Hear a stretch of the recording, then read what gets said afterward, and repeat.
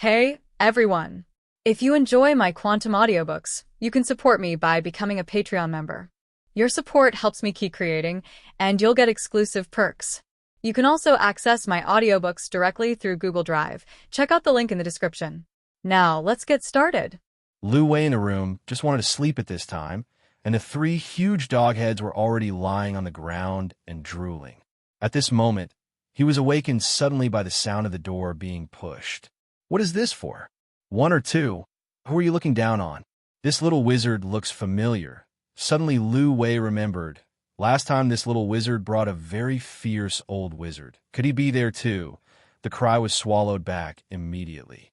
After careful inspection, there is no old wizard, only a few young wizards, so these few young wizards are not allowed to be trampled by themselves. Then I started to prepare to continue to pounce on and bite. Who's going to sing a song or something? Hermione reminded Dash. Just as Richard was about to take out the bone flute he had prepared to show off, Harry and Ronald whistled next to it. I don't know what the song is. Anyway, Richard didn't feel anything except wanting to go to the toilet. But I didn't expect it to be useful. Lu Wei's cry gradually weakened, and slowly the three heads lay down again, and even started to snort. Richard was stunned. What kind of broken dog? He has no musical ability at all, and such an unreasonable whistle could be successful. So wouldn't it mean that any noise can make him sleep? Seeing the success, the two of Harry brazenly brag about each other's business. Why are you bragging better? You bragging is even better, making Richard want to take out his wand and kill these two evildoers. Okay, stop talking. Let's go down quickly. Hermione, who really listened to it, hurriedly made up the two of them. Come to the trapdoor. Open the trapdoor. There is a dark space below. Richard was just about to take out his wand and use the illuminating charm to see the situation below, but he didn't expect it, really didn't expect it. Harry jumped straight down, Ronald followed suit, and Richard was completely speechless. How brave are you? Are you not afraid of falling to your death? I know what is below, and I dare not jump directly. Seeing that Hermione next to her is ready to move, Richard quickly stopped her and gave himself and herself, respectively Hermione, cast a levitation spell. Only then pulled Hermione and floated down through the hole in the trapdoor. But Richard touched Fluffy before he floated down. A magical animal has been detected. The magical animal has been hypnotized and has no hands-on ability. It is in a restricted state by default. Do you want to enable the extraction mode now? Cancel save. At this moment, shouts from Harry and Ronald came from below. Come down, Richard, Hermione. There are some plants down there that catch us. Yes, it's soft and it's fun. What is this? Why is it haunting me? I can't move. Me too. Something is pulling me down. Richard, Hermione, come and save us. Hearing the shouts of the two, Hermione was a little anxious, just about to go down and pull the two of them, but Richard hurriedly stopped her. Don't worry. What kind of plants are these? Hermione looked carefully at the vine below. Devil tongue. This is devil tongue. The more you struggle, the tighter you get. Harry, Ronald, relax, or you will be entangled until you suffocate. Hearing Hermione's words, Harry quickly calmed down, and sure enough, the cane slowly let go of Harry, and without the entanglement of the cane, Harry slowly slid down from the middle. But Ronald couldn't do it at all. He was struggling all the time, and he couldn't even speak. Hermione, think again. What is the devil afraid of? Hermione thought for a while and continued. Devil tongue, devil tongue. How interesting. They shrink back when they see the sun. They are afraid of the sun. Hearing this, Richard also pulled out his wand, Dragon's Breath. A lot of flames came out of Richard's wand, but he knew that these were Professor Sprout's treasures, so Richard just controlled the flames and approached the devil, but did not ignite them. At this time, the devil tongue scattered away like a frightened bird. They are not simply afraid of sunlight, they are afraid of any light, and the flame is also a good way for them. Mother Lee's small class started. The branches that had been entwining Ronald also retracted, and seeing Ronald fall to the ground with a snap, Richard felt great pain. Richard and Hermione floated down from the air in a leisurely manner. When the two of Richard landed smoothly, Harry and Ronald, two hardy kids who didn't remember to eat and beat, had already started wandering around. Touch here, look there, so happy. The only improvement was that Harry actually knew to cast Illuminosity first. Come here, there's a door here. Harry was the first to find the entrance to the next level. Richard, Hermione, and Ronald all rushed towards Harry when they heard the voice. A wooden door came into everyone's eyes. Listen, there seems to be something coming from the door. Harry put his ear on the door and listened carefully. Allahu open! Hermione cast an unlocking charm directly at the door. But she ignored that Harry's ear was still pressed against the door. With a bang, Harry felt that he was already deaf, so he squatted down and covered his ears. Seeing Harry's miserable state, Hermione felt a little ashamed and hurriedly opened the door and went in. Richard and Ronald quickly supported Harry and walked in together.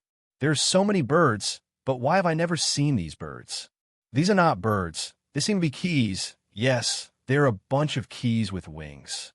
Several people walked forward while looking at these keys and soon came to the opposite side. There was still a door there, and there was a broom next to the door. Seeing this, Richard can't help but want to complain again. What kind of protection mechanism is this? And it will be returned to the solution. When Ronald saw the door, he immediately took out his wand and cast an unlocking spell at the door, but there was no response. I'm just trying to see. I think we should find a special one among these keys, and then use this key to open the door. Richard also reminded at the right time. Hearing Richard's reminder, the other three looked up at the keys flying in the air. No, I want to throw up. These keys make me dizzy. Soon, Hermione and Ronald fainted. I seem to have found it. As expected of a seeker, Harry found it all. One key is much older and rusty than the others, and one of the wings is broken. There's a broom right here. Harry, go grab it. But there's so much key interference here that I'm afraid I won't catch it. Ask for flowers. How come? You're the youngest seeker in the history of Hogwarts. You can definitely do it. Seeing that Hermione and Ronald were encouraging Harry, Richard didn't have the nerve to say that everyone is a wizard. So why can't they use the wizard's method? What kind of flying curse? Although I don't know if it will work, but at least you can give it a try. You guys, the idea of wanting to fly when you see a broom is too absolute. Encouraged by everyone, Harry chose to step on the broom due to his duty. With a kick of his legs on the ground, he flew into the air. At this moment, the keys that were flying slowly in the air seemed to be boiling like water poured into a frying pan, and they flew towards Harry desperately. At this time, a key flying by at high speed scratched Harry's face, leaving a bloodstain, which forced Harry to help his immature face with one hand and beat the key desperately. Fly up first, get rid of them, and grab the key. The witty Hermione thought of Harry's all-time Quidditch performance, and after Harry heard it, he flew straight up regardless of the 3 or 7 or 20 and raised the altitude. After reaching the highest point, he turned around, and with his sharp eyes, he found the old key in an instant and swooped down to grab it. He picked it up, threw the key to Richard, and then started flying at high speed again, slipping away the rest of the keys. Richard quickly came to the door and quickly opened the door. The other two also rushed in and then beckoned Harry to fly this way. Seeing that Harry had already flown in, the remaining 3 hurriedly closed the door. After the door was closed, they heard the sound of brushing and brushing on the other side of the door. Could it be that the keys were inserted into the door? Richard suddenly wanted to introduce this method to Roger Davies, the captain of the Ravenclaw Quidditch team, and believed that it would definitely improve the level of the Ravenclaw Quidditch team rapidly. After entering the gate, there is a small room, and there is another door at the other end of the small room. There are so many doors for Russian Matryoshka dolls. Richard led the 3 and pushed open the door on the other side. Speaking of this is the level that Richard is most looking forward to. The large chessboard should be the work of Professor McGonagall. It is a perfect combination of transfiguration and alchemy. Although the way to clear the level is very simple, that is, playing chess, it is not easy to make it. At least the currently GN can do it completely. After several people came to the next room, they walked slowly towards the center of the room, instead of passing stone statues one by one. Why is this gloomy place a cemetery? Ty-Han and Harry made another speech. How could it be a cemetery? The professors would not use the cemetery to protect the Philosopher's Stone. Hermione gave a pertinent answer. Ronald, who hadn't spoken all this time, seemed to have discovered something at this moment and walked straight ahead in a daze. It's a chessboard, an oversized chessboard that takes up this room. Ronald's words were like a trap. As soon as he finished speaking, the braziers around the room were lit, and the room was illuminated with bright lights in an instant. Being in the dark all the time, everyone's eyes hadn't had time to adapt, so they quickly covered their eyes. After they got used to it, they saw that it was indeed a huge chessboard, with chess pieces on both sides filled with ready to go. "Where's the door?" Hermione pointed in the opposite direction to the back of the pawn representing the king. Everyone followed the direction of Hermione's finger and finally saw the door representing the next level. Just about to walk over, but the white chess piece in the opposite direction suddenly pulled out a pair of knives from under him, as if alive, and stood up. Seeing this scene, everyone quickly retreated. It seems that you must choose to play chess to pass. Yes, no one can go to the chessboard if they don't win the game. Seeing this, everyone had no choice but to come to the black side. Harry, you stand in the position of the bishop. Hermione, you stand in the position of the chariot. Richard, you stand in the position of the king. And I am the knight on horseback. Speaking of playing chess, Ronald suddenly became excited. Richard didn't know, Hermione didn't know, Harry wasn't good at it, and Ronald was the one who was the best at playing wizard chess. So he just started directing. Seeing that there was actually a stone seat representing the throne in the back position, Richard climbed up and down with satisfaction. And Hermione, Harry, and Ronald also took their seats. After everyone stood up, according to the rules of chess, the white side went first, and a small white soldier slowly slid from his own to the center of the chessboard. And Ronald commanded a black piece to the attacking position of the white piece, and the white piece immediately drew out a pair of 9-8-3 knives, smashing the black piece to pieces. Seeing this, Harry and Hermione were taken aback, and Richard is sitting there watching excitedly. "It's too awesome. I really don't know how Professor McGonagall did it." Richard, who was originally interested in Transfiguration, is full of interest at this time. In this way, under Ronald's command, the two sides fought fiercely, and chess pieces were constantly beaten to pieces, and Richard and the others were well protected by Ronald. Even if some chess pieces attacked, there would be other chess pieces come over to replace the injury. Soon came the climax of this level. Harry, who had been watching all the time, finally saw Ronald's plan, which was to use the knight he represented to attract the attention of the queen in front of the White King, and sacrifice himself to make way. Then let Harry directly general, thus winning the game. "Wait, you shouldn't. It seems that you understand, Harry. As long as I take one step, White's queen will definitely come and eat me, and then you can checkmate him directly." Hearing that Ronald wanted to sacrifice himself, both Harry and Hermione directly refused, but this time Ronald actually said something that moved even Richard. "Don't persuade me anymore. This is the only way to win. Don't you want to stop Snape? This time it's me. If there's a next time, I hope Richard and Hermione can stand up. Harry, you have to go on. Before, this is not something we can replace. This is your fate. Let me be good. Ronald, are you eating too much Snickers?"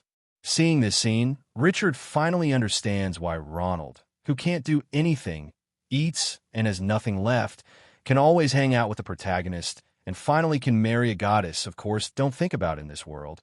It could be described as a real winner in life. Richard, who couldn't stand it anymore, couldn't help interrupting their sensationalism. "Cough, cough, cough. Can you stop for a moment?" Suddenly Richard's voice sounded, and the three looked at him. At this time Richard was sitting on the throne, looking at them lazily, with a kingly, forced king breath coming over his face. How did Richard become good-looking? This was what Hermione was thinking at this moment. Richard seemed very imposing. This was what Harry was thinking at this time.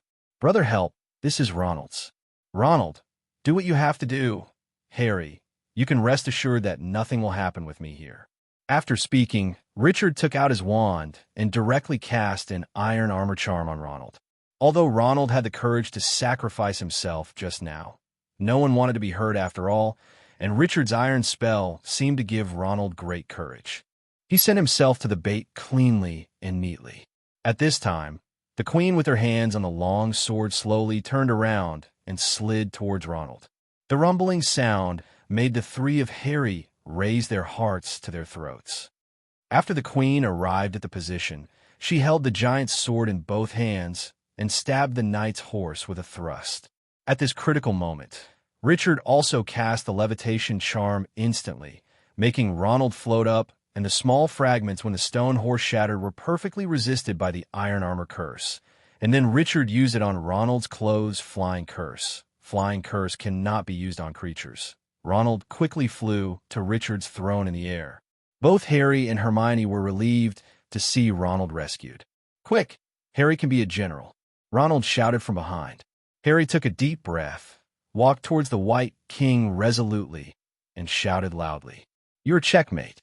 This is the giant sword in the hand of the statue, symbolizing the king crashing down. At this time, Richard suddenly suffered from second-grade illness. He really wanted to say something. It looked like the country I had laid down for you, but when he thought that the person next to him was Ronald, he lost the interest to speak in an instant. After this incident, the three of Harry were not as relaxed as they were at first. After all, they were still young and did not expect to be so dangerous. The three thought that if it wasn't for Richard being with Ronald this time, it might have been heroic. So when facing the door of the next room, instead of being in a hurry as before, I became more careful. First, Ronald leaned on the door and listened for a while, but there was no sound. Hermione turned the doorknob so it could turn. Then it was Harry who raised his ambition and tremblingly opened the door slowly, but it didn't open completely. There was only one gap, and then the three little wizards slowly stretched their heads over, intending to observe and observe before deciding what to do. Richard stretched behind him. Hey, he was a little sleepy, so he shouldn't be too tired. Then he pushed the door open. Because the three little wizards were lying on the door, Richard pushed the door faster. Without telling them, Harry and Ronald jumped to the ground. As for Hermione, Hermione was hugged by the quick-sighted Richard, so she didn't fall down. The two of Harry lying on the ground cast contemptuous looks at Richard. Richard responded with a smile and spread his hands, saying that I only have two hands, one hand to push the door and the other hand to hold Hermione. There are no extra hands to help you. When everyone came to this room, they found that compared to the previous room, this room was much more spacious. There was only a crucible in the center of the table, and beside the crucible were some ingredients for making potions. 0. Is this for us to make a potion? It should be, let's check the door of the next room first, just in case they forget to lock it. Richard said, this is what you guys are thinking about. Came to the opposite side of the room. This time there is no door, but there is a door-shaped aperture. Richard was a little surprised when he saw this appearance. Is this something that was not included in the original book? Was it added first? The prudent Richard slowed down slowly, while the three little ones went on an indomitable journey. All three of them stopped in their tracks, sobbing slowly and softly at first, and then immediately began to lie on the ground and cry loudly. Seeing this strange phenomenon, Richard became more cautious and walked forward step by step carefully. On the way forward, Richard felt as if his body was very tired at first, and then gradually became sad, and the more sad he went, when Richard came to Harry, he felt as if the whole world had abandoned him. Richard found that he was in tears. Seeing that the situation was not good, he hurriedly dragged Hermione back. After moving away from the aperture, the sad mood just now gradually calmed down. At this time, Hermione's mood seemed to have calmed down a lot, but she was still sobbing softly. Interesting. What kind of magic spell is this? I haven't seen it in the original book. It can actually affect people's emotions. It's so interesting. Soon Hermione finally returned to normal. Thinking that she was crying there just now, she blushed instantly. But this was not the time for embarrassment and anger. Get them back quickly. Isn't it bad for your health to cry like this?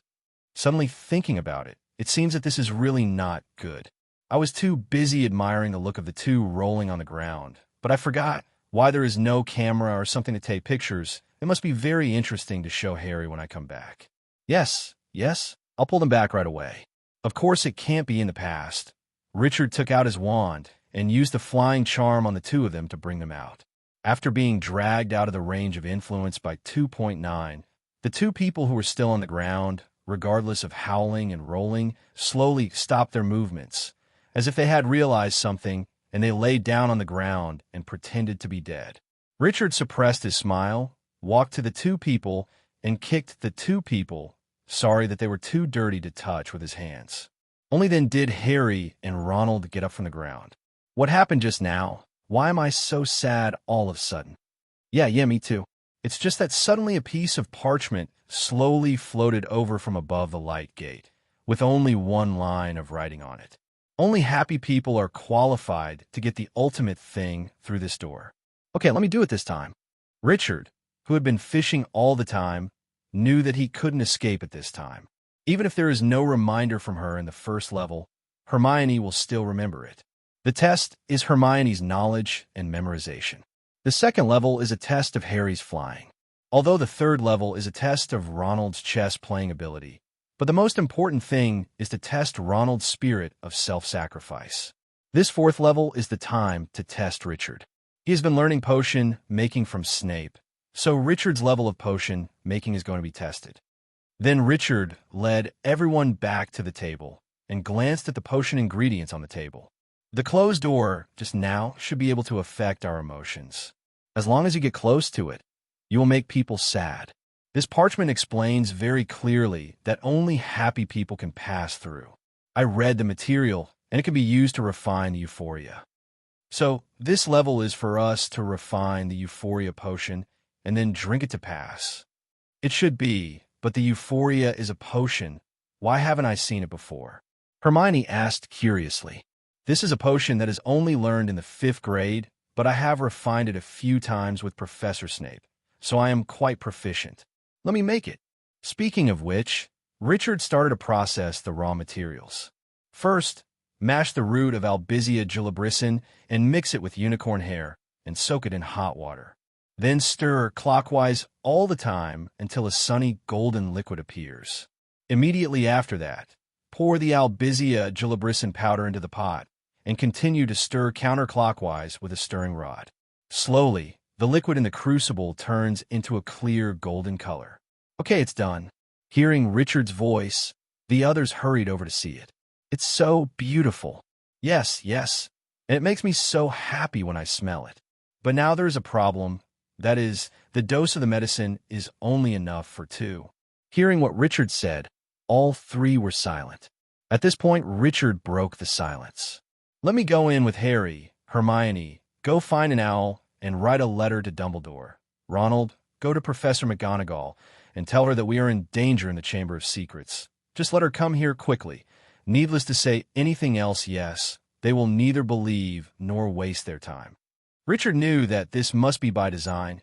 Harry is the prophesied savior and must go in, and the extra person is for Richard so that he can escort Harry to avoid accidents. Seeing that Richard had already made a decision, Hermione also knew that this was the best choice. Richard had the highest strength, so he and Harry would go in together to ensure safety. After the two quickly ran back, Richard also started discussing with Harry. No matter who is opposite Harry, it must be the professor. If we don't use tactics, our chances of winning are basically 0. You go in first to attract his attention, and then I will use the disillusionment spell to hide. In order to avoid being discovered by him, I will leave you a little farther away. Don't give away any clues, just pretend that I don't exist, and then I will sneak attack him when the right time is right. But first let me say that my magic spell may not be able to hide the professor. What do you think? As soon as Harry heard such a high-end vocabulary of tactics, of course he agreed. Originally, he thought whether he would enter alone, but now there are 2 people who have a great chance of winning. After finishing speaking, both of them drank the euphoria potion, and then Harry rushed into the light door without looking back. Richard counted silently outside the door, and when he counted to 100, he put a disillusionment spell on himself, and then walked into the aperture. When Richard walked into the aperture and came to the next room, the first thing he saw was a long staircase, and he walked down the stairs carefully to avoid making a sound. This is where Harry is seen talking to Quirrell in front of the mirror of Ariste. But Snape tried to kill me that day at the Quidditch match. That was the main reason why Harry had always thought it was Snape. No, child, I was indeed the one who cast a spell on you that day. If Snape's robes hadn't caught fire and blocked my view, I would have killed you that day. Even if Snape kept chanting the counterspell, it wouldn't help. Although I don't know why, but the Master's order must be obeyed. Killing you is his order to me. Of course, if it wasn't for Snape's constant obstruction, I would have killed you long ago. I asked him for a euphoric potion, but he didn't believe me and even threatened me. Is that why Snape threatened? And did you attack Filch too? Of course, I know that the content of the last level must use the euphoria, but Snape didn't give it to me, so I can only control Filch and let him go to the infirmary to ask for some. I wanted to kill him directly, but didn't thinking that there's still a little wizard looking for him, so I can only erase his memory. It's all because of you, Harry, and it's all because I haven't killed you, which disappoints my master, but he knows that I'm his most loyal servant, and I'm willing to die for him. Then Quirrell seemed to lose interest in communicating with Harry, and turned to face the mirror of Ariste. Seeing Quirrell with his back turned to him, the scar on Harry's forehead began to tingle again. What is this mirror for? Why did I see my desire in the mirror?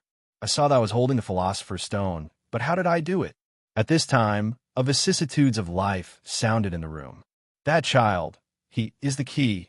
Use him to take out the Philosopher's Stone. Hearing this voice, Harry panicked and looked around for the source of the voice. But Quirrell was very calm and composed, and said to Harry quickly, "Come here, Potter, don't make me do it now." Seeing this situation, Harry knew that resistance was meaningless, so he walked over obediently and came to the front of the Reese's magic mirror. "Look in this mirror and tell me what you see." Harry looked at the mirror obediently and saw himself in the mirror smiling at himself, and took a red gemstone from nowhere and put it in his left trouser pocket. Harry outside the mirror only felt his right trouser's pocket suddenly sink. He touched it quietly with his hand, and sure enough, something appeared in his pocket. Harry knew it must be the Sorcerer's Stone, and didn't know that Richard had come and know, when to make a move, the Philosopher's Stone cannot be snatched by Quirrell. "Tell me quickly, what did you see?" Seeing Harry's expression change, Quirrell hurriedly asked. "I saw it. I saw Dumbledore shaking my hand again, and we won Quidditch and won the House Cup." He was lying? That vicissitudes of voice came again. Hearing that Harry was lying, Quirrell was furious for a moment, and shouted loudly, "Tell me the truth, what did you see? Let me come." That vicissitudes of voice seemed to be about to show up, and he probably didn't intend to continue entanglement like this. Although this is Hogwarts, but now it has reached a critical juncture, and he has no choice but to show up. "But Master, your physical strength is not enough. Believe me, I will definitely be able to do it." Quirrell showed a frightened expression when he heard this voice, although he considered himself Voldemort's servant and had always worked for him, and even Voldemort had always been attached to him. On him, but showing in front of others, Quirrell subconsciously refused. "Shut up, you damn trash. You can't do anything well. You still can't do it if I don't come out, and I still have the physical strength to deal with it." Seeing Voldemort's firmness, Quirrell didn't dare to continue persuading and directly took off the turban that had been worn on his head for the whole semester. Under the hood was a bald head. Suddenly, there was a squirm at the back of the head, as if something was about to come out, and then a face clearly appeared, looking at Harry through the mirror of Ariste. "Harry Potter! Voldemort!" Harry yelled in horror.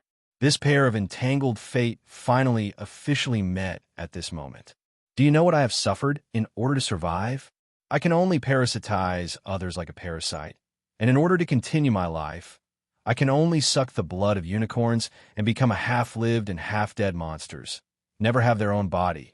Now there is something that can help me solve this 0-20 problem, and the answer is in your pocket. Give it to me quickly." Hearing that Voldemort knew that the Philosopher's Stone was in his pocket, Harry ran back in a hurry, and at this moment Quirrell, who was controlled by Voldemort, snapped his fingers, and suddenly raging flames appeared around him. And at this moment Richard had already sneaked up to Harry's side. Seeing Harry being held in flames, Voldemort continued, "Why do you choose to die? Isn't it good to live well? Come on, Harry, come to me, and you can live on. You've lost your heart. It's absolutely impossible." Hearing Harry's refusal, Voldemort was not angry. He still had a way. He knew that parents must be this child's weakness. It's really courageous, just like your parents back then. Harry, don't you want to see your parents again? Come and cooperate with me. I will resurrect your parents and reunite your family." Seeing Harry couldn't help taking out the Philosopher's Stone, Voldemort knew that the child's heart was moved. Looking at the gem that seemed to be solidified by flames, Voldemort had never felt that resurrection was so close. But he was not in a hurry, or rather he was sure of his ability to seduce with words, and then went on. "There is no absolute good or evil in this world. Only power is eternal. You have the right to do whatever you want, including compiling history at will. At that time, who is good and who is evil is what we say. And I only need a little thing. That is the Philosopher's Stone. As long as you give me the Philosopher's Stone, these are difficult to achieve." Hearing what happened next, Richard was almost amused by Voldemort's stupidity. He used his parents as bait, and Harry was moved. You suddenly gain power, and he is only in the first grade. Can he understand what you said? Sure enough, Harry was already on the verge of moving, and Harry, who was immersed in the family portrait woven by Voldemort, woke up instantly. "You are dreaming. I will never give you the Philosopher's Stone." Seeing that he didn't talk to Harry, Voldemort became furious. "Kill him. You can torture him a little bit. Let him know the consequences of rejecting the Dark Lord." In order to save energy, Voldemort handed over control of his body to Quirrell again. Hearing Voldemort's order, Quirrell immediately took out his wand and shouted at Harry. With the casting of the Cruciatus spell, Harry immediately felt piercing pain all over his body, and the piercing pain made him feel so much pain that he couldn't live without it. At this point, Richard resisted the urge to do it. He knew it was not a good time. Not long after, Harry passed out from the pain, and Quirrell didn't continue to cast spells and went directly to get the Philosopher's Stone that had fallen on the ground. Just when Quirrell lowered his head to pick it up, the back of his head slipped out unconsciously. Right now, Richard cast Purifying Lightning directly at Voldemort's face on the back of Quirrell's head. The upgraded Purification Lightning is indeed a bit thicker than it was at the beginning. If it was only the thickness of a pencil at the beginning, it can now be said to have the width of a water glass, and its power is much greater. Lightning instantly focused on Voldemort's face, and two stern voices sounded. Now Voldemort and Quirrell are one body and two souls. Although Quirrell is the main one, when Voldemort is hurt, Quirrell will also be hurt. However, the main reason why Richard shot at Voldemort was not to kill him. Richard knew that his magic spell had not yet reached a certain stage. The main reason was to consume Voldemort's physical strength so that he could not take over Quirrell's body. Against Quirrell controlled by Voldemort, Richard is not sure.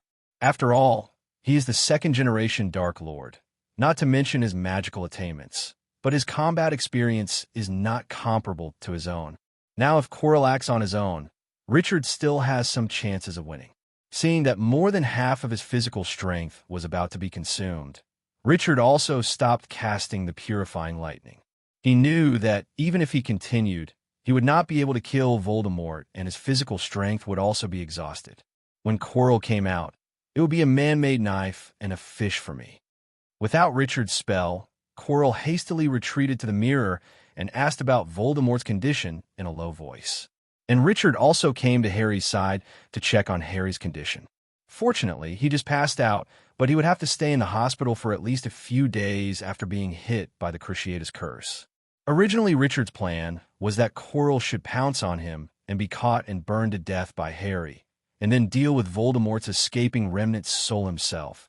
But he didn't expect that Voldemort didn't follow the script and asked Quirrell to torture Harry, which was beyond Richard's. That's why Harry fell into a coma. "Are you that little wizard in the Forbidden Forest? My master asked me to tell you that we can cooperate, and after the master is resurrected, we will do our best to train you to become the third generation of the Dark Lord." Seeing that it can only be relayed by Quirrell now, Richard knew that his plan had succeeded, but he still spoke tentatively. "This is too insincere. What if your master regrets it afterwards? Let your master come and tell me."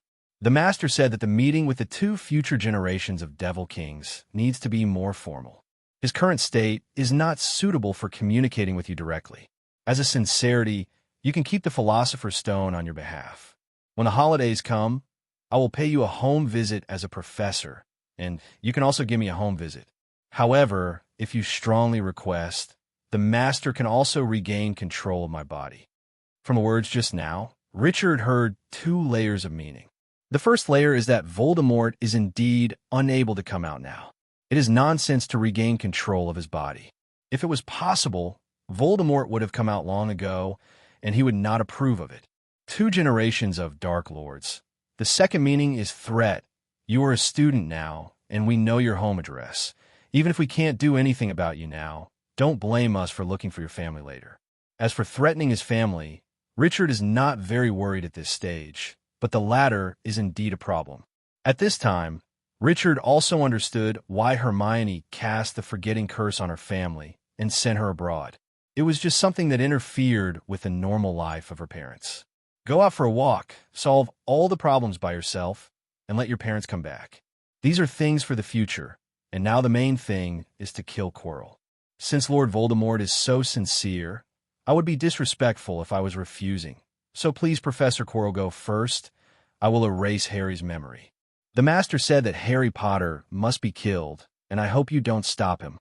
That's not okay. If Harry Potter dies here, there's nothing I can do to Dumbledore. Seeing that Richard firmly disagreed, Quirrell didn't say anything, but after hearing something, he looked at Richard in surprise and was about to leave. When the two passed by each other, Richard suddenly turned around and said, "Shun phone wooing." But Quirrell reacted immediately and dodged directly, and even counterattacked, reciprocating with Avada Kedavra. Seeing the green light, Richard quickly called the brazier next to him to block Quirrell's killing curse. Strange how Quirrell became so smart that he knew he would make a shot. Sure enough, the master said that you are cunning, and let me pay attention that you will definitely sneak attack. As expected of Voldemort, he guessed that he would make a move. Then Richard put a layer of iron armor on himself first, and then poured the magic power into the brazier just now. In an instant, the brazier turned into a flaming sword. Just like this, Richard held the wand in one hand and the sword in the other. Quirrell rushed over. A sword slashed at Quirrell, but Quirrell didn't resist. Richard knew it must be the iron armor curse, and just wanted to change direction, but Quirrell took a sudden step forward. In this way, Richard's sword directly hit the iron armor curse, and a force was transmitted from his sword. Richard couldn't hold the hilt immediately, and the fiery sword fell from Richard's hand and fell to the ground and turned back into an extinguished brazier. This is when Quirrell didn't stay idle. Seeing that Richard was blocked by the fire sword, he paused for a moment and directly cast the shattering spell on Richard. Bones and pieces. However, because Richard also put the iron armor curse on himself, the crushing curse and the iron armor curse collided. With the disappearance of the crushing curse, the light film on Richard's body also shattered. Seeing that the iron armor curse on Richard disappeared, Quirrell cast a stunning curse directly. The B************ D fell to the ground. At this time, Richard had recovered from the rigidity just now. Seeing the spell flying towards him, a petrification spell was issued immediately, and the two spells collided in the air again. Without Voldemort's blessing, the two spells at that time, the level was about the same, and he disappeared in the air. Seeing that his magic spell was hit by Richard and disappeared, Quirrell couldn't help showing a surprised expression. After all, the front was resisting each other, but he didn't expect Richard's magic power and magic spell. His level is actually comparable to his own, but Richard is only in the first grade. Seeing Quirrell pause in surprise, Richard didn't give in and directly cast the disarming curse. Disarm you. But it didn't hit Quirrell, but was blocked by Quirrell's obstacles. Then Richard cast the spell continuously. Total petrochemical. Bones in pieces. Torn apart. Flaming. Drowsy. Because of the surprise just now, Quirrell lost the opportunity. Facing Richard's magic 5-strike combo, Quirrell could only block it with difficulty. But he didn't notice that Richard was slowly shifting towards Harry.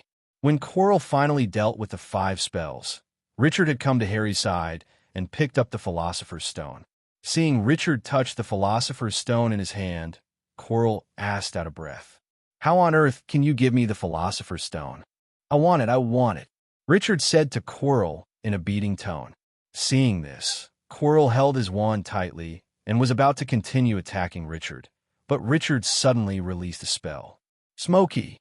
At this time, a large amount of smoke suddenly appeared from Richard's wand, and gradually the whole room was filled with thick smoke and the visibility plummeted. Zhao zhao how. Under Voldemort's constant urging, Quirrell carefully flew towards the figure in the smoke, aiming at the target and attacking directly. That's great. It should have been strangled. Before Quirrell could cheer up, a pair of small hands rested on his, and suddenly a tingling pain came from his hands. Ah! With a loud cry, Quirrell fell to the ground. At this moment, Quirrell's two hands seemed to be scorched. After a while, the hands turned into powder, and at this moment, a voice rang out from beside his ears. All petrified. Without his wand, Quirrell was instantly cursed and froze in place. At this time, the smoke cleared, and I saw that Richard actually used the levitating spell to control the unconscious Harry to stand up. It turned out that the figure Quirrell had just strangled was Harry. Wait, we are discussing. Richard ignored Quirrell completely. He knew, villain or not, talking too much would kill him. Then Richard controlled Harry to fly to Quirrell's body, and then took Harry's little hand and put it directly on Quirrell's face. And Quirrell seemed to be touched by a red-hot iron. A lot of thick smoke came out from his face, and he screamed incessantly. Soon Quirrell turned into flying ashes and disappeared, leaving only the robes he was wearing to prove his existence. Richard knew it wasn't over yet. Voldemort was supposed to be coming out soon, and stared cautiously at Quirrell's robes with his wand in hand. Soon a human face made of smoke flew out of Quirrell's robes. This face was full of anger, roaring and rushing towards Richard. Richard quickly used the purification lightning. The face of the person struck by lightning showed a painful expression. You are all of the same origin, so can you devour this Voldemort? Seeing that Voldemort's remnant soul was restrained, Richard hurriedly asked the crown, the remnant soul in Voldemort's Horcrux. No, he is the main soul. Those of us who are separated are remnant souls. If I go to devour him, I will be swallowed back instantly. Only the main soul can swallow the remnant souls. Even if it is the remnant souls in other Horcruxes, there is no way to swallow it. Seeing Richard's ferocity, Guan dared not slack in the slightest, and said quickly. It turned out that the friend without a nose turned out to be his main soul. In fact, Voldemort in soul form has a nose, but the crown can only be in the container and cannot see the surrounding environment. There was nothing he could do about seeing the crown, so Richard had no choice but to give up his strategy of using Voldemort to control Voldemort, and could only follow the plot step by step. But this is really a good opportunity, and it would be a pity to give up directly. Why don't you give it a try? Anyway, there is no danger. With the protection of a storage device, the crown is completely harmless to Richard. At this point, Richard took out some food directly from the storage, and continued to use the purification lightning with all his strength while eating. Voldemort, who was bathed in lightning, kept screaming in pain, but there was no sign of it dissipating. Sure enough, it still didn't work. This was Richard's last thought, and then he couldn't bear it anymore and fell into a coma. In the coma, Richard didn't notice that his magic still had some effect on Voldemort. The face made of smoke shrunk a little, but it may not be visible to the naked eye. When Richard woke up again, he was already lying on the bed in the infirmary, opened his eyes, and looked around for a while. Harry was still unconscious on the bed next to him. Looking at the sky outside, Richard found that the sun had crossed the center line and was heading towards the west. It should be afternoon now. As for whether it was the afternoon of the second day or the third day, Richard was not sure. After all, he was inexperienced for the first time in a coma. But seeing that Harry was still comatose on the side, it should not be the third day, and Harry woke up on the third day. There was actually a greeting card on the bedside, which said "Get well soon," and the font should be written by Hermione. And Richard's ring is also on the side. Richard was relieved to see that the ring was still there, and quickly took it and put it on. At the same time, he reflected on his own behavior in breaking through the level. Fortunately, Everything went according to plan, but he was impulsive when facing Voldemort's soul at the end, which should not have been done. Now that I know that I still have nothing to do with him, I shouldn't continue to use magic. This will have no effect other than deepening Voldemort's hatred for him, and it will also put him in a coma. If Dumbledore finds out about the crown ring existence is really hard to explain. While Richard was still thinking about himself, Voldemort in spirit state had already flown back to his lair, the Albonian forest, but at this time Voldemort's spirit was already so weak that he could only possess a boa constrictor. Voldemort didn't remember what happened in the end. He only remembered Harry Potter standing on the steps holding the Philosopher's Stone. After that, his memory completely disappeared. He couldn't remember anything. Damn it, why is this happening? You're already so close to the Sorcerer's Stone. You'll be resurrected soon. What happened? Where did the damned Quirrell go, Cabba? Why did I come back here again, still so weak? And what's wrong with my soul? Damn Harry Potter, is it him again? After a while, Voldemort finally calmed down and carefully calculated the next thing. First of all, he had to be resurrected, but while arranging the resurrection plan, he also had to find a way to find the prophecy ball at that time to see what the prophecy was and why Harry could stop him all the time. Back at Hogwarts, Harry, who was still lying on the bed, suddenly sneezed a few times. Richard also finished reflecting on this incident. Anyway, the past has passed, so let's not think about it. By the way, didn't you touch Lu Wei before going down? Come and see what you can get. Thinking of this, Chun turned on the system in his mind. Storage extraction selection. Found the only storage extraction. Mature, three-headed dog. 6 times. Whether to open, confirm to open. Whether to use, autonomous extraction. If not in use, turn on random collection. 1/6, randomly selected. Experience value, plus 30. 2/6, random selection. Experience value, plus 30. 3/6, random selection. Experience value, plus 30. 4/6, random selection. Experience value, plus 30. 5/6, random selection. Experience value, plus 30. 6/6, random selection. Experience value, plus 30. The remaining experience points are 292. Very good. Seeing this result, Richard is no longer angry at all. Maybe this is what should be done. It's not normal to have a skill. The expressionless Richard lay peacefully on the bed, staring at the ceiling with blank eyes. And at this time someone pushed the door and came in. It was Hermione and Ronald. Ronald walked to Harry's bed, and Hermione came to Richard's bed.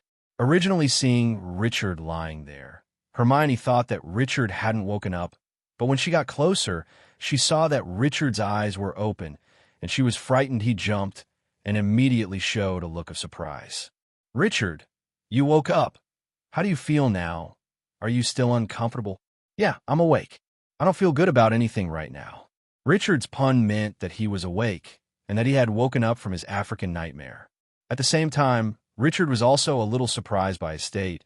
It shouldn't be. He should have completely exhausted his physical strength and then fell into a coma. Why didn't he react at all after waking up? Richard, don't be discouraged. Although we failed to catch Snape this time, as long as he is still at Hogwarts and continues to do bad things, as long as we can keep an eye on him, we will definitely be able to catch him. At that time, Hermione said to Richard that although Ronald was separated from Harry's hospital bed, he also cheered for Richard. I can't understand what you're talking about. Richard was a little dazed. What discouraged? What Snape? What must have caught him? What are you talking about? Richard couldn't understand at the time. Just now you lay motionless on a hospital bed. Your eyes were still open, and you kept looking up. Wasn't it because you saw that Snape, whom you'd always trusted, was really a bad guy, and you didn't catch Snape? Discouraged? That's what I've seen on TV. Hermione said to Richard with a reassuring look. That's right. Although we were angry when we saw Snape at the school hall today, we couldn't escape him. Don't worry, we'll all keep an eye on him. Ronald also agreed beside him. By the way, they probably didn't know the truth yet, so they thought Snape was that person, but they didn't catch him.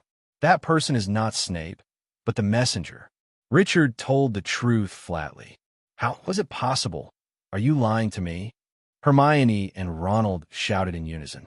The fact is like this. After Harry and I went in, Quirrell was inside. By the way, how did Harry and I get out? Do you know? At first, we wanted to go to the professor, as you said, Ronald. And I want to write to Professor Dumbledore, but Professor McGonagall told us that Professor Dumbledore had returned. So he took us directly to the principal's office, found Professor Dumbledore. And the professor told us to go back to sleep, and he will take care of the rest. And then let Professor McGonagall take us back to the dormitory. In the morning, Professor McGonagall said that you were already in the infirmary. What happened there? Actually, I don't know what happened in the end. Can you call Professor Dumbledore over here? This is true, and Richard didn't know what happened to Voldemort's soul in the end. Don't shout. I'm already here. Dumbledore and Mrs. Favery suddenly appeared at the door. I think you can go back first. After all, he just woke up now. It's not suitable for too many people here. Madame Pomfrey said to Ronald and Hermione. Mr. Principal, you'd better not take too long. The patient still needs to rest. After Madame Pomfrey finished speaking, she dragged the two little wizards out of the ward. Although they didn't want to leave, they had to say goodbye to Richard. At this moment, there are only 2.5 people left in the room. Harry is unconscious now. Count as half. Good afternoon, Lou. Good afternoon, Professor. How is Voldemort? Have you caught him yet? Don't worry, Richard. We still have an afternoon. Just as Dumbledore said this, Madame Pomfrey coughed dryly in the distance. But we still have to make a long story short. Dumbledore quickly changed his words. After all, he had worked so hard to poach Madame Pomfrey from St. Mungo's Hospital for magical injuries and wounds, so he couldn't get angry. Don't you want to know the whereabouts of the Philosopher's Stone? Dumbledore asked curiously. When I was in a coma, Voldemort was already in the state of soul. He couldn't hold the Sorcerer's Stone, and just now Hermione also said that you should be there soon, so the Sorcerer's Stone must be in your hands. There's nothing to say of. Aren't you interested in the Philosopher's Stone? Seeing Richard's indifferent attitude, Dumbledore became even more curious. What are you interested in? Immortality? Or making gold? I'm only 12 years old. I'm not interested in immortality at my age. As for gold, although my family's money is not much, it's enough for me to squander it. Richard really wasn't interested in the Philosopher's Stone at all. Seeing that Richard was genuinely indifferent to the Philosopher's Stone, Dumbledore was even more satisfied with Richard. But I still want to tell you that I have discussed the Sorcerer's Stone with Nicholas, and I have already destroyed it. Now, can you tell me what's going on inside first? There is nothing to say about the previous levels. After all, they were all designed by you. As for the room in the back, don't you really know? Richard is a bit strange. According to the plot in the original book, Dumbledore should know what happened in it. So this is acting with yourself here? Seeing Richard's distrustful eyes, Dumbledore knew that Richard should know something, but he couldn't possibly know the layout of his own room since the end. But Dumbledore still decided to say it. It is true that I placed a few small spells on the mirror of Ariste so that you can see things on the other side of the mirror, but there is only a picture, no sound, and you suddenly cast a smoke spell behind it, and then Quirrell suddenly shattered. What's going on inside? Hearing this, Richard also breathed a sigh of relief. Otherwise, it is really hard to explain why he used Harry to attract Quirrell, and then used Harry to destroy Quirrell. And he didn't know what happened in it, so it's easy to make up. It's a fabrication. I'll tell you that you must know that as soon as I entered that room, I felt someone was watching me all the time.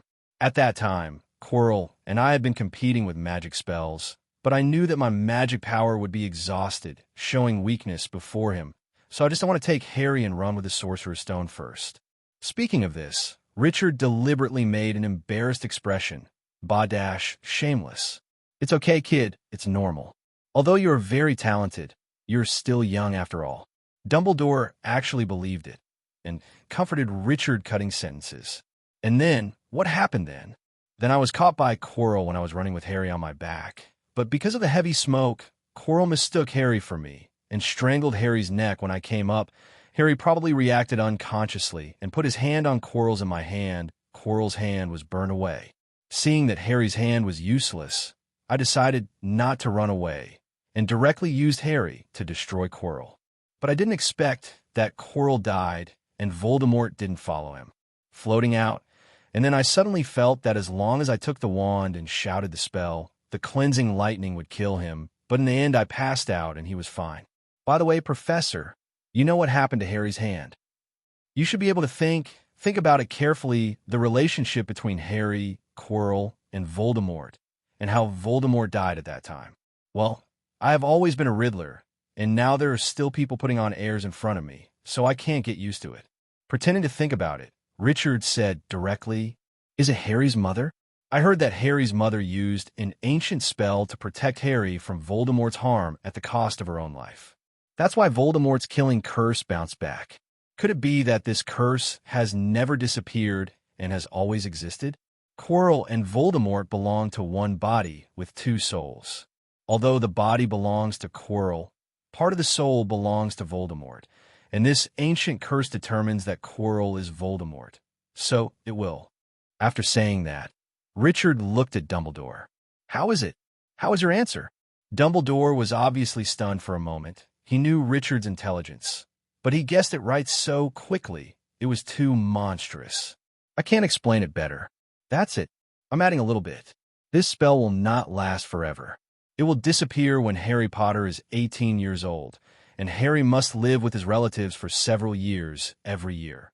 Month, or the magic of love will dissipate. He even told himself such a secret thing. What is Dumbledore going to do?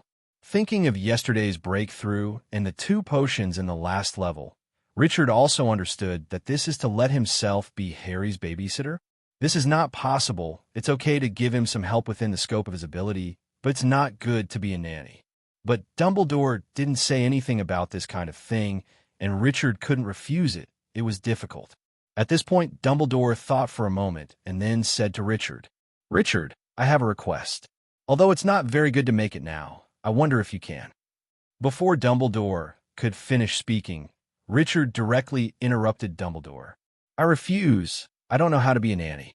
You have to tell me how good it is that everyone understands it." "Huh? What babysitter? What are you talking about?" Dumbledore was taken aback. "Isn't a nanny thing?" "Sorry, I thought wrong. What are you going to say?" "I want to say, can you use that magic again? Just use it a little bit." Hearing this, Richard didn't refuse and directly took out his wand from the cabinet next to him and cast a cleansing lightning. The innate magic of unicorns? It's very similar, but there are some differences. It seems that it is more sacred and should focus more on the soul. Song Nung deservedly said that it was Dumbledore who saw the key content in an instant. "Your last magic was a special flame," Dumbledore said suddenly. Richard was taken aback. Why did Dumbledore suddenly ask this? And at the same time, he also thought a question. His own magic, when he met a Norwegian Ridgeback, he would get dragon flames, and when he met a unicorn, he would get lightning. Would people notice it? It's hard for others to say what came out, but it's hard to say whether Dumbledore will have any conjectures in this regard. In the future, it's better to think of a way to cover it up. Now I can only pretend to be stupid. Yes, Professor, the magic I awakened last time is indeed a kind of flame. Dumbledore glanced at Richard thoughtfully and didn't say anything else.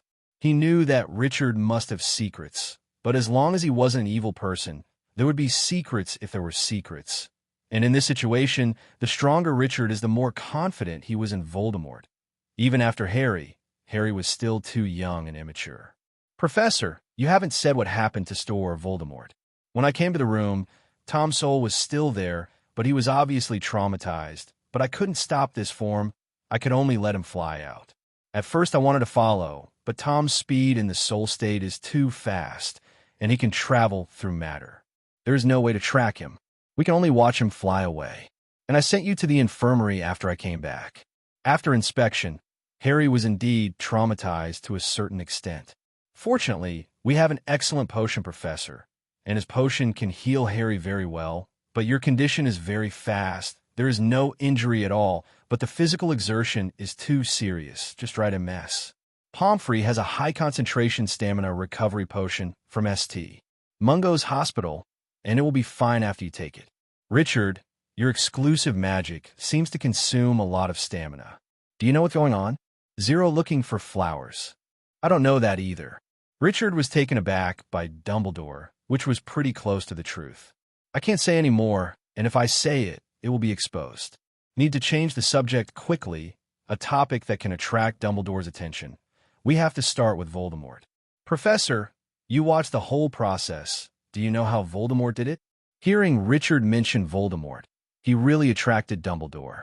No idea. I really don't know how Tom did it. And if he didn't drink the unicorn's blood, I still have a way to affect him. But after he drank the unicorn's blood, he became in this state between life and death. I have nothing to do with him now. But if I want to get rid of him now, I can only wait for him to be resurrected. Although your magic has a certain influence on him, he is still alive. He can recover, and if his soul energy is stronger, I'm afraid your magic won't be able to do anything to him. In fact, Dumbledore didn't know that Richard's magic could be upgraded. Of course, Richard can't be exposed anymore, so Richard decided that he can only show his first-level ability in front of Dumbledore at most, and Dumbledore must not let Dumbledore see the upgraded one. And Richard, where did your ring come from? Why do I always feel that this ring seems to have the breath of black magic? I found this ring from the Room of Requirement, but the black magic should be gone now, and I felt something was wrong at first, so I purified it with purification lightning, and now there may be some residual breath, etc. I will purify the lightning purification again. It's true that your magic should be very effective on these things. You just know it. Well, let's stop here today. After all, Ms. Pomfrey should drive her away. Having said that, Dumbledore walked towards the door. By the way, I'll trouble you to explain to Harry when he wakes up. An old man like me doesn't have so much energy. Richard, who had been expecting this old thing to leave quickly agreed. At this time, as long as Dumbledore is willing to leave, he can agree to stay here. The color of the quarter prison underwear will be revealed. Seeing Dumbledore walk out of the infirmary, Richard's heart was relieved, and he finally managed it. Turning his head and seeing that Harry was still in a coma, Richard couldn't help feeling that he woke up early. If only he woke up later and woke up with Harry. Then, it seemed that everyone knew that Richard had woken up. Ravenclaw's classmates, Miles and Terry, came to visit him and told him that the final test results came out this time, and Richard did not expect to pass the exam. First, the second is Hermione of Gryffindor. She is only a little worse than Richard in the history of magic, and the others are basically the same as Richard. Hearing this, Richard had an ominous premonition. In fact, he didn't care about the grades, but Hermione was very strong. Knowing that he got the second place in the exam, he would definitely be unwilling. He seemed to be in trouble. Thinking of this, Richard couldn't help but knocking on the head. Everyone thought that Richard hadn't recovered yet, so they directly offered to leave. Before anyone else had gone far, senior sister Penelope came. She seemed a little upset, and after saying hello to Richard, she went straight to Harry's bedside. "What's the matter, senior? Do you know Harry Potter?" Richard asked curiously. At this time, Penelope came to Richard's bedside after investigating Harry's situation. "No, I just want to see how Harry is doing. Tomorrow they will play Quidditch with us. Then you can rest assured, senior, it will take at least 3 days for Harry to wake up, and even if he wakes up, he can't play right away. The professors will not agree. We will definitely win Quidditch this time." At this time, Richard found that Penelope's expression seemed a little embarrassed, as if he had something difficult to say. "What's wrong, senior?" Suddenly Richard thought of something. If Ravenclaw wins this competition, then Slytherin will win the final Quidditch competition this semester, and then they will directly add 150 points. According to the current score, they will be higher than Ravenclaw. Actually, in fact, I don't want our college to win this Quidditch. Although I really want the college cup, I don't want to use this method to get it. But I know in 203 that this time the competition for the cup, the other colleges think you initiated it, but they don't know how it will affect you. Should I talk to Roger about it? Don't worry, senior. Even if Slytherin adds 150 points this time, they won't win the Academy Cup. Our biggest opponent is still Gryffindor, so let them try their best to win the game. Hearing Richard's words, Penelope was very puzzled. With Gryffindor's score and 150 points, he would not be Ravenclaw's opponent. Why is he the biggest opponent? But Penelope knew that Richard would not be aimless. So I won't continue to ask questions. When I saw Penelope, I immediately believed it. which made Richard feel better. Penelope is really gentle and virtuous, and he is a good candidate to be a wife. Why would I think these things? Penelope stayed in the ward for a while, chatted with Richard casually, and then offered to leave. And Richard was also a little sleepy at this time, so he didn't hold him back. He was just about to take a nap, but at this moment the knock on the door rang again. It was Slytherin's Gemma Foley who pushed the door open. "Have you all lined up, one after another without crashing?" Chun thought helplessly. "Hi, Richard. I didn't disturb you." Gemma closed the door gracefully while speaking and turned to look at Richard. "Of course not. Anyway, I can only lie on the bed now and have nothing to do." Richard responded vigorously. "I know I'm bothering you, and still come. It's like this: my father asked me to ask, when the time comes, how many of you will come over so that we can make a good reception."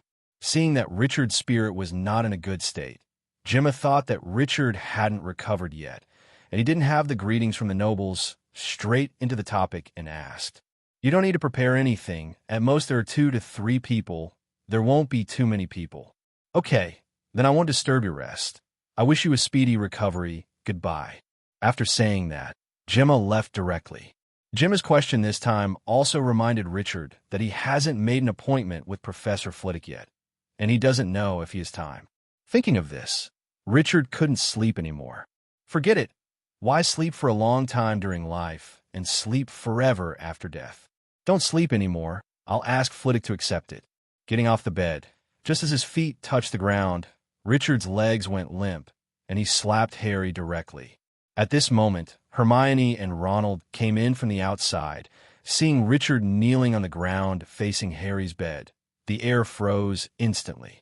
Hermione's eyes were red, and she began to sob softly, and Ronald's tears and snot flowed down together, and the voice of crying father and mother burst out in an instant.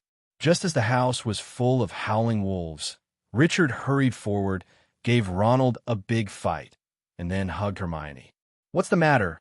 Don't you know that patients need to be quiet?" Madame Pomfrey also came in from outside at this time. Harry is dead," Ronald said while crying. Madame Pomfrey hurried forward to check on Harry, who was lying quietly on the bed. "Very good. Walking very peacefully, nothing wrong. Harry is fine. He should recover in a day or 2. Why do you say he's dead?" But just now Richard knelt down for Harry. This is the eyes of all 3 people looking at Richard. And Hermione also reacted and quickly pushed Richard away. Why was she in Richard's arms? She was ashamed to death. "I said that when I got up, my legs gave way and I fell to my knees. Do you believe me?" Richard didn't know what to say, so he made a nonsense, typed correctly. After Richard's various explanations, Hermione and Ronald finally believed, and Madame Pomfrey asked them to be quiet again and left the infirmary. "Richard, you're not well now. Where were you going just now?" Hermione was the first to break the silence in the room. "It's like this. Gemma Foley from Slytherin invited me to her house. For safety reasons, I want Professor Flitwick to accompany me. I just wanted to go to Professor Flitwick when I woke up," Richard explained. At the beginning, Hermione's face darkened instantly when she heard that Richard was going to Gemma Foley's house, and then it got better when she heard that she was going with Professor Flitwick. "Then why did you go to her house?" Hermione continued. "There's a very special magical animal in her house. I would like to see it very much." "What magical animal?" Hermione asked curiously. "Chelan, how is it special? Do you want to go and see it with me?" Richard said proudly to Hermione. "Wow, is it really a unicorn? It is said that Dumbledore was surrendered by a unicorn in the past." Ronald was also surprised to hear that it was a unicorn, and Hermione also showed a heart-beating expression, but then she seemed to think of something and had to tell Richard regretfully. "I really want to see it, but there is no way. I have already discussed with my parents. I will go to Paris to watch it during the summer vacation. My aunt is there. Her husband died in a car accident. I want to spend more time with my aunt in Paris." "Richard, can I go with you?" Ronald looked at Richard expectantly. "Of course, but I think you'd better ask your parents first to see if they agree," Richard said indifferently. "Okay, I'm going to write the letter now." After finishing speaking, Ronald left Harry and ran back. "0. Then Miss Granger, can you accompany me to Professor Flitwick's office?" Richard asked Hermione gentlemanly. Of course, it's my honor, Mr. Harris. Hermione responded to Richard in a ladylike tone. Then Hermione went over to help Richard off the bed, and both of them seemed to forget that Richard had nothing to do and could walk on his own. Just holding hands, the two came to Professor Flitwick's office. Richard knocked on the door first, and, after getting a response, he pushed the door open. Originally, Hermione wanted to wait outside the door, but was dragged into the professor's office by Richard. "Oh, Richard, why are you here? How is your recovery? Good afternoon, Miss Granger." "Hello, Professor Flitwick. There's nothing wrong with my body. It's just that I have exhausted a lot of physical strength, and I have recovered. It's good that you're fine. What's the matter with you here?" "Professor, Gemma Foley from Slytherin invited me to her family to visit the unicorns. You know that I have no resistance to these magical animals, but the Foley family is a pure-blood family after all. I'm a little muggle-born wizard. It's really insecure to go alone, so I hope you can go with me. Do you have time?" Hearing about the unicorn, Professor Flitwick was also very interested. There is no way that this magical animal is too special in the world of wizards. "Unfortunately, Richard, I also really want to see the unicorn, but I'm afraid I don't have the time this summer. Professors Dumbledore, McGonagall, and Snape and I are going to the Castello Bouche School of Witchcraft and Magic to exchange ideas on building a magic school. Although the Foley family is a pure-blood family of 28, this family has always been a relatively low-key existence, and they are more tolerant of half-blood and muggle-born wizards. Of course, it is also because their family has a big problem. For the reason, it should be safe for you to go. If you are worried, there is actually another person who is more suitable than me. 3.7 You can go with Hagrid. With his protection, I believe you will be safe." When he first heard that Professor Flitwick had something to do, and that it was an event with the principal and the 4 deans, Richard felt cold, but he was unwilling to let it go. He thought it would be a big deal to take some risks and go by himself. But when Professor Flitwick mentioned Hagrid, Richard froze for a moment. "What's wrong with me? Has my brain been eaten by Voldemort?" It's true that Hagrid is a better candidate than Flitwick, who likes, it should be said, to be obsessed with magical animals, and is kind, easy to deceive, and even if something goes wrong, just a wizard with Hagrid General Grid is really not an opponent. Overjoyed, Richard even forgot that he needed Hermione's help, and was about to say goodbye to Professor Flitwick, but Professor Flitwick waved him to wait for him to finish speaking. "Richard also has the Academy Cup. It's really good to get this trophy, but it doesn't matter if you don't have it. After all, we don't value it. Professor, no one knows the result until the end, right?"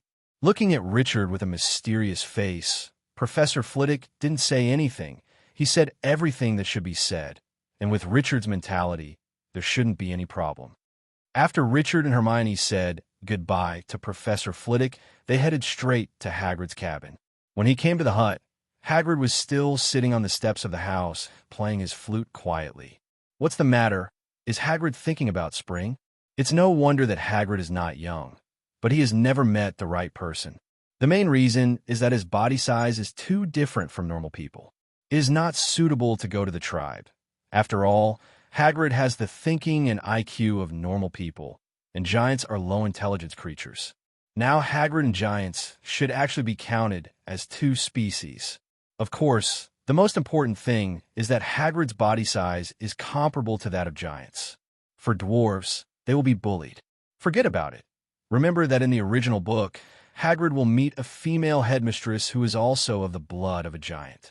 Hagrid has helped him a lot, and he will definitely not let him die alone. "Hi, Hagrid. Do you have time now? I have something to ask you." Richard said to Hagrid. "Richard, Hermione, why are you here?" Seeing someone coming to him, Hagrid first showed a happy smile, but when he saw that it was Richard, he immediately asked, "How can you run around, Richard? Has your body recovered yet?" Hearing Hagrid's concern, Richard still felt warmer, which strengthened his decision to help Hagrid get out of the single. "It's okay, I'm fine now. Can we talk?" "Of course. Come in quickly. Your body just needs to drink more hot water." In this way, the 3 walked into Hagrid 20's hut. After catching the cup that Hagrid handed over, he couldn't wait to explain to Hagrid the reason for coming this time. Hearing the unicorn, Hagrid immediately stood up excitedly. "This is a unicorn." Hagrid, who is obsessed with magical animals, has only heard of unicorns and rumors, but he has never seen one before. Cheelin was immediately excited. Of course there is time. Even if you don't have time, you must squeeze it out. This is a unicorn. Most wizards will never see a unicorn in their lifetime. Professor Dumbledore should have seen a unicorn in Hogwarts. 1. Suddenly Hagrid seemed to think of something and asked Richard, "The Foley family? Is it a pure-blood family? Why haven't I heard of it? Are they welcoming me?" "Of course welcome. I just heard from Professor Flitwick that although the Foley family is a pure-blood family, they are very low-key and do not reject non-pure-blood wizards." Hearing what Richard said, Hagrid also felt relieved, but what Richard said next made him a little nervous again. "However, Hagrid, Yin Huang has a saying that I think is very good. That is, you must not have the heart to harm others, and you must have the heart to guard against others. This time they suddenly invited me to go. To be honest, it is a bit strange. But I really want to see Cheelin so much, so even if it is a trap, I want to try it. This time I'm looking for you mainly because I want you to protect me. Why don't you just forget about it and go later when you have a chance?" Hearing Richard's words, not only Hagrid, but Hermione became even more nervous. "Don't worry, I understand. Richard, thank you for trusting me. Hermione, you don't have to worry. I will protect Richard." Hagrid thinks he understands Richard best. After all, it is a unicorn. How can he refuse? Seeing that she couldn't stop Richard, but having Hagrid by her side reassured Hermione a lot. After all, Hagrid's general grid gives people a sense of security. Then Richard and Hagrid set a time. At 8 a.m. on the first Sunday in August, Hagrid went back to Richard's ranch to pick Richard up and go to Foley's house. Afterwards, Hagrid originally planned to stay with Richard and Hermione for dinner, but considering that it was too late and Richard had to go back to the infirmary, the three of them went directly back to Hogwarts for dinner. In fact, to Hagrid Filch, the Hogwarts staff, especially Hagrid as Dumbledore's confidant, they all have seats on the professor's chair, but Hagrid thinks he is not a professor, and Hagrid actually likes to cook by himself. Especially dessert Hagrid is also good at, like the birthday cake for Harry, and rock cakes are all Hagrid's proud creations, but most people can't accept it. It can be said that Hagrid is the representative of the dark Hogwarts culinary world figure. Seeing that Richard came back to eat, the little wizards of Ravenclaw welcomed them very much. Seeing that there were girls sitting very close to him, Richard quickly said one. He is not fully recovered now, so he can't eat too many. Hearing this, the female wizards of Ravenclaw showed disappointed expressions. They all fed this cute little boy, just like last time. It's not that these female wizards have any unreasonable thoughts about Richard. It's just a beautiful, everyone likes things. Richard himself looks like a jade carving, and with the foil of other crooked little wizards. It looks even cuter. When Richard was about to finish his meal, he saw that there were already young ladies ready to move, so he hurriedly speeded up the progress, finished it quickly, and then returned to the infirmary after saying hello to Hermione. At this time, Ronald was already there. It was really affectionate. He was carrying a lot of things and put them next to Harry's bed, and Richard's bed was even more exaggerated. The whole bed had been covered with various small gifts. Seeing Richard coming back, Ronald squeezed out an ugly smile and then said in a disappointed tone, "You're back, Richard. I just received a reply from my mother saying that dealing with pure-blood families is more complicated. We have to sign some kind of agreement if we want to communicate with families like ours. Although we don't care, but the Foley family must care about this, so they won't let me go." "It's okay, Ronald. I will take you there when I have a chance, and this time the timing is not very good. I don't know what they're looking for me for. Maybe there will be some danger. I am not asking Hagrid to go with you." Hearing what Richard said, Ronald didn't worry about it. After sorting out Harry's presents, he came over to help Richard sort out the presents he had received, but there were too many, so the house elves had to come and take them all back to Richard. Dormitory. In the next 2 days, Richard's life was very leisurely. He mainly ate and slept, and then ate and slept again. Richard felt that he had gained a lot of weight. Finally, on the afternoon of the third day, Harry also woke up. "You woke up, Harry." Seeing that Harry opened his eyes, Richard said proactively. At this time, Harry was still immersed in the battle that night and heard Lucien's words and slowly woke up from his daze. "Where is this place? This is the school's infirmary. Quirrell, how's Quirrell? And Voldemort, where's the Philosopher's Stone? Relax, Harry. Quirrell is dead. You burned him to death. And Voldemort escaped. Dumbledore said he destroyed the Philosopher's Stone, and there will be no more Philosopher's Stone in the future. Hearing Richard's words, Harry also relaxed a little, but there was something in it that he couldn't understand. Burned to death by me? What do you mean? Harry asked, puzzled. Yeah, you burned him. Then Richard repeated what he had said to Dumbledore, adding the reasons why Harry should live with his uncle. After listening to everything, Harry was silent for a while, probably thinking about his parents, but soon he recovered. Looking at the things at the head and into the bed, he asked curiously, "What are these things? Why are there so many?" "These are all gifts from your admirers. You are now a big star in Gryffindor." Richard joked. "Why?" Harry was even more puzzled. He was obviously beaten in that room. How could he be a big star? Richard saw what was on Harry's mind, and then said to Harry, "Don't pay attention to those things. You have to know that a little wizard at your age dares to face Voldemort is already very remarkable, but you can still refuse Voldemort, especially after Voldemort proposed to revive your parents. You can still firmly refuse. Harry, you are really amazing. Even if I put myself in your situation at that time, I am afraid it would be difficult for me to refuse him. This is the truth. An 11-year-old wizard can do it for the wizarding world this level. No matter what he thinks, is very remarkable."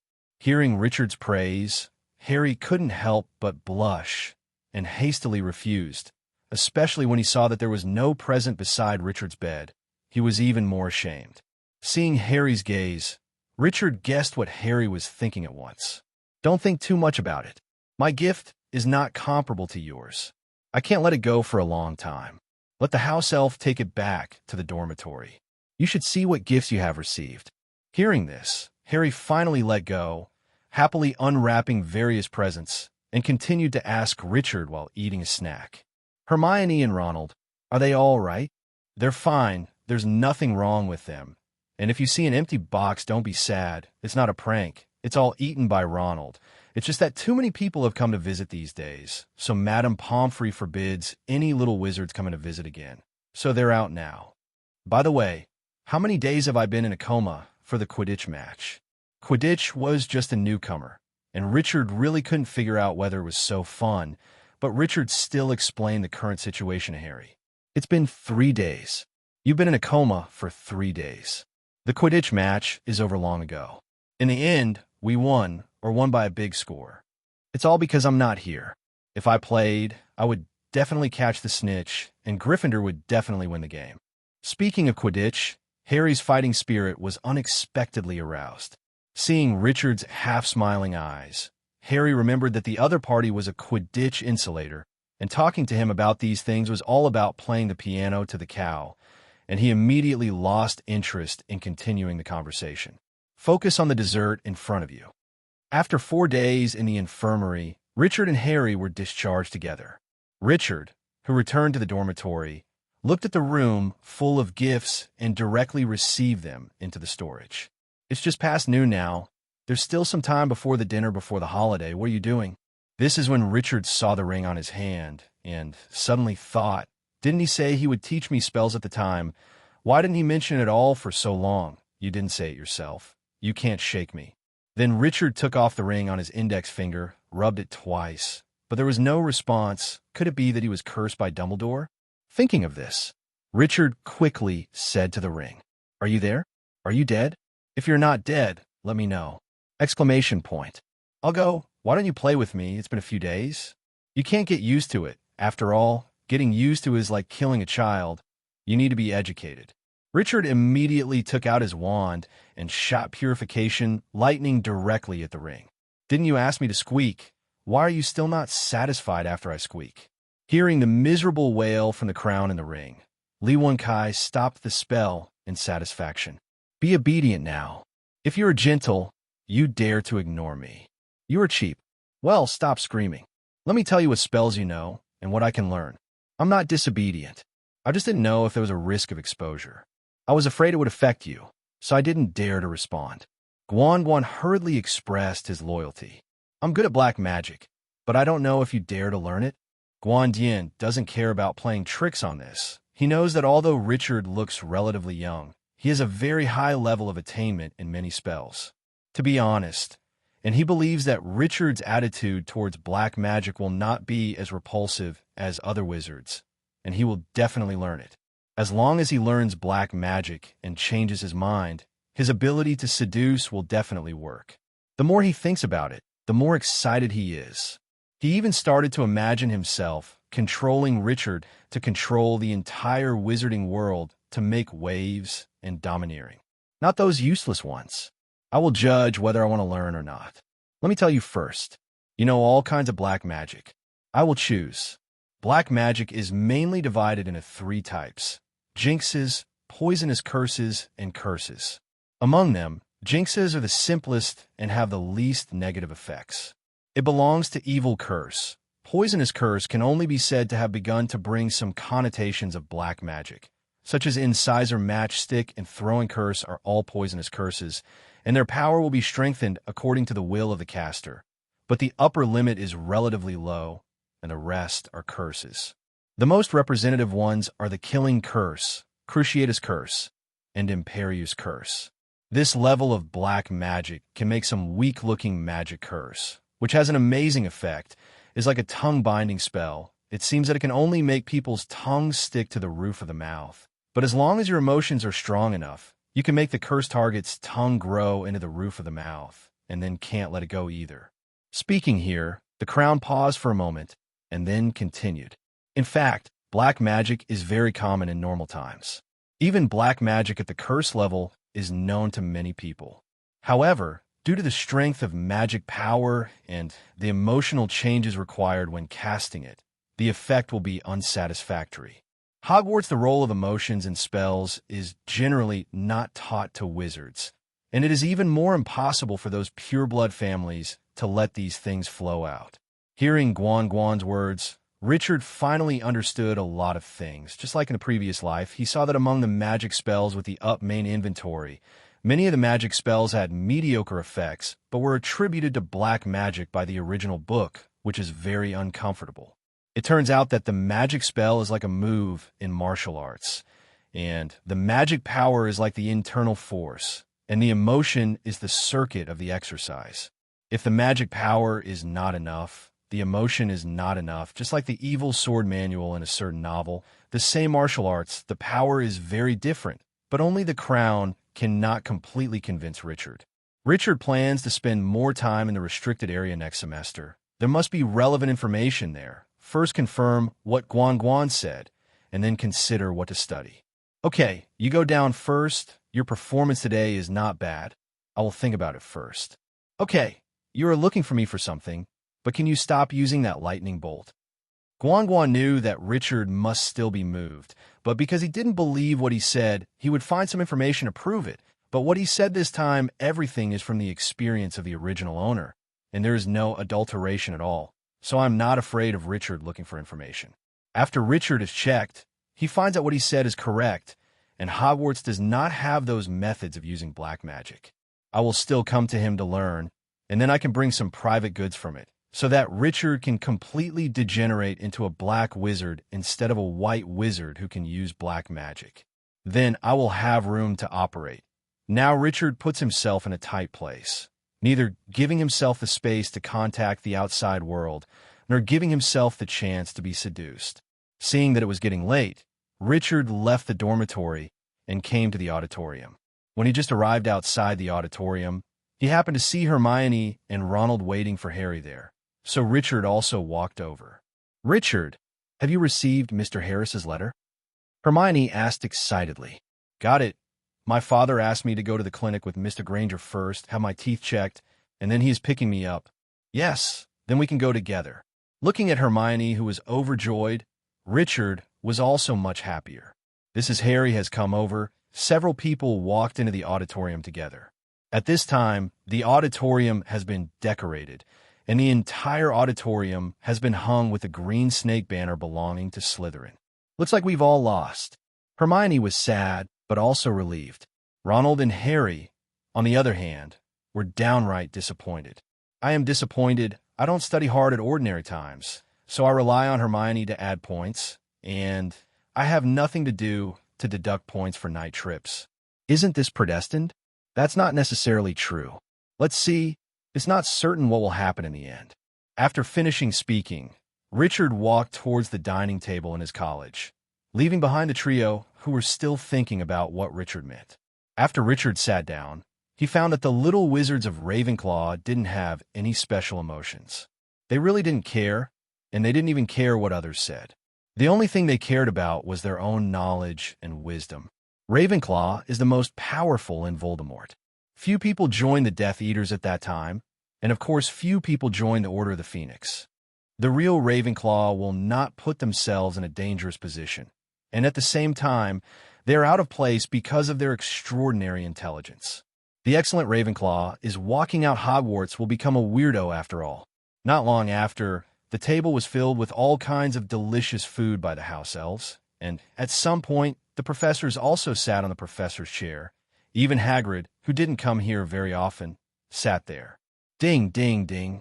A crisp voice came down from the professor's seat, and the noisy auditorium slowly fell silent. Be quiet. Professor Dumbledore has something to share with you. After speaking, Professor McGonagall gracefully put down the spoon in his hand. Dumbledore, who was sitting in the middle of the professor's chair, stood up slowly. At the end of the year again, there are 2 awards that need to be awarded. The first one is the Quidditch competition. Here we congratulate Slytherin Academy. They have won 3 wins and 1 loss, and won the Quidditch champion of this school year, for which they can add 150 points. Let us congratulate Slytherin. At this point, the Slytherin burst into loud cheers. Malfoy's haughty voice could be heard amidst these cheers.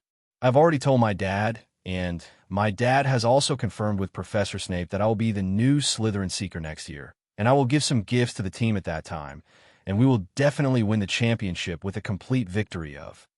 On Gryffindor's side, Ronald seemed to be talking too. If it weren't for Harry being injured and hospitalized, this year's Quidditch must be our Gryffindors, and we will definitely win next year. At this time, the toolman Professor McGonagall once rang the wine glass. The quality is really good. The cheers of the Slytherins were silenced by the clamor of the other houses. There is another award, and that is the College Cup. After the hard work of everyone throughout the school year, all colleges have improved compared to the past. 4th place, Gryffindor, with a total of 407 points.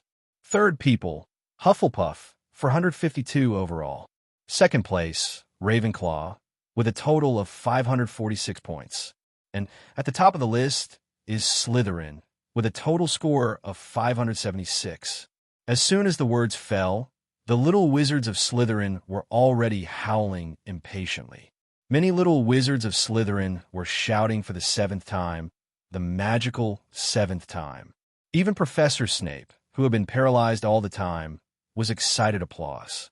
The little wizards of Gryffindor and Hufflepuff were all depressed, but Ravenclaw didn't have much reaction of King Zhao's. Eat what you should eat, drink what you should drink, and continue to communicate in whispers, which can be said to be completely unaffected. Influence. Very well done, Slytherin. Suddenly, Dumbledore changed the subject. However, there have been a few things that haven't been counted recently, which need to be taken into account, and I also have some points to award. Miss Hermione Granger, when her companion is in danger, she can think calmly and cleverly, and use the content learned in the book reasonably, and she will be rewarded with 50 points. At this time, the little wizards of Gryffindor seemed to think of something, and they cheered endlessly. And Professor Snape on the professor's chair also thought about it. His face was paralyzed, and now he was even more gloomy. The second award was awarded to Mr. Ronald Weasley. His superb chess skills and willingness to sacrifice won him 50 points. He is our younger brother. George and Fred proudly introduced to the students, as if it was the first time they called Ronald that way. And at this time, the wizards of Slytherin seemed to have reacted. They all imitated the expression of their headmaster, and some watched all this happen. The third item, I want to award Harry Potter for his courage and his extraordinary courage. 60 points. We're only 9 points behind Slytherin, said Percy, the prefect, suddenly. The young wizards of Gryffindor looked expectantly at Headmaster Dumbledore. Sure enough, Professor Dumbledore didn't stop talking. Courage is divided into two directions. Facing the enemy bravely and fighting bravely is courage. Adhering to principles with friends and companions requires even more courage. For this reason, I reward Neville with 10 points. Gryffindor broke out completely, shouting that we have won the Academy Cup, and even Professor McGonagall, who has always been unsmiling, applauded excitedly at this time. And all the little wizards and their professors in Slytherin were out of anger by now. But Dumbledore didn't stop talking, and the little wizards of Gryffindor watched excitedly, thinking that they would continue to give them extra points. After a moment of silence, Dumbledore continued. Finally, there is Richard Harris. Since he came to Hogwarts, he has shown intelligence far beyond his peers. At the last and most dangerous moment, he bravely faced everything. Using his intelligence and wonderful the magic spell wiped out the enemy and protected Hogwarts, for which I will reward him with 100 points, and at the same time award him the Hogwarts Special Contribution Award.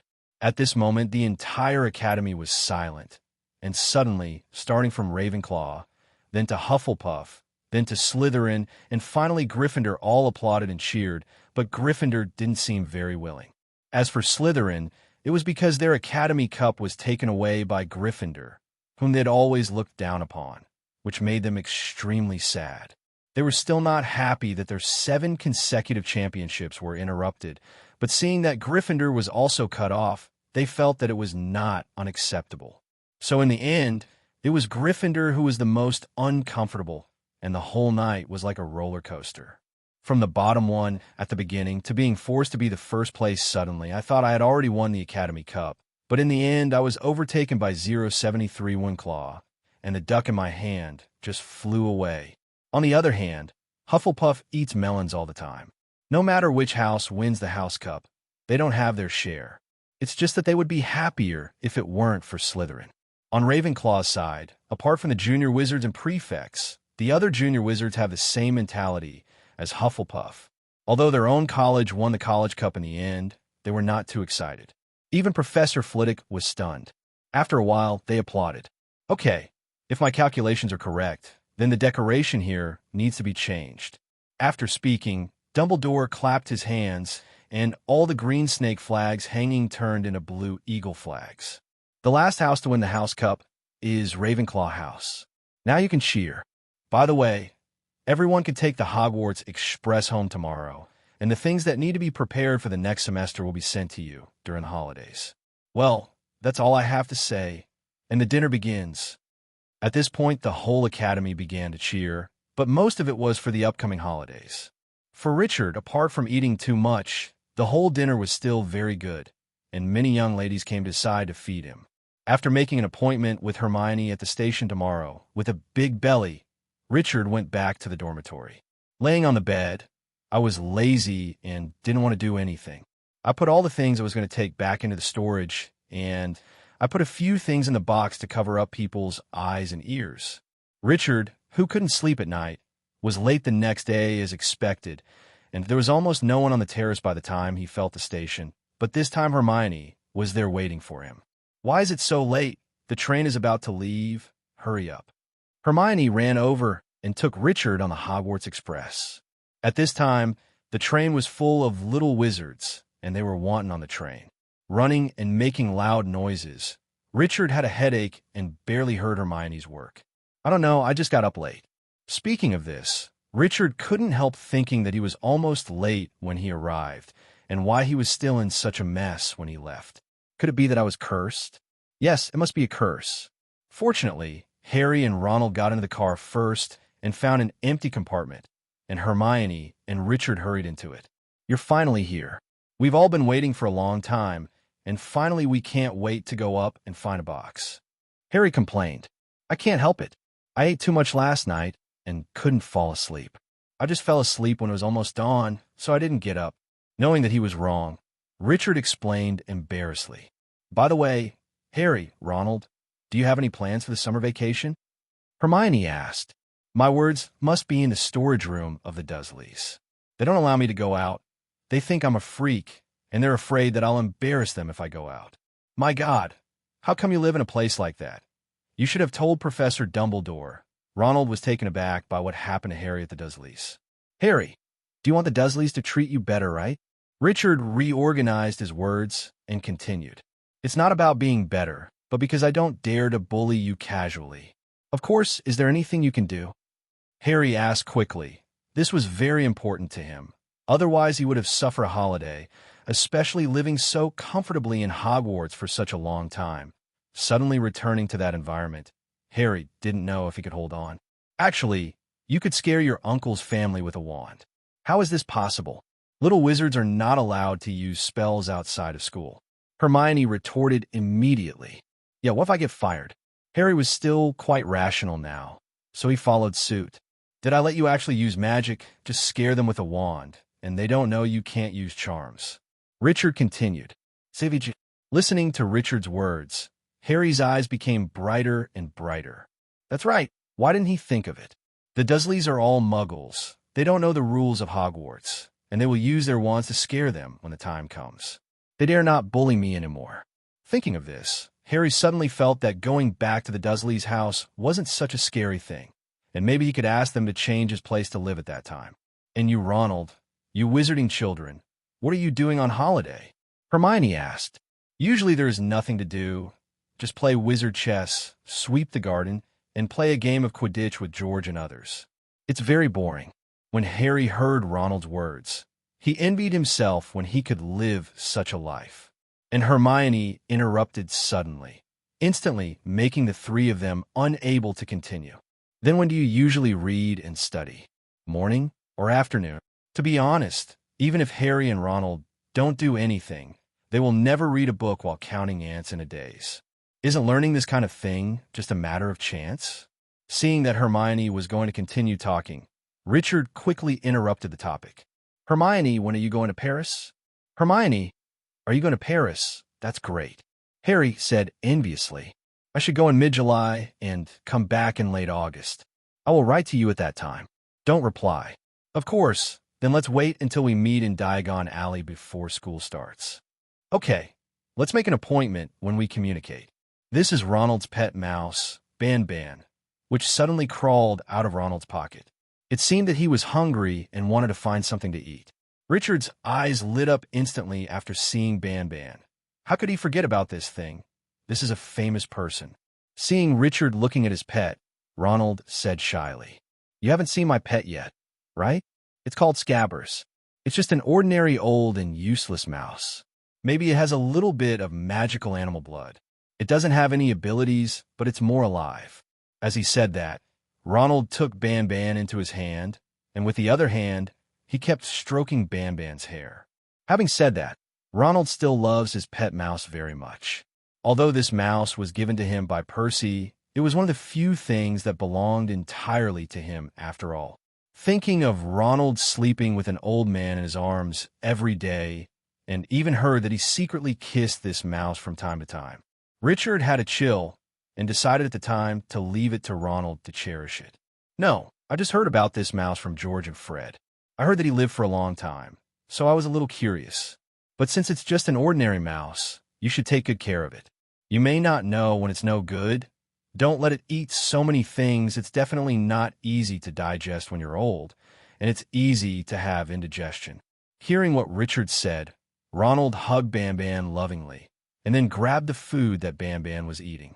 Peter Ban Ban was instantly dumbfounded. Who are they? They even snatch things from mice, so why don't they eat too much? Although he is an animagus, his body is still a human being. I haven't eaten enough, and even have to sleep every day to eat less. He was still preparing to eat less. In an instant, Peter began to consider whether to change the owner. Hermione, do you remember Crookshanks? Are you going to buy it this year? Richard asked. Forget it. Wait until next year. I have no plans to raise a pet this year. Hermione directly refused. It's a pity that we can't see the cat and mouse battle in advance. Forget it. Wait another year, and then you can still eat cat and dog CP. It's exciting to think about it. Then the rest of the time was spent chatting among several people. The time passed quickly, and it was almost time to arrive at London Station. Everyone got up and took their luggage, walked to the door, and waited to get off. Soon the train arrived at the station, and several people got off the train together. After passing through platform 9 3/4, we arrived at the real London station. And after coming out of the platform, Richard immediately smelled the breath of modernization. Sure enough, there's a big enchantment in the wizarding world which can purify the air, which is awesome. Although there is only one wall separating them, London Station here is obviously a modern society. Richard, who has been staying at Hogwarts, sometimes even feels that he has returned to ancient times. Taking a deep breath of air, car exhaust, Richard couldn't help but exclaimed, "It's better to be a modern society." "What did you say?" Hermione asked, watching Richard's strange behavior. "Oh, nothing. Is Mr. Granger here?" "It should be here. I haven't left the station yet. You should be able to see it when you go out." A group of young wizards walked towards the exit in such a mighty way, but compared to the passenger flow of London Station, they were only a handful. At first, Richard thought it would be too eye-catching. After all, there are many young wizards they didn't even change into muggle clothes. But they didn't expect there to be so many people in the station, and many muggle costumes were completely unmatched by wizard robes. Walking out of the train station, a large number of parents who picked up their children were already waiting outside. From the fact that they were roughly divided into 3 piles, and from the reception to the little wizards, it could be seen that one pile was pure blood wizards from Slytherin. It is not an exaggeration to say that the nostrils are higher than the eyes. It can be said that the nasal vision has been interpreted to the extreme. The pride of the blood, but most of them have more or less contempt for muggles, and the remaining small group of people are pure muggles, and they seem to be unwilling to deal with those weird guys next to them. However, a bunch of red hair made muggle parents extremely jealous. This person jumped up and down there very actively. Many parents refused to pay attention to him, but it didn't affect his enthusiasm at all. In the end, he even caught Mr. Granger kept asking questions beside him. Mr. Granger also answered impatiently in a very gentlemanly manner, but Mrs. Granger next to him seemed a little impatient and kept ignoring this weird wizard. Yes, so-called. Hermione also saw the Grangers and was so excited that she ran towards them quickly. Because Richard wanted to walk with the Grangers, he also walked over, but he didn't expect Ronald to follow him. Seeing Ronald coming, Harry walked over without thinking. "Dad, Mom, you're here. I miss you so much." The delicate Hermione flung herself into Mrs. Granger's arms coquettishly. "Richard, you are here. Wilson told you. You come to my house first. They will arrive in London at night, and they will pick you up then. All right, Hermione, won't you introduce us to your classmates?" Dr. Granger said, "Dad already told me. Please, Mr. Granger." Richard didn't understand whether his father and Mr. Granger had such a good relationship. Call him Mr. So-and-so hypocritically. At this time, Hermione also came out of her mother's arms and began to introduce her classmates to her parents. "This is Harry. This is Ronald. They're all good friends of mine at Gryffindor." After saying hello to each other, Ronald took the initiative to walk to the red-haired middle-aged man. "Dad, isn't Mom over here?" This one turned out to be Mr. Weasley. "I was so sad that I was just like a husky among wolves. As a pure-blood wizard, I ran to the muggles." Seeing that the red-haired weirdo just now turned out to be the father of their daughter's best friend, the Grangers were a little embarrassed, and at the same time worried that their good daughter wouldn't be spoiled by that red-haired little wizard. "Would you like to tell Hermione? Let her stay away from that little wizard." Sure enough, Richard is better. He is so good-looking, his parents are good people, and he has more common topics with their family. If he gets married in the future, it is better to be Richard. The Grangers are already married. If it weren't for Mr. Weasley's greetings, maybe they would start thinking about their child's name. While a few people were chatting, suddenly Richard noticed someone coming towards them from Slytherin. Turning his head, he saw that it was the Malfoy family. Mr. Weasley also saw Malfoy. He knew the attitude of that family of pure bloods towards muggles. Fu said something bad, so he went directly to the Grangers. Just when Richard was pulling out his wand, Draco's father, Mr. Lucius Malfoy, was suddenly bumped from behind and nearly fell down. This was a fat figure walking behind Malfoy. He came over and grabbed Hachi. "What are you talking about here? I have delayed my work time to pick you up, so I have to leave quickly." Vernon said rudely. But when he scanned the crowd, he found Mr. Granger. You must know that dentists have a relatively high status abroad, not to mention that Mr. Granger is a very famous dentist. At that time, Vernon Dursley wanted Dudley. Mr. Granger's clinic saw dentists, but he gave up because he was not in the queue at all. Mr. Granger, I didn't expect you to be here. I'm Vernon Dursley, Harry's uncle. Pushing Weasley away, Vernon said to Mr. Granger. Seeing that Vernon pushed Mr. Weasley away, Mr. Granger quickly helped Weasley and then glanced at Vernon, ignoring his extended hand. Seeing that Mr. Granger didn't respond to him, Zinong had no choice but to grab Harry by the collar and pick him up. Harry remembered to write the letter. Ronald shouted when he saw Harry being taken away. Just as Harry was about to say something, Vernon threw him into the car before he could say it. At this time, there was a fat child and a thin woman who looked mean. These two people should be Harry's Aunt Petunia and Cousin Dudley are gone. That little fat man stuck out his tongue, even making faces at Richard and the others. Richard took his wand and pointed it at Dudley. At this time, Lucius tightly grasped the wand, but he had no choice but to let go. Seeing the Malfoy family, Richard touched the ring and suddenly seemed to think of something and walked up to Lucius. Zero looking for flowers. Lucius Malfoy, a gentleman asked me to give you a message. Can you lower your voice? Looking at this little muggle-born wizard, Lucius knew Richard, but as a pure-blood wizard pride made him not want to talk to Richard. But considering Richard's rumors, he could only lower his body and put his ear close to him, and then said a little impatiently, I know you, Richard Harris. Tell me what you have. Looking at Lucius, who came closer, Richard signaled the crown to release some breath. Feeling the breath, Lucius' expression changed instantly, and he backed away in horror. But seeing Richard's gesture, Lucius returned to the original position with difficulty, bending his waist even more than before, and it was almost 90 degrees. Seeing that everyone else was looking over, Richard hurriedly told Lucius to be normal, and then said, Your master asked me to tell you that he is watching you. It's impossible, he's dead. Who are you? I'm Richard Harris. Don't you know? As for whether he is dead or not, I don't know. Don't you know too? After finishing speaking, Richard gave Lucius a half-smile and returned to Hermione, leaving Get Off Lucius, who stays where he is. At this moment, Lucius didn't think about Harry anymore and hurried away with Draco and Narcissima in a panic. What did you tell him? Why is he so scared? Hermione and Ronald looked at Richard curiously, and Mr. Weasley and Mr. Granger looked at Richard curiously. Nothing, just tell him, don't be arrogant, it's useless. Dumbledore doesn't allow anyone who is more arrogant than him. Richard suppressed a smile and said nonsense. Hearing this, the Weasley family, Molly led Ginny and brought all the other Weasleys here, all laughed. In fact, what Richard said to Lucius just now cannot be regarded as a lie. After all, the crown is now equal to Voldemort and Lucius's master, and Richard is the master of the crown. After all, what Richard said is nothing. The Weasley family laughed. They knew that Dumbledore was not such a person. Richard must be lying to Lucius Malfoy. As for the Granger couple looking at the red hair of this family, they were very shocked. They were surprised that their family's genes were really strong, and they all had red hair. Just now, Arthur's behavior of standing up to Mr. Granger made the Granger couple feel good about the red-haired weirdo.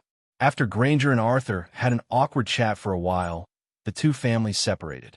Richard followed Hermione into Mr. Granger's car, and the two little wizards sat in the back seat. Richard has been looking at the scenery of London in the 90s outside the car since he got in the car, and Hermione's mind is a bit complicated. She didn't know why she felt that Richard seemed to have a lot of secrets. She didn't know Richard at all. The distance between them was always fluctuating, which made Hermione a little bit melancholy. At some point, Hermione fell asleep, and Richard unconsciously fell asleep, and the heads of the two unconsciously leaned together in the shaking of the vehicle. Mrs. Granger inadvertently saw the two cubs in the back seat sleeping together in the rearview mirror.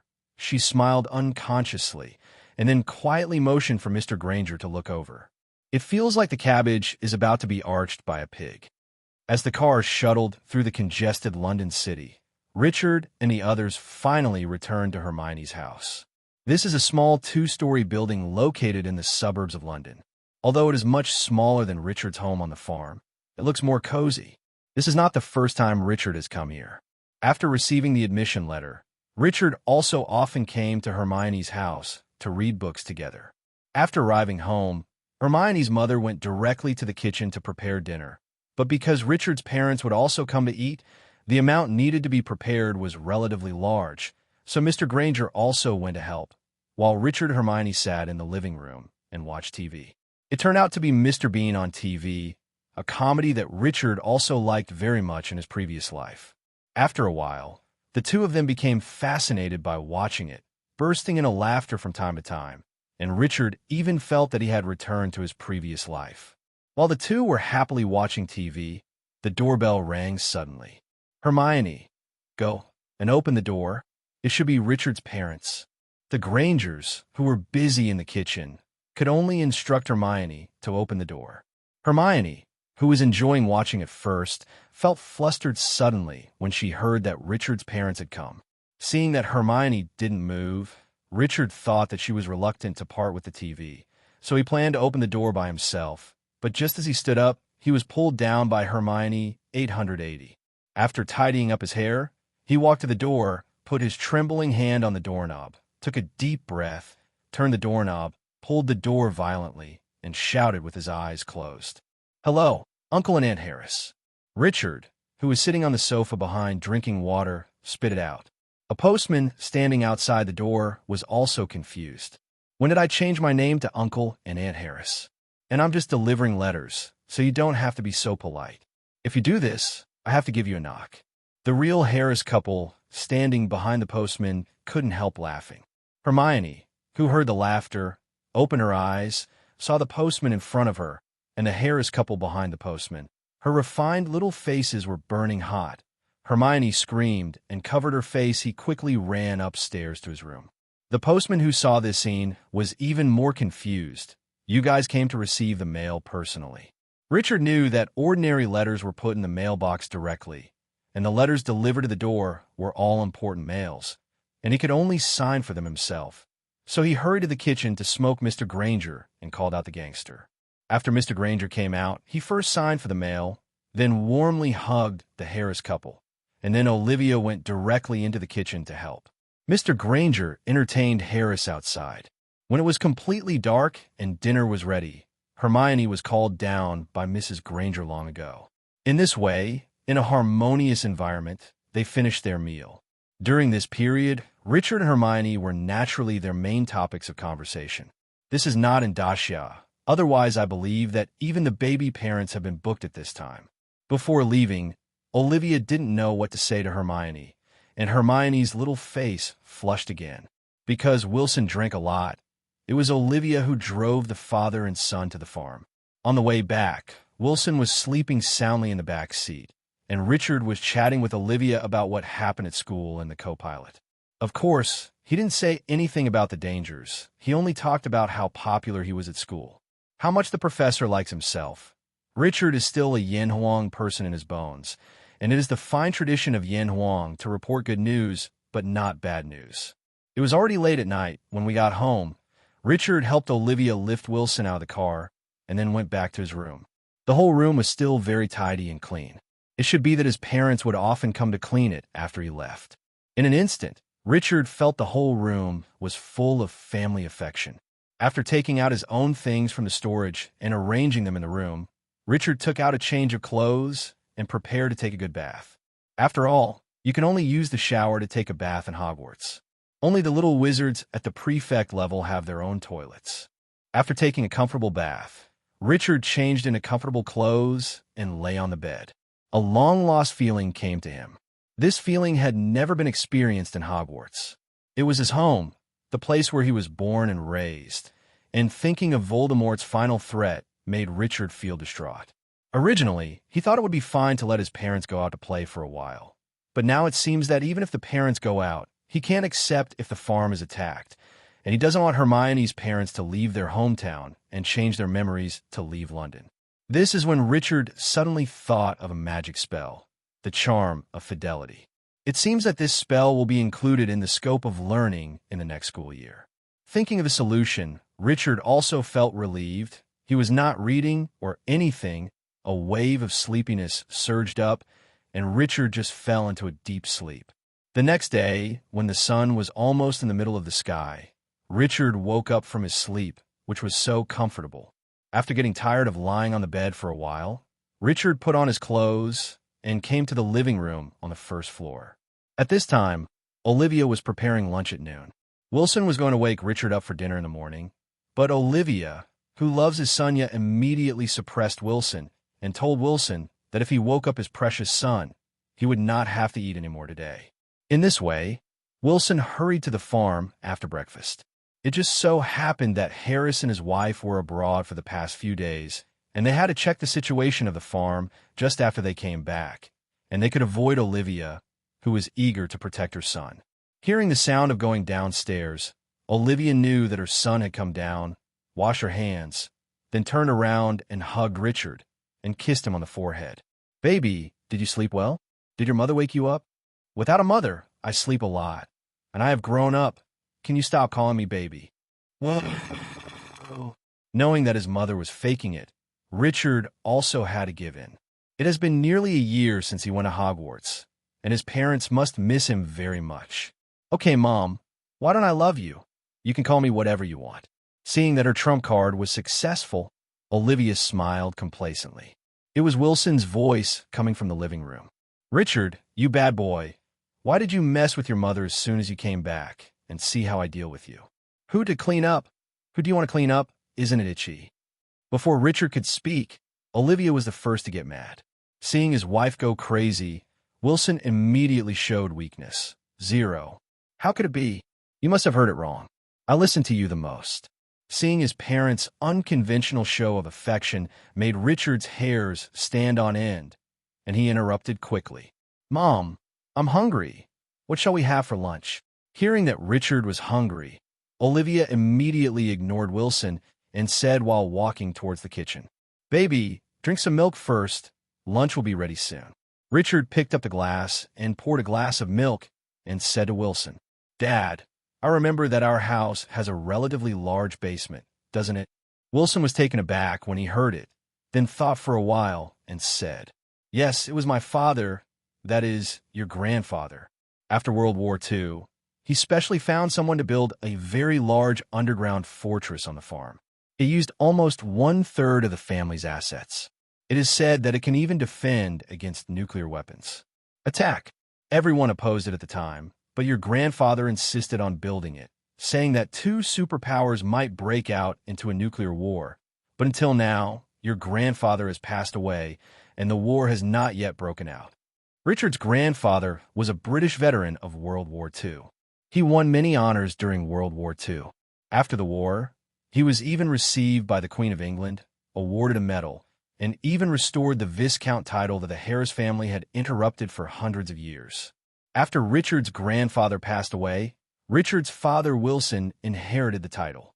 Richard can now be said to be the first in line heir to the Viscount. He is of standard noble origin, but in the hundreds of years of interruption, the Harris family has long lost all the customs of nobility. Empty. After hearing his father's words, Richard was overjoyed. At first, Richard thought that there was a basement at home, and he had to repair and strengthen it before he could use it. But he didn't expect it to be a nuclear-proof underground fortress. No, this kind of fortress is at least a few hundred years old. The inside will not be damaged, and the defensive ability is extremely abnormal, let alone a Voldemort. Even if Batian comes, don't even think about breaking through this kind of underground fortress. "Come on, Dad, let's take a look." Wilson didn't expect his son to go now, but his son's request must be met. Just about to go out with Richard 4.1, I suddenly thought of what Olivia said about lunch and said to Richard with a smirk, "Richard, go talk to your mother." Hearing Wilson's words, Richard was stunned for a moment and instantly fell into shock. Through Wilson's body, Richard saw Olivia coming out with a whole plate of roast chicken and immediately said righteously, "Let's go after dinner. Mama's worked so hard to prepare lunch. How can we miss it? Dad, wait until you take me out, or Mom will be angry." Wilson was a little puzzled when he heard this. Didn't you want to go out to see it yourself? Why are you saying that I took you out now, when the voice behind him made him tremble with fear? Hey, baby, eat these grilled chickens first. Don't starve yourself. Olivia smiled and said to Richard, then changed her face and gave Wilson a look and put a pair of slender hands on Wilson's ears, talking while talking. Come with me to the kitchen. Seeing this, he said, Mom, you have something to settle slowly. I'm not in a hurry, as long as I have this plate of roast chicken. It's really a good baby for Mom. Don't worry, Mom will take care of it. In this way, the Harris family settled their lunch in a warm and harmonious situation. After lunch, Wilson was supposed to take a lunch break, but was dragged away by Richard. There were originally 2 entrances to the underground fortress, one in Wilson's workshop on the farm, and the other in Richard's home. But this underground fortress has never been used, so if the home is sealed off, only the workshop is left. When they came to the studio, Wilson took Richard and pushed away the bookcase in the studio. There's a movable door at the back of the bookcase. After opening the door, there's a relatively narrow room with only one elevator in the room. Wilson checked the elevator and found that it was intact. It's really amazing. It hasn't been maintained for a long time, and it's still intact, no rust. When I plug in the power, we can go down. After speaking, Mr. Wilson turned off the power in the room, took Richard up the elevator, and soon came to the real entrance of the underground fortress through the elevator. The entrance is a huge iron gate. Wilson said that this iron gate was specially imported from Switzerland. It was originally used as the gate of the bank vault and was bought directly by Richard's grandfather. Because it has not been used for a long time, Wilson also forgot the password to open the door and went up to check a lot of Grandpa Richard's notes at that time to find the password. After opening the door with 2 keys and a code, there is a narrow and slender corridor. Richard knows that this should be a disinfection corridor, and all contaminated clothes and other things must be destroyed here. After that, it was still the same door as before, but it was obviously more closed, and only 1 key was needed to enter. Entering through this door is considered to have truly entered the underground fortress. Next to the gate is the main lighting switch of the entire underground fortress. After the switch is turned on, 6 high-power dust-proof lights illuminate the entire underground fortress as bright as day. There was even a booklet next to the switch. After Richard took it down, he opened it and looked. There was a maintenance log, but the maintenance time was only 12 years ago, when Richard's grandfather passed away. It seems that no one has been here to maintain it since his grandfather passed away. Seeing the maintenance log, the entire underground fortress is divided into 4 areas, with a total of 6 rooms. The first area is the warehouse. One of the 2 rooms contains a lot of dehydrated food, as well as water purifiers, generators, diesel, satellite phones, and other survival supplies. Rich variety. The quantity is complete. The other room is full of medicines, medical equipment, and the like. The medical equipment is okay, but all the medicines should have expired. The second area is the weapon area, because firearms are prohibited nationwide, so all the cold weapons are stored. These can be ignored. After all, Richard's enemy is still a wizard, and cold weapons are not very good for wizards except for sneak attacks. Roll. The third area is the lounge area. There are 2 rooms here, which are pretty boring. The fourth area is the food processing area, which is mainly to process food into edible things. Most people call it the kitchen. The overall construction standard is quite high. The underground fortress is about 20 meters above the ground, and because the farm's terrain is relatively high and the drainage system is good, basically there will be no rainwater irrigation. The entire underground fortress is poured with reinforced concrete. The wall should be reinforced concrete with a thickness of at least 50 centimeters, and steel plates with a thickness of 1 centimeter should be added inside. The ground should be reinforced concrete with a thickness of at least 20 centimeters and steel plates with a thickness of 1 centimeter. Centimeter thick soil and moisture-proof treatment has been done outside the reinforced concrete. Seeing this, Richard and his son were stunned. What is professionalism? This TM is professionalism. Does your father have persecution delusions? Richard couldn't help asking. Looks like it is, huh? No. How can you say that about your grandpa? He must have suffered a head injury on the battlefield. What is it called, PD? Yes, is PTSD, post-traumatic stress disorder. It must be like this of seeing that the facilities of this underground fortress are so complete.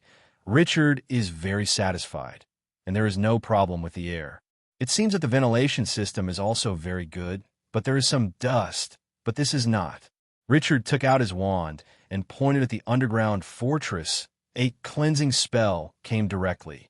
Sure enough, it looked even better, and Wilson's eyes lit up when he saw Richard's spell. Is this magic? It's so convenient. It seems that after the holiday, the hygiene at home can be entrusted to you. Hearing about the holiday, Richard was a little dumbfounded, and it wasn't because of cleaning. It's a holiday. It's a holiday now. This is not Hogwarts. Underage wizards are not allowed to use magic. What a pity, what should I do? Seeing that Richard's face became a little ugly, Wilson asked in puzzlement. What's the matter? Is this magic difficult? If it is difficult, then I will clean it. You don't have to worry. No, Dad. I just forgot that wizards who are sleepy adults can't use magic outside of school. Just use it. Anyway, just once, it's fine. It is said that using magic outside of school will result in expulsion. Although Richard is not worried about this, there will always be trouble. Should he talk to Dumbledore first? What? Expulsion? What kind of broken rule is this? It's okay. Don't worry about my son. If someone makes trouble, just say that I have to ask you to cast it. Let them find me. What is fatherly love? Fatherly love is heavy and silent. It is often not expressed directly. It is a high mountain that always gives us shelter at critical times. This is fatherly love. At this moment, Richard also felt the strong fatherly love. Let's go back first. There should be an owl delivering the letter soon. After finishing speaking, the father and son walked out of the underground fortress and returned home. What's the matter with you guys? Could it be a conflict? Wilson, if you dare to bully your son, I will definitely make you look good. Olivia saw the two people who were so happy when they went out, and they were silent when they came back. He thought that the two fathers and sons had a conflict, and immediately began to accuse Wilson. Mom, not Dad, it's my problem. I just forgot that I can't use magic outside of school. If I accidentally use a magic, someone will be held accountable.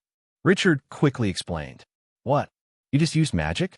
Why didn't you use it in front of your mother? Mom has been looking forward to it for a long time. Hearing that Richard had just used magic, Olivia's eyes were filled with gold. Seeing her son who was still absent-minded, Olivia stepped forward, hugged Richard, and comforted Richard gently.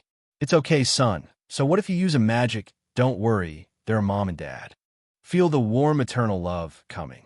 Mom, don't you want to see magic? Come and let me show you one. Richard took out his wand after thinking for a while and cast a Patronus charm directly. Originally, casting one spell is punishable, and putting two spells is the same. Since my parents are so interested in magic, I should give them a show. This is a flame-yellow dragon made of light flying out of Richard's wand, and the gorgeous light instantly filled the whole room. But the light was not dazzling, and Olivia also felt a special feeling from the light. Feel safe. Wilson just wanted to stop Richard, but he didn't expect that Richard's casting speed was so fast, and he cast a spell in an instant. So he swallowed what he wanted to say. That's right. My wife wants to see what's wrong with my son. If you have any questions, please contact me. Thinking of this, Wilson and Olivia happily watched the light show together. Richard saw his parents so happy, so he let go and directly used all the magic spells he knew. Thinking about dragon flames, lightning, etc., and even cleaned the room with a cleansing spell. After the light show, the three of them were all 723 unfinished. But because something happened on the farm, Wilson needed to go over, so the show came to an end. Son, when did the test you mentioned come? It's been so long. Why hasn't it arrived yet? Olivia asked curiously. In fact, Richard is also very strange. It is said that he should be there soon, but why has no one come over for such a long time? What's going on? After expressing to Olivia that he didn't know, and could only wait, Richard went back to the room by himself. He didn't know, but Crown should know. Until the next day, no officials from the Ministry of Magic came to investigate the matter, and Richard knew there must be something wrong. Then, Richard took the ring off his finger, just about to wake it up with the purification lightning. Squeaky, I'm Squeaky. Don't use that magic anymore. Just say it if you have anything to say. The crown's voice suddenly came from beside his ears, startling Richard and purifying the purchase. Greeted directly. Amid the dire wail of the crown, Richard stopped casting the spell. Didn't I promise you just now? Why did you call me back? Guan Mian said aggrievedly. Well, your voice is too loud. I suspect you're trying to scare me on purpose. Richard, who was completely unreasonable, turned on the inappropriate mode. Guan Mian knew that this little wizard was completely unreasonable. No matter how much he said, he would only be a victim. So he decided to send this plague god away as soon as possible. Otherwise, you will suffer. Is there anything, as long as I know, I will tell you. Guan tried his best to calm down his mood and asked in the calmest tone. Hearing the sound of the crown, Richard knew that today's training was still very effective. He nodded in satisfaction and then asked, Yesterday, I cast a lot of magic at home. Why hasn't the Ministry of Magic sent people over after such a long time? Is it because it's too far away from the Ministry of Magic? Hearing Richard's naive words, Guan just wanted to be mean, but thinking of the pain just now, he shut up quickly and then said to Richard, The Ministry of Magic mainly relies on Zongxi to track whether the little wizard has used magic. Zongxi can detect the magic fluctuations near the little wizard and then transmit this information to the department in the Ministry of Magic that is responsible for the little wizard's spell casting. Then an action team will be dispatched to investigate immediately. And as long as it is within the British mainland, no matter where it is, there will be apparition, and there is no relationship between distance and distance. However, according to my research, Zongxi can only detect magic fluctuations, but cannot detect who uses what magic. There is no way to detect it, just like the little wizards of the wizard family. They can't detect when they use magic spells. Even if it is detected, no one should take care of it, because they have no way to distinguish whether it is a spell cast by a young wizard or an adult. So don't worry. The Ministry of Magic should think that the magic fluctuation this time is a spell cast by your adults, and they won't care about it. After finishing speaking, Guan Dian was very satisfied. He was indeed the seed of a good teacher, and he blamed Dumbledore. He just refused to let him be the teacher of the defense against the dark arts class. The Horcrux that was separated during this time period should be the one that Voldemort most wanted to be a professor. Time. So be a good teacher.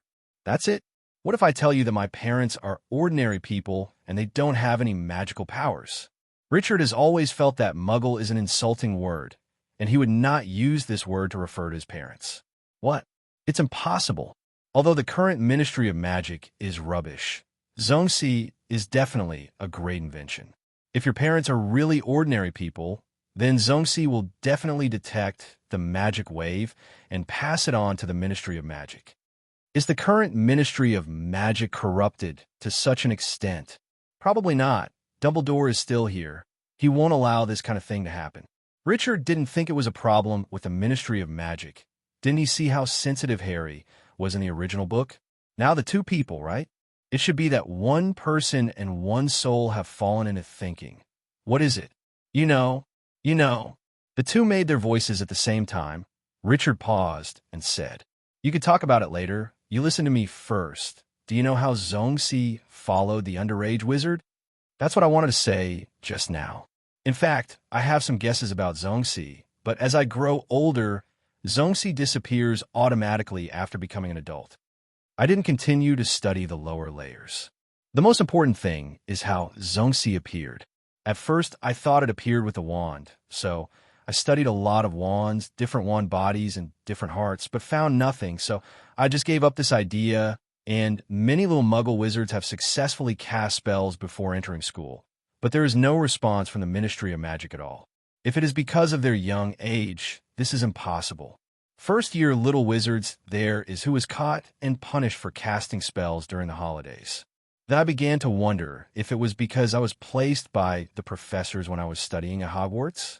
But because of my background, my senses have always been sharp, and I don't believe it. Haven't you thought about the Sorting Hat? This is what Richard saw in a certain fan work in his previous life, and he thinks it is the most likely. The Sorting Hat? Isn't that the alchemy that sorts you according to your personality? No, the Sorting Hat is indeed the most likely from the very beginning when you first enter Hogwarts. Little wizards don't understand anything. Even if the Sorting Hat is given to every little wizard at this time, Zongxi will definitely not be able to find it. Although I have a keen sense, the Sorting Hat was indeed reading memories at that time, so also not aware of their own changes. That's it. It must be so. Richard also thought it was most likely at that time, but because he had the protection of the memory, the Sorting Hat couldn't implant himself with trace threads, which could explain why no one cared about him after he used the spell. However, even if trace threads were implanted in the Sorting Hat, how could you be? Why wasn't your magic spell detected? Guan Guan asked, puzzled. Then why can't you seduce me? Richard said casually. How is it possible? If you're from a pure blood family, you can still make sense, but you're a young muggle wizard, and you have been in contact with the wizarding world for less than a year. You have secrets, and you have big secrets. I still have great power. I still have secrets. Thinking of this, Richard's hanging heart slowly eased. Hearing Guan Guan's thoughts, Richard wondered if he should give him another shot, but another problem from his previous life slowly came to his mind. Go study and study, lest he always study himself in a wild way. Voldemort's scientific research ability is still worth admiring. Now, there's another question that I'm not sure about. Tell me, does Zongxi really disappear after she becomes an adult? Is Zongxi really a simple test to see if a little wizard has used a spell? The Ministry of Magic has is it really necessary to arrange a special department to be responsible for such a small matter? Hearing Richard's 3 consecutive questions, Guan Guan was stunned. He or the main soul had never thought about this question before, but why did he feel that there seemed to be something that he didn't know after Richard asked it? After the question was raised, Richard could no longer hear the diadem of the crown. He knew that he must have been brought in by his own conspiracy theory. Voldemort himself was a person with a dark mind. His remnant soul had the same temperament as him. His own the problem will definitely be magnified infinitely by him. So let's think about it slowly. Richard, who let go of his worries, came downstairs happily, explained casually, and told his parents that the problem of using the magic spell yesterday has been solved by the school, so there is no need to worry about it anymore. After eating, Richard came back to the underground fortress again. This time, he planned to clean up the expired or unused things and then make sure what was missing so that he could go out and buy some and arrange the underground fortress well. First of all, the dry food. It must be bad after such a long time, and those medicines have already expired, and it is useless to keep them, so they should be disposed of.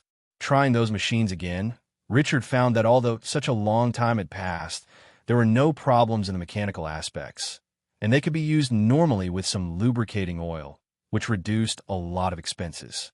There is no need to prepare water. I didn't notice it when I was in a hurry last time. It turns out that there is a well in the kitchen that directly leads to groundwater. Now, there is a water source. Where are the shortcomings? Richard wandered around in the underground fortress, checking each room. Why does he feel that there is no need for anything? Now, it is very complete. It should be. By the way, do you want to change the entrance and exit? It seems that it is not very convenient here. It is better to directly connect to the entrance and exit of the basement at home, and it will be faster to enter if there is danger. Although it is said so, but it is too much trouble for Richard to do it himself, although he can use magic. But the workload of closing an entrance and exit is really too much. But how can he convince his father? It needs a lot of money, although Harris the couple loves Richard very much. But it's a little hard to do these things for no reason. After thinking for a long time, Richard still has no idea. In fact, the best way is to directly fill the entire elevator shaft with concrete. But Richard roughly calculated that it would cost about 100,000 pounds, which is not a small sum. When I was in school, my father already had a lot of gold reserves there, so I can't spend money indiscriminately. It's really difficult to think that I have traveled through time and still worry about money. Forget it. Let's lock the 2 doors first and wait for the money to do the rest. Richard came to another entrance and exit. This side is relatively simple. There are also 2 doors, and there's no problem inside. The main reason is that the basement of the family does not know how to seal it. Let's go up and ask Dad first. After Richard came up from the underground fortress, he saw that his father was sitting in the workroom, concentrating on watching something on the computer. At first, Richard thought it was an action romance movie, so he tiptoed over and planned to take the evidence and threaten Dad. But when Richard came behind Wilson, he saw some red and green lines on the computer and immediately lost interest. Nollies. And Wilson also noticed his son's arrival, noticed that his son was still looking at the computer screen, and asked with a smile, "Little wizard, can you understand this? Isn't it just the stock market? I don't know about this. It's really not easy to know the stock market, but this is not the stock market. This is speculation in foreign exchange, which is more high-end than the stock market." "Then how did you fry it? Does Mom know?" "Well, your mother doesn't know. I just want to earn some pocket money." Now, is 1992 foreign exchange? Richard seems to have thought of something, but it is not very clear, but it seems that something big happened. Then Dad, are you good at foreign exchange? Compared to those professional institutions in the beautiful country, such as hedge funds, I am definitely inferior, but I am still better than ordinary people. Wilson, who is honey and confident, will never tell Richard that he is now still a loss. Hedge funds. In the era of information explosion in the previous life, even if you don't play these things, you still know about hedge funds, this behemoth in the 1990s. In addition to encountering Waterloo and Xinjiang, it can be said that it has swept the world and plundered wealth. Its number. Are you talking about Soros hedge fund? Richard asked cautiously. You know Soros? Wilson looked at Richard unexpectedly. You know, this name is not something a child should know. There really was Soros, so the incident of Soros attacking the British pound in 1992 must have existed. But even if he knew that, so what? I don't have the capital to invest in it, but someone can try it. Thinking of this, Richard looked at Wilson, and Wilson, who was stared at by Richard, suddenly became excited. Dad, will you short the British pound? Yes, but although the economy is not doing well right now, as long as interest rates can be cut, there will be no problem, and the pound is still relatively stable. Richard didn't know how to convince his father.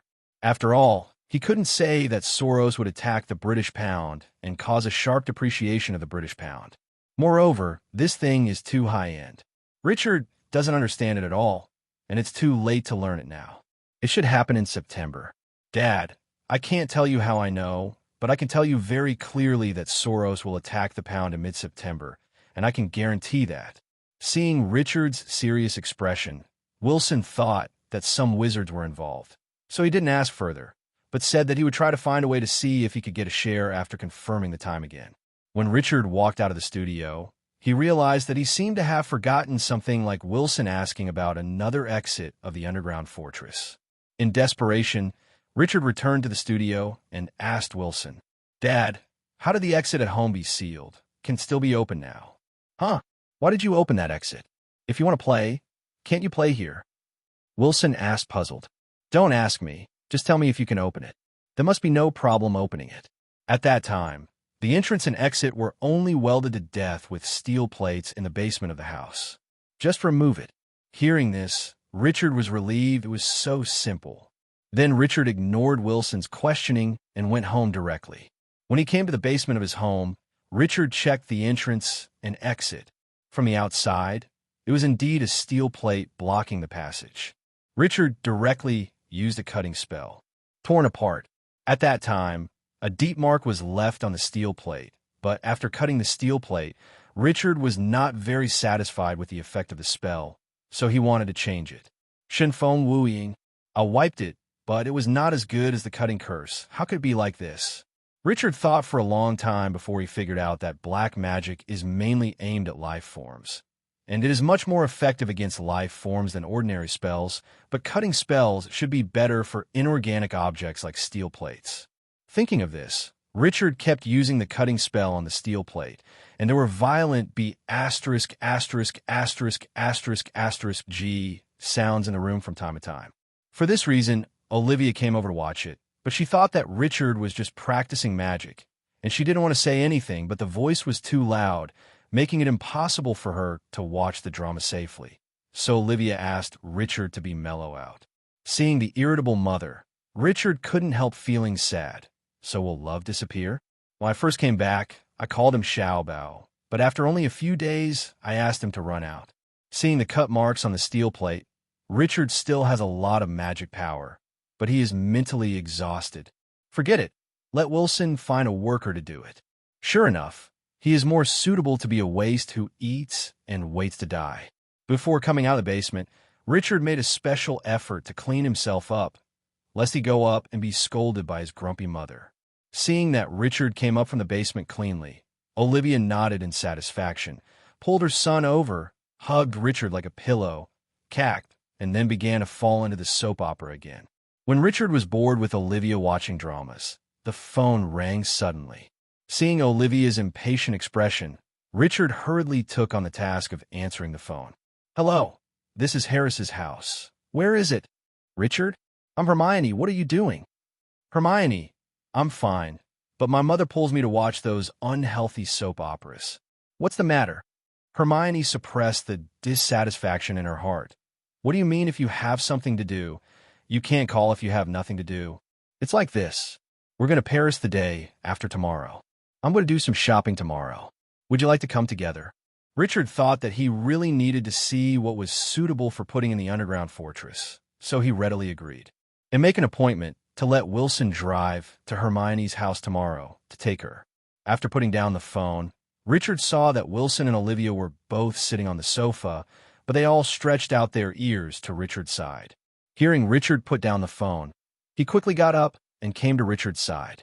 "Son, are you going on a date with Hermione?" Olivia looked at Richard excitedly and said, "A date? Of course not. Hermione is going to Paris soon. She's going to do some shopping, and I'm going to see what's suitable for the bunker, too." Richard was still explaining in a serious manner, but the Harris couple completely ignored them, and they were all excitedly discussing that their pigs had grown up and learned how to bow cabbage. Hearing this, Richard's face was blackened. What are these things? Don't care. "Dad, do you have time tomorrow?" "Of course. Nothing will definitely send you there tomorrow." Before Wilson could speak, Olivia set the tone first, but Wilson nodded very cooperatively beside him. Seeing these two boring people still frantically making up their minds, Richard had a headache. Are they too idle? Yes, they're too busy. How can they not be so busy? At this moment, a good idea appeared in Richard's mind. Second child. It is necessary for them to have another child. I will definitely focus on the wizarding class in the future. I can't stay with them for a long time.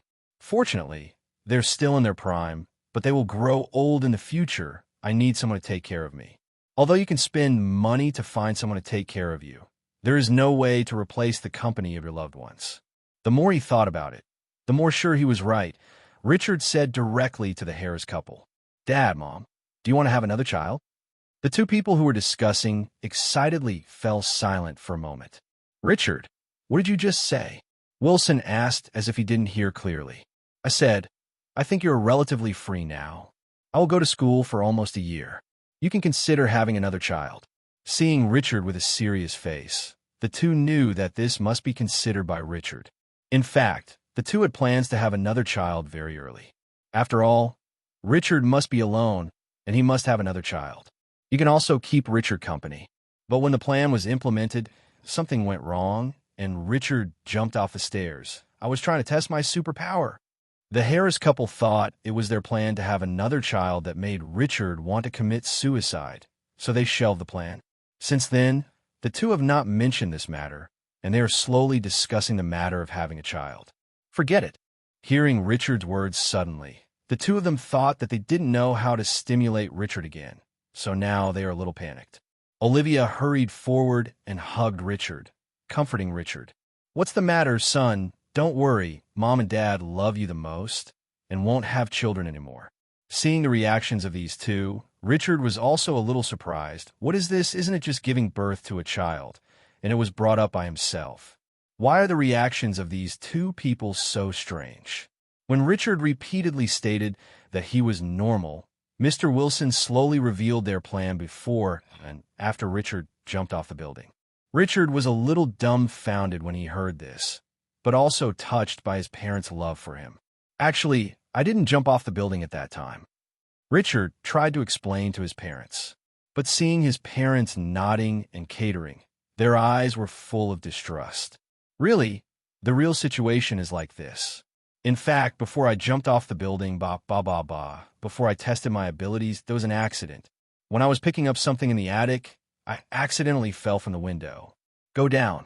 Hearing that her son had an accident, Olivia tightened her grip.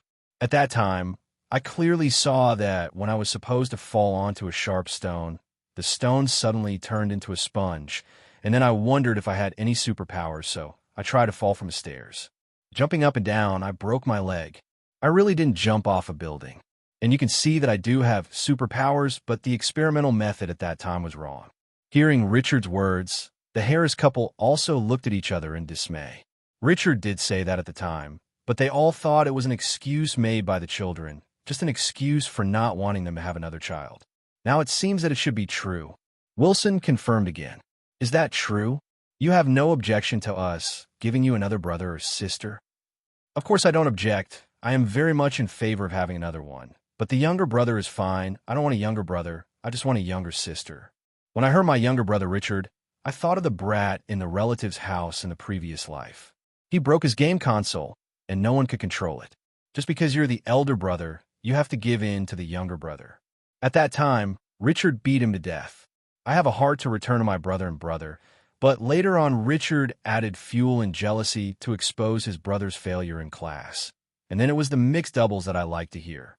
Thinking of this, Richard said firmly to the Harris couple again, just want a younger sister and not a younger brother. At this time, Wilson was so excited that he couldn't find the North, so he didn't care about his younger siblings, as long as they could have another one. It would be fine if they were born. Even if it was a younger brother, could they be stuffed back? Olivia also blushed slightly.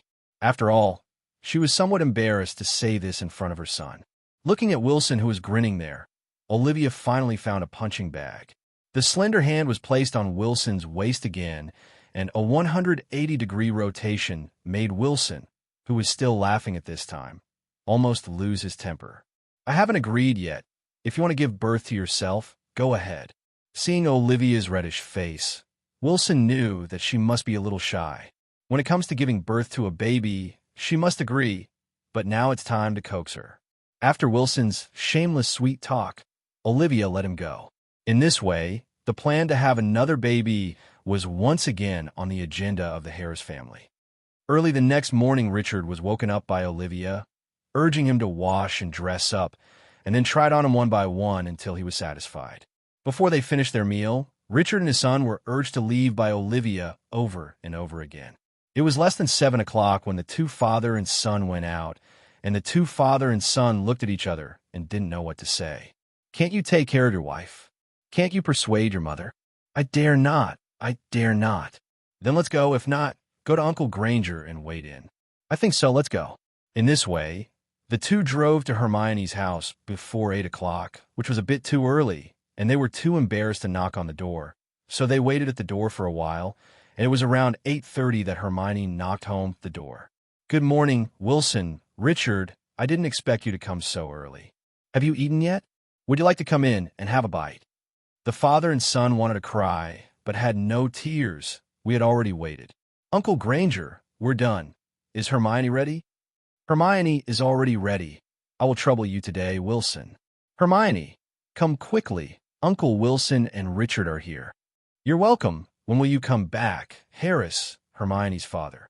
Me and Jennifer, Hermione's mother, will be earlier, about a week, and Hermione will be later, around late August. Then we'll have a good drink when you come back. Haha, of course. Mr. Granger was a little moved when he heard that he had a drink. Uncle Granger, how about you come to our farm for dinner tonight? In return for our dinner at your place a few days ago. Richard suddenly suggested at this moment. The eyes of the two old men lit up. Yes, they can have a drink then. Quantifier, you believe me or not. Seeing Wilson's gesture to himself, Harris was also moved. Jennifer, Wilson, they invited us to go to the farm at night. What do you say? At this moment, Hermione's mother walked over with Hermione and said after kissing Wilson and Richard respectively, of course, we haven't been there for a long time, so I can get together with Olivia before I leave. Then it's settled. I'll take Hermione back this afternoon, and I won't send her back. Wilson said to the Grangers. After such an agreement, Wilson took Richard and Hermione away together. Okay, little guys, where are you going? I'll send you there, and then I'll go back and talk to Olivia. I need to buy some things in advance. How about Harrods? The stuff there is relatively complete, and the quality is good. 11. Wilson spoke to Richard and Hermione as he started the car. Dad, let's send us to number 4 Privet Drive. One of our classmates is there. We happen to ask him to go with us. And then just take the subway there. What do you think, Hermione? Hearing that Richard wanted to call out another classmate, Wilson was speechless for a moment. What was he doing calling someone else at this time? It seems that when he has time, he will teach him how to date a lady. As soon as Hermione heard it, she knew that Richard wanted to call Harry to go with her. Thinking of Harry's talk about his miserable life at his uncle's house, and calling Harry just to make him happier, Hermione agreed. Seeing that Hermione also agreed, Wilson didn't say much, and he will feel it in the education season if he has the opportunity in the future. Because the time was relatively early, and it was the weekend, there was no traffic jam on the road, so we arrived at Privet Drive very quickly. Richard didn't know where number 4 was, but the house numbers on this street were relatively close together, so Richard got out of the car and asked Wilson to go back first. If he and Hermione looked for it, they should be able to find it soon. Then at 4 o'clock in the afternoon, I will pick you up directly at the gate of Harrods, and Richard will take care of Hermione. After speaking, Wilson drove away. Sure enough, Richard quickly found number 4 Privet Drive among the houses with basically similar styles beside this tidy street. Came to the door, rang the doorbell, and a grumpy voice came out from inside. Damn guy, who is it so early in the morning? It's really not polite at all. That scarred head, don't eat it, go, and see who it is. Soon the door was opened, and after opening the door, Harry saw Richard and Hermione standing outside the door and immediately hugged them excitedly. Who is it? What have you been doing at the door? Harry winked at Richard and Hermione and was about to say that the postman delivered the wrong letter, but Richard stopped him. Richard pushed open the half-covered door and walked in directly. At this time, the Dursleys were having breakfast, and when they heard someone coming in, they cast their gazes over. Sure enough, he's that freak's classmate. He has no manners at all. Seeing Richard, Vernon recognized him. He was with Harry at the station. Let me introduce myself. My name is Richard Harris. My father is Wilson Harris, Viscount Harris. If I remember correctly, he and Mr. Grunning are good friends. I heard from Harry that you are Greg. Are you an employee of the Ron Company? Hearing this, Vernon was in cold sweat. The strange young man in front of him was actually the child of Viscount Harris. Vernon knew about Viscount Harris. Although he is mainly engaged in farming and animal husbandry now, it's just their fiefdom. Although the Harris family is not a top rich man, they are indeed a real noble. It is a class that the Dursleys have never touched in their lifetime, and they are actually friends with Mr. Grunning. That's right. The pressure on Vernon was greater. Dear sir, you are welcome to our house. May I ask you what I can do for you? Vernon hurriedly stood up from the dining table at this moment and directly pulled him up vigorously, but Dudley refused. Richard ignored them and pulled Harry down beside him. Harry is my classmate and good friend, but I heard he still lives in your storage room? No, not at that time. We are not child abusers. Harry lives in the attic now, with a wide view and more space. Richard glanced at Harry, and Harry nodded. It seemed that Harry had won some rights by bluffing. It's fine if you don't have one. I'm going to take Harry out today. I don't know if it's okay. Seeing that Petunia was about to say something, Vernon quickly stopped her. Zero looking for flowers. Of course it's fine. Don't look at him as thin, but it's still okay to carry bags for you. Richard didn't say anything, and it's not good to say more. After all, Harry still needs this family to recharge his energy. Seeing Richard walking out with Harry, Hermione stepped forward and asked, Well, did they agree? Of course I agree. They're a group of bullying people. Richard said casually. It was only then that Harry regained his composure. That's amazing, Richard. You're really amazing. You're still a Viscount? You can actually make Vernon so afraid of you. I'm not. My father is the Viscount. And do you think Vernon is afraid of the title of Viscount? Now, it's not like before. Even the Viscount is useless. The main thing is that my father knows his boss, and the title is useful of. That's amazing. Malfoy talks about the nobles they are every day, but that's the nobles of a few people. Your family, Richard, is a British noble. No, Please don't compare me with Malfoy. Then Richard imitated Malfoy's tone. 0-0. You're going to say that, and I'm going to tell my dad. After talking, the three of them all laughed, and when they came to the street talking and laughing, not far away was a white old lady with gray hair, wearing a hairnet and slippers in a house not far away walking out, followed by a few cats. She said softly to Harry, "Good morning, Harry. Are you going to hang out? Are they your classmates?" "Good morning, Mrs. Fig. Yes, they're my classmates. This is Richard. This is Hermione. They came to see me today." Harry suddenly remembered. Why did they come to see him? Seeing Harry's eyes looking over, Richard continued, "Mrs. Fig, right? Hello, we are Harry's classmates. Today we're going to do some shopping, so we came to ask Harry to go with us. Are you good for a walk?" "Hello, you're really good and polite boys. My little babies can't do without going out for a day, so I went out with them for a walk." "Okay, you go. Don't worry about me," the old woman. After speaking, Mrs. Fig took her cats and walked towards the community park. Mrs. Fig is a good person.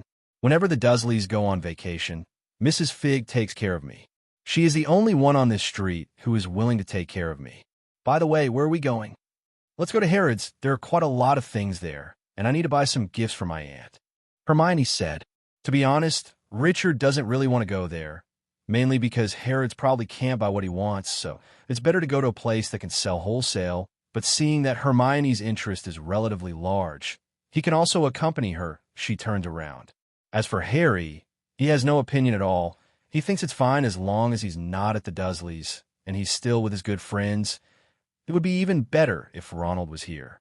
The subway station is not far from here, and Harrods is not close to here. It's not far away, it's not far ahead, and it will be there soon. Then, under Harry's leadership, the three of them quickly got on the subway, and after several changes, they came to the Harrods store in London's Knightsbridge. Founded by Charles Henry Harold in 1834, Harrods has a history of nearly 160 years and is now a shopping paradise for the whole of Britain. It covers an area of 4.5 acres, with 330 departments providing diversified products and services, and contains the most complete British local brands, Harrods' own brands, and all international first-line luxury brands. Facing this magnificent shopping mall, Harry was shocked. What Hermione said had been here before, so it wasn't that shocking. Needless to say, Richard had been there before, and it wouldn't be that great in his previous life. Ox. Hermione, what are you going to buy? Richard was a little curious. You must know that the things here are not cheap. Although Mr. Granger's income is no problem at all, Hermione is not the kind of child who just takes parents' money and squanders it. I don't know, I just saw that my parents often bought gifts here, so I bought them here. Besides, there's so many things here, let's take a stroll. Hearing this, Richard felt that his eyes were a little dark, and it was terrible to wander around casually.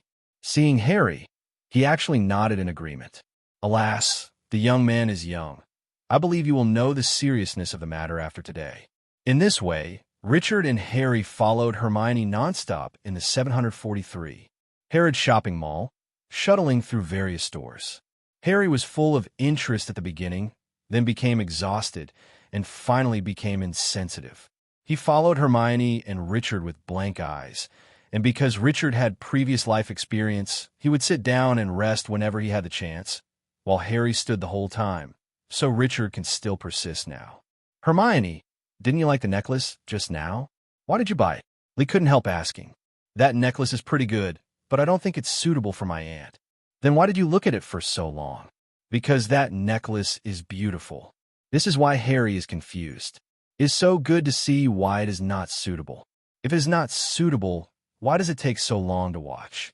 Seeing Harry's stunned look, Richard knew that he still couldn't understand the magical logic of women or girls at this age. In fact, Richard didn't understand either, but Richard would keep silent. Don't ask anything.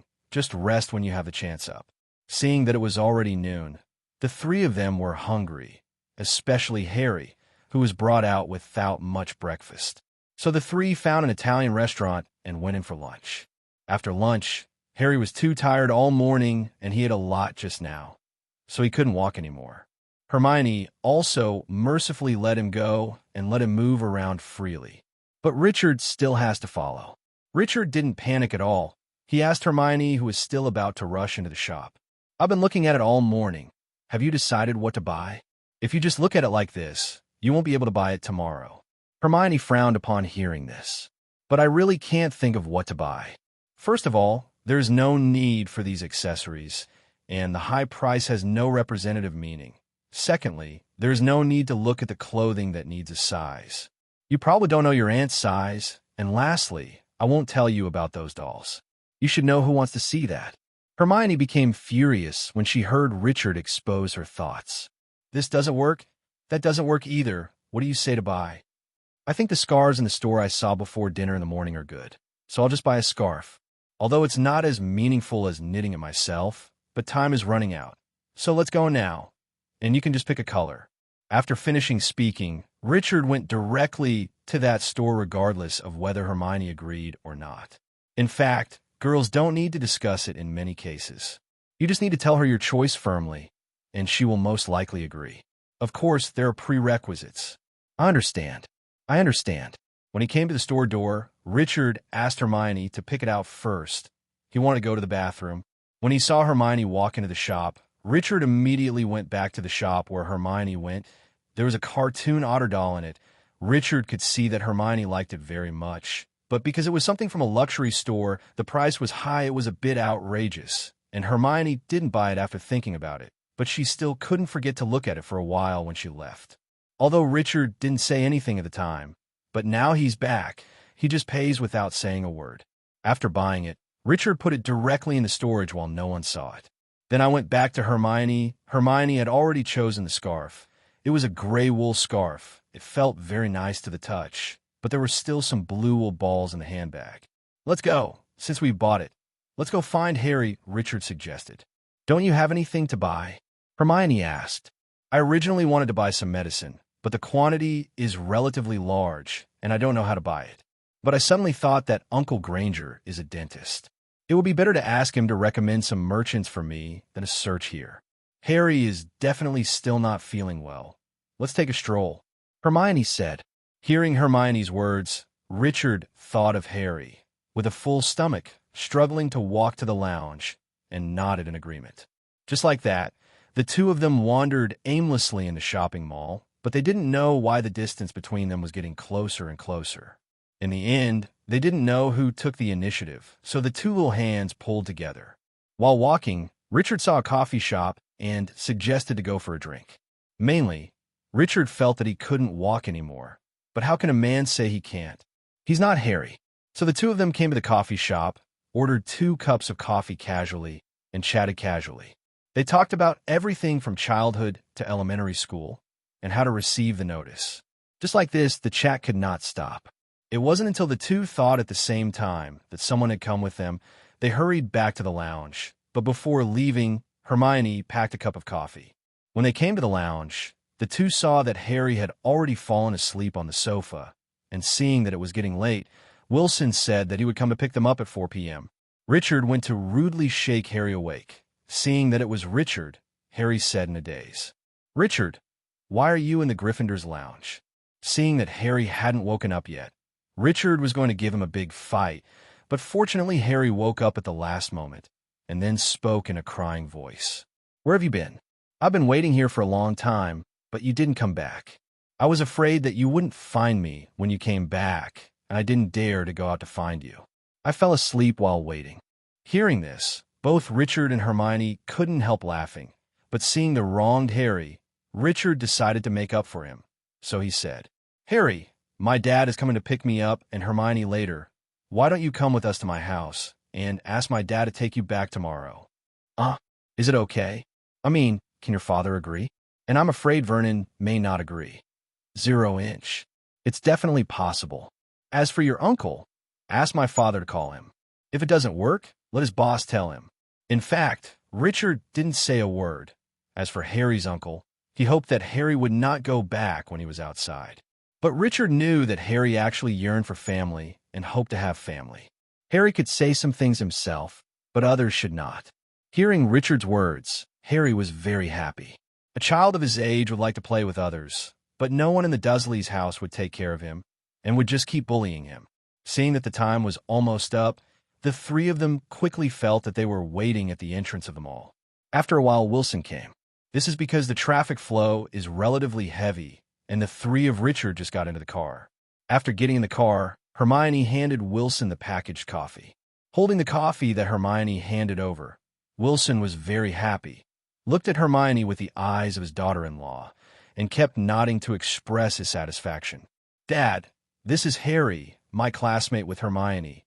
Can he stay with us tonight?" "Hello, Mr. Harris." Harry greeted stiffly. "Hello, Harry.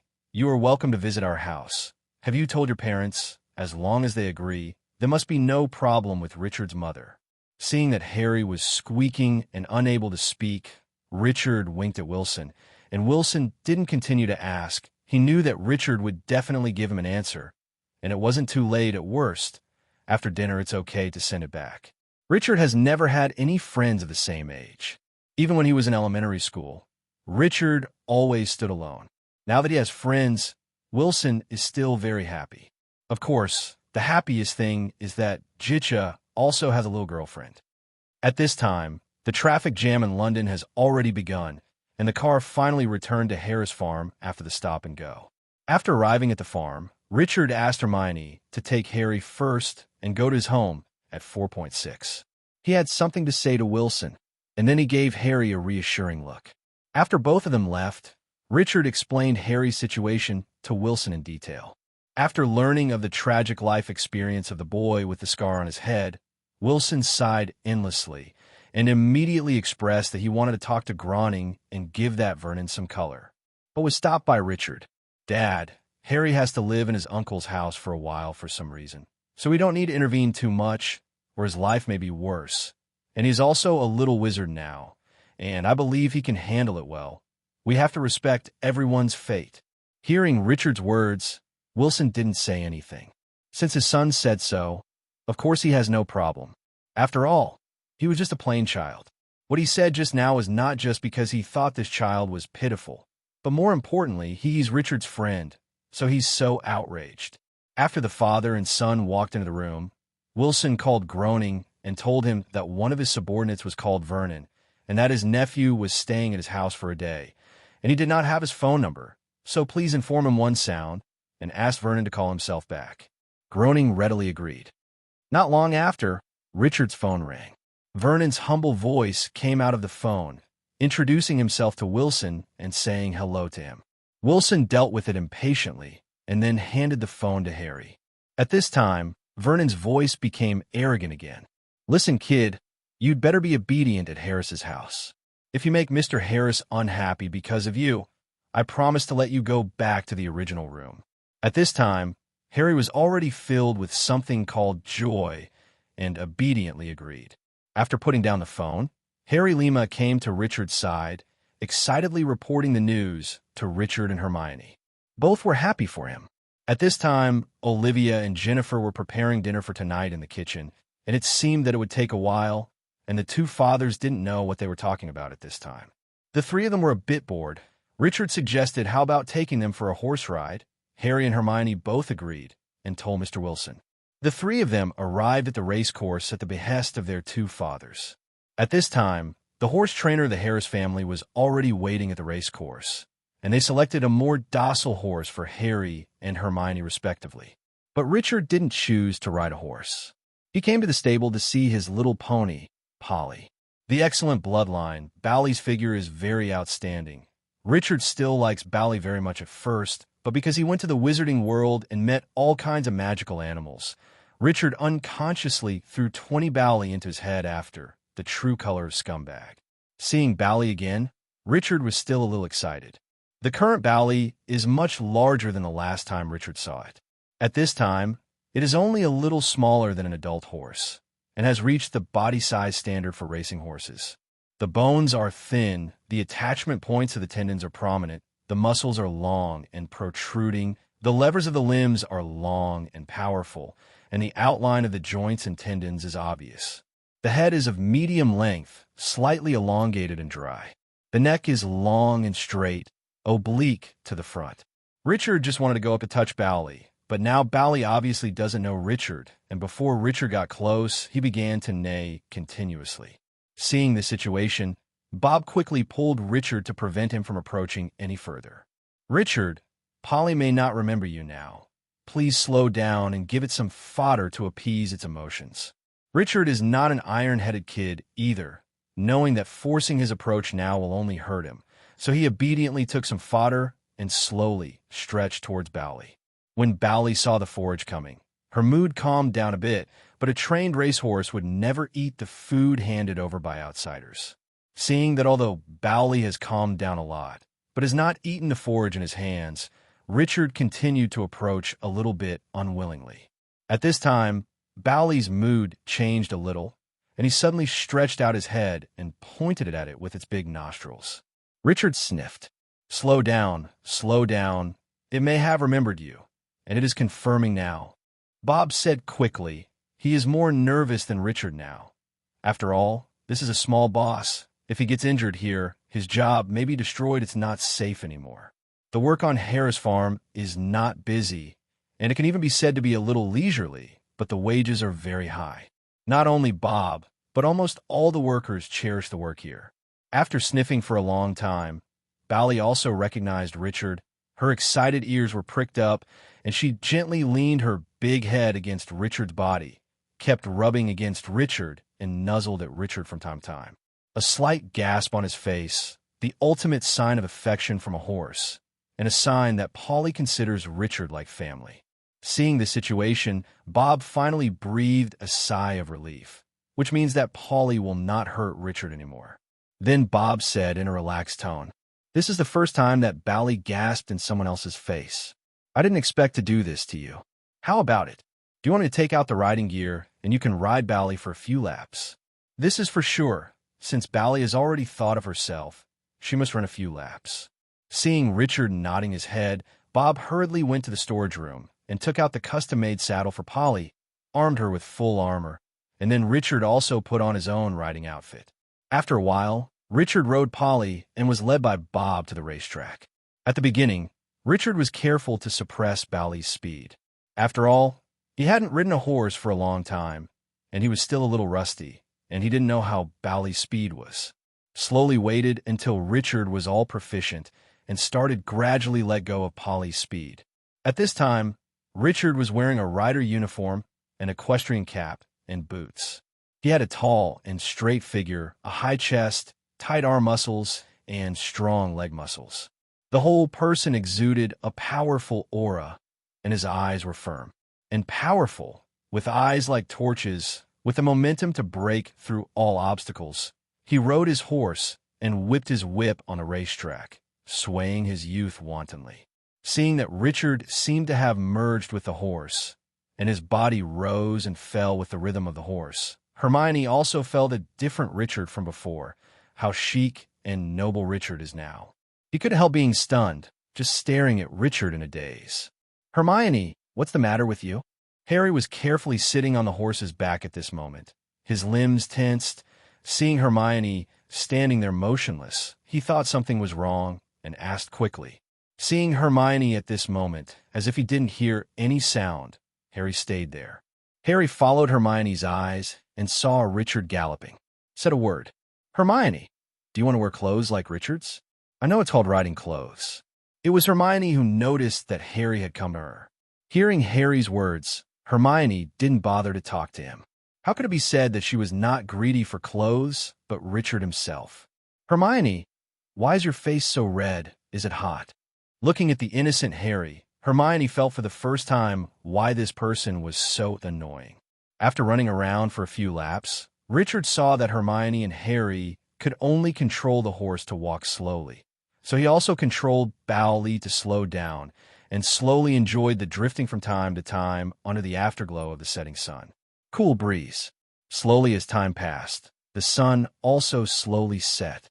As the sun set, the sight became worse and worse. Richard was worried that it would be dangerous to continue riding. Just as he was about to say something, Bob ran over.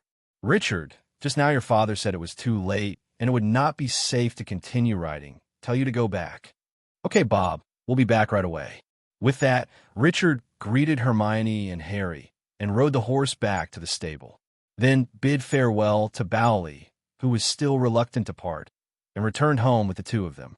At this time, the two mothers had already prepared the dinner, and because it was relatively hot inside the house, they put all of them in the back garden, which was like a semi-buffet. Thus began a warm and joyful dinner. Wilson and Harris sat at the table with beers and talked loudly while drinking, while Olivia and Jennifer got together, pointing at Richard and Hermione and laughing.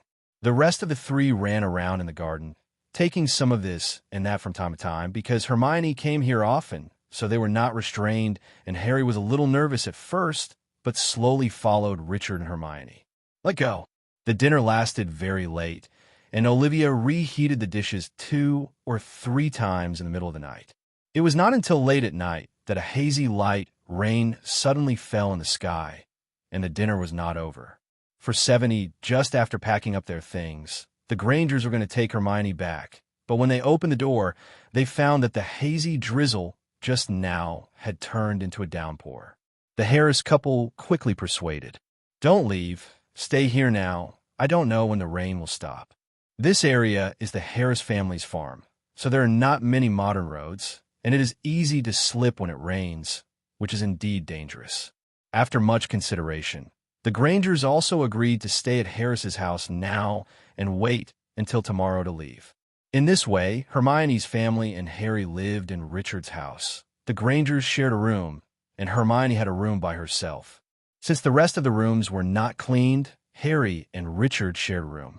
After washing up, Richard and Harry lay down on the bed, and Harry felt happy when he thought about today's schedule. "I didn't expect that my vacation would be so long. It's really too much." "That's great. If only I could live here forever," Harry said unconsciously.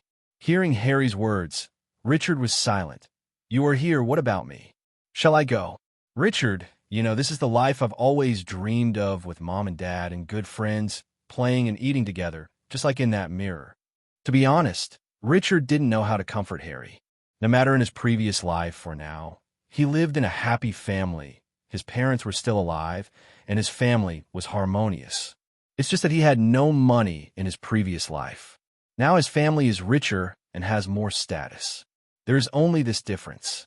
No matter the past life or the current parents love him very much. So it is difficult for him to empathize with him, and the so-called empathy is just to magnify his sympathy infinitely. It is just sympathy. If you have not experienced it, you have not experienced it, and it will never be possible to really understand the other person's feelings. All Richard doesn't know what to say right now.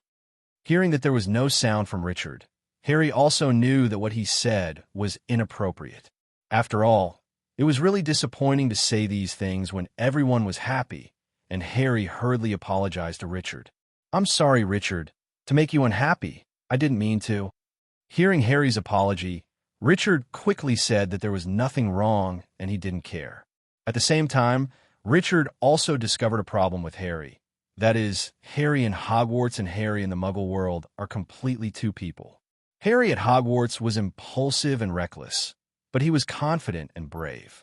After returning to the Muggle world, the confident Harry disappeared, leaving only a cowardly Harry. Do not have confidence in anything for fear of being blamed by others. But Richard knew that it was all because of being at the Dursleys. But the problem now was that he had to live at the Dursleys, and he couldn't interfere with that. While Richard was still thinking, Harry suddenly covered his scar and let out a cry of surprise. "Harry, what's the matter with you?" Richard asked hastily.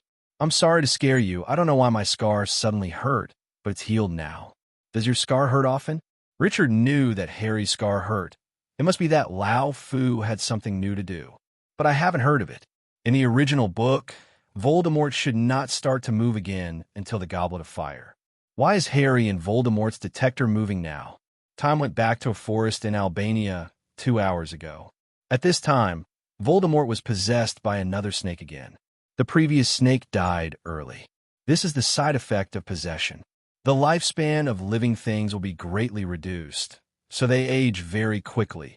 And every time they become possessed, Voldemort is dealt a very serious injury, an injury to his soul. So Voldemort is very worried about his current state.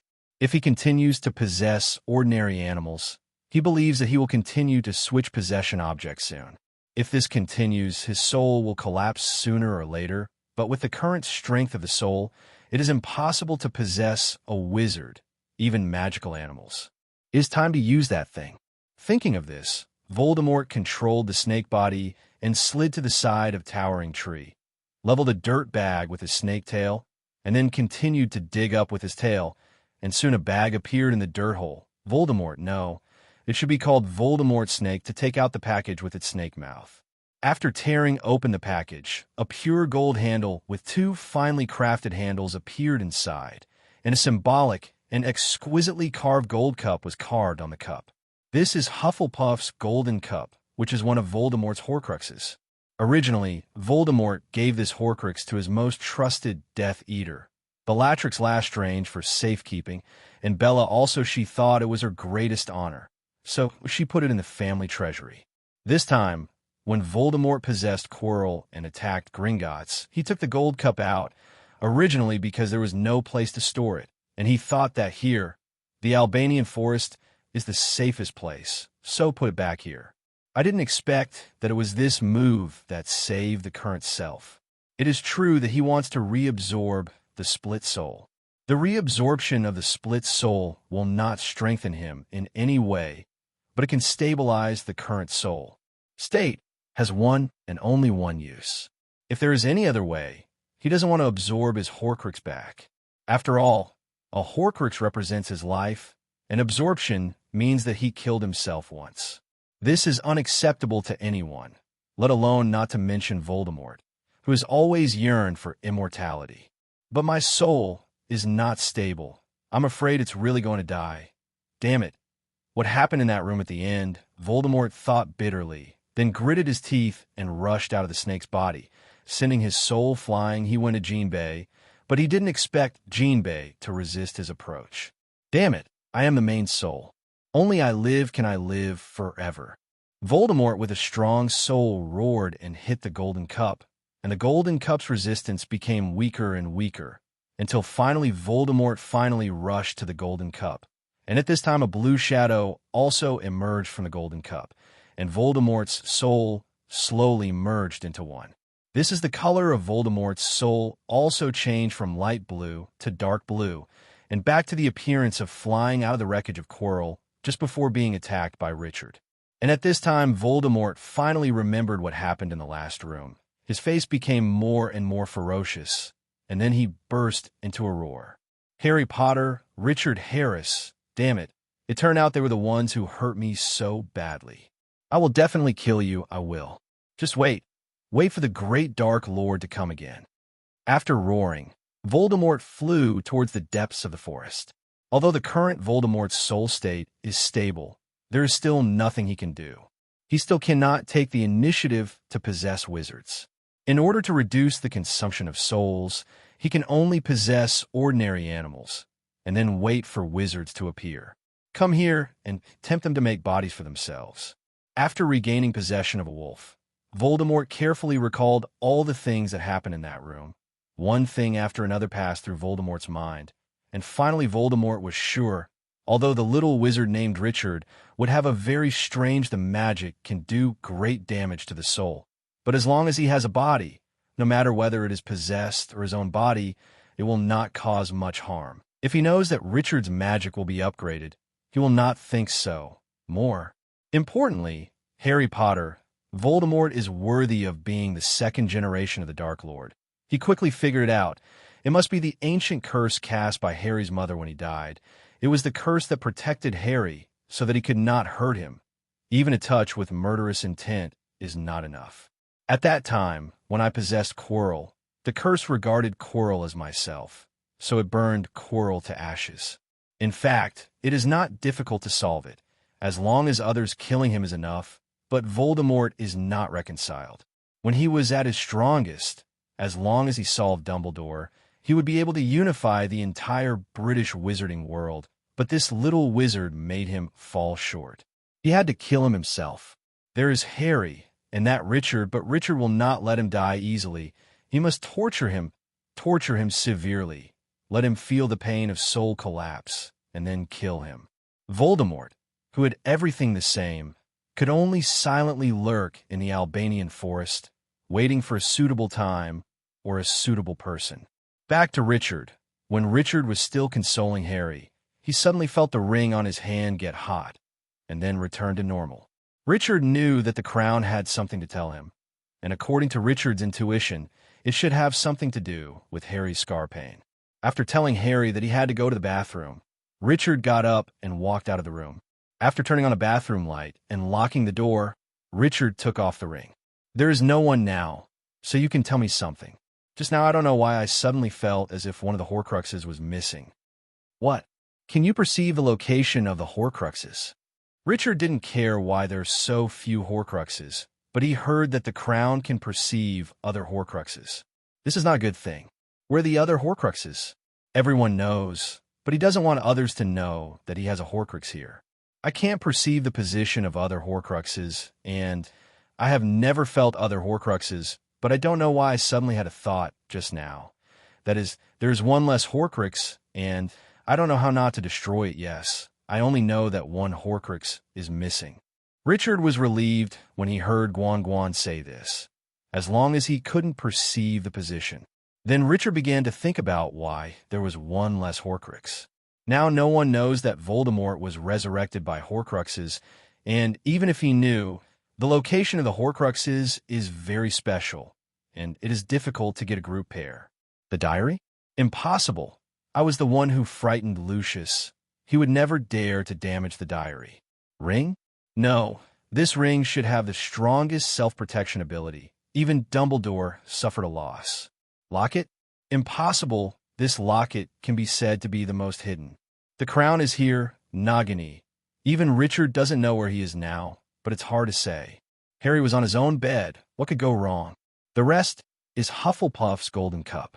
In the original book, the golden cup was destroyed by Hermione with the basilisk fangs. The Oz golden cup seems to be in Gringotts, and Voldemort attacked Gringotts last year. Could it be that when Voldemort took the gold cup away by himself, this should be the most likely one? But even if Voldemort took the cup, why did he destroy the cup himself? At this moment, Richard suddenly thought of something, and then asked the crown, can Voldemort absorb the souls and Horcruxes to become stronger? The main soul can absorb the remnant soul and the Horcrux, but it does not become stronger.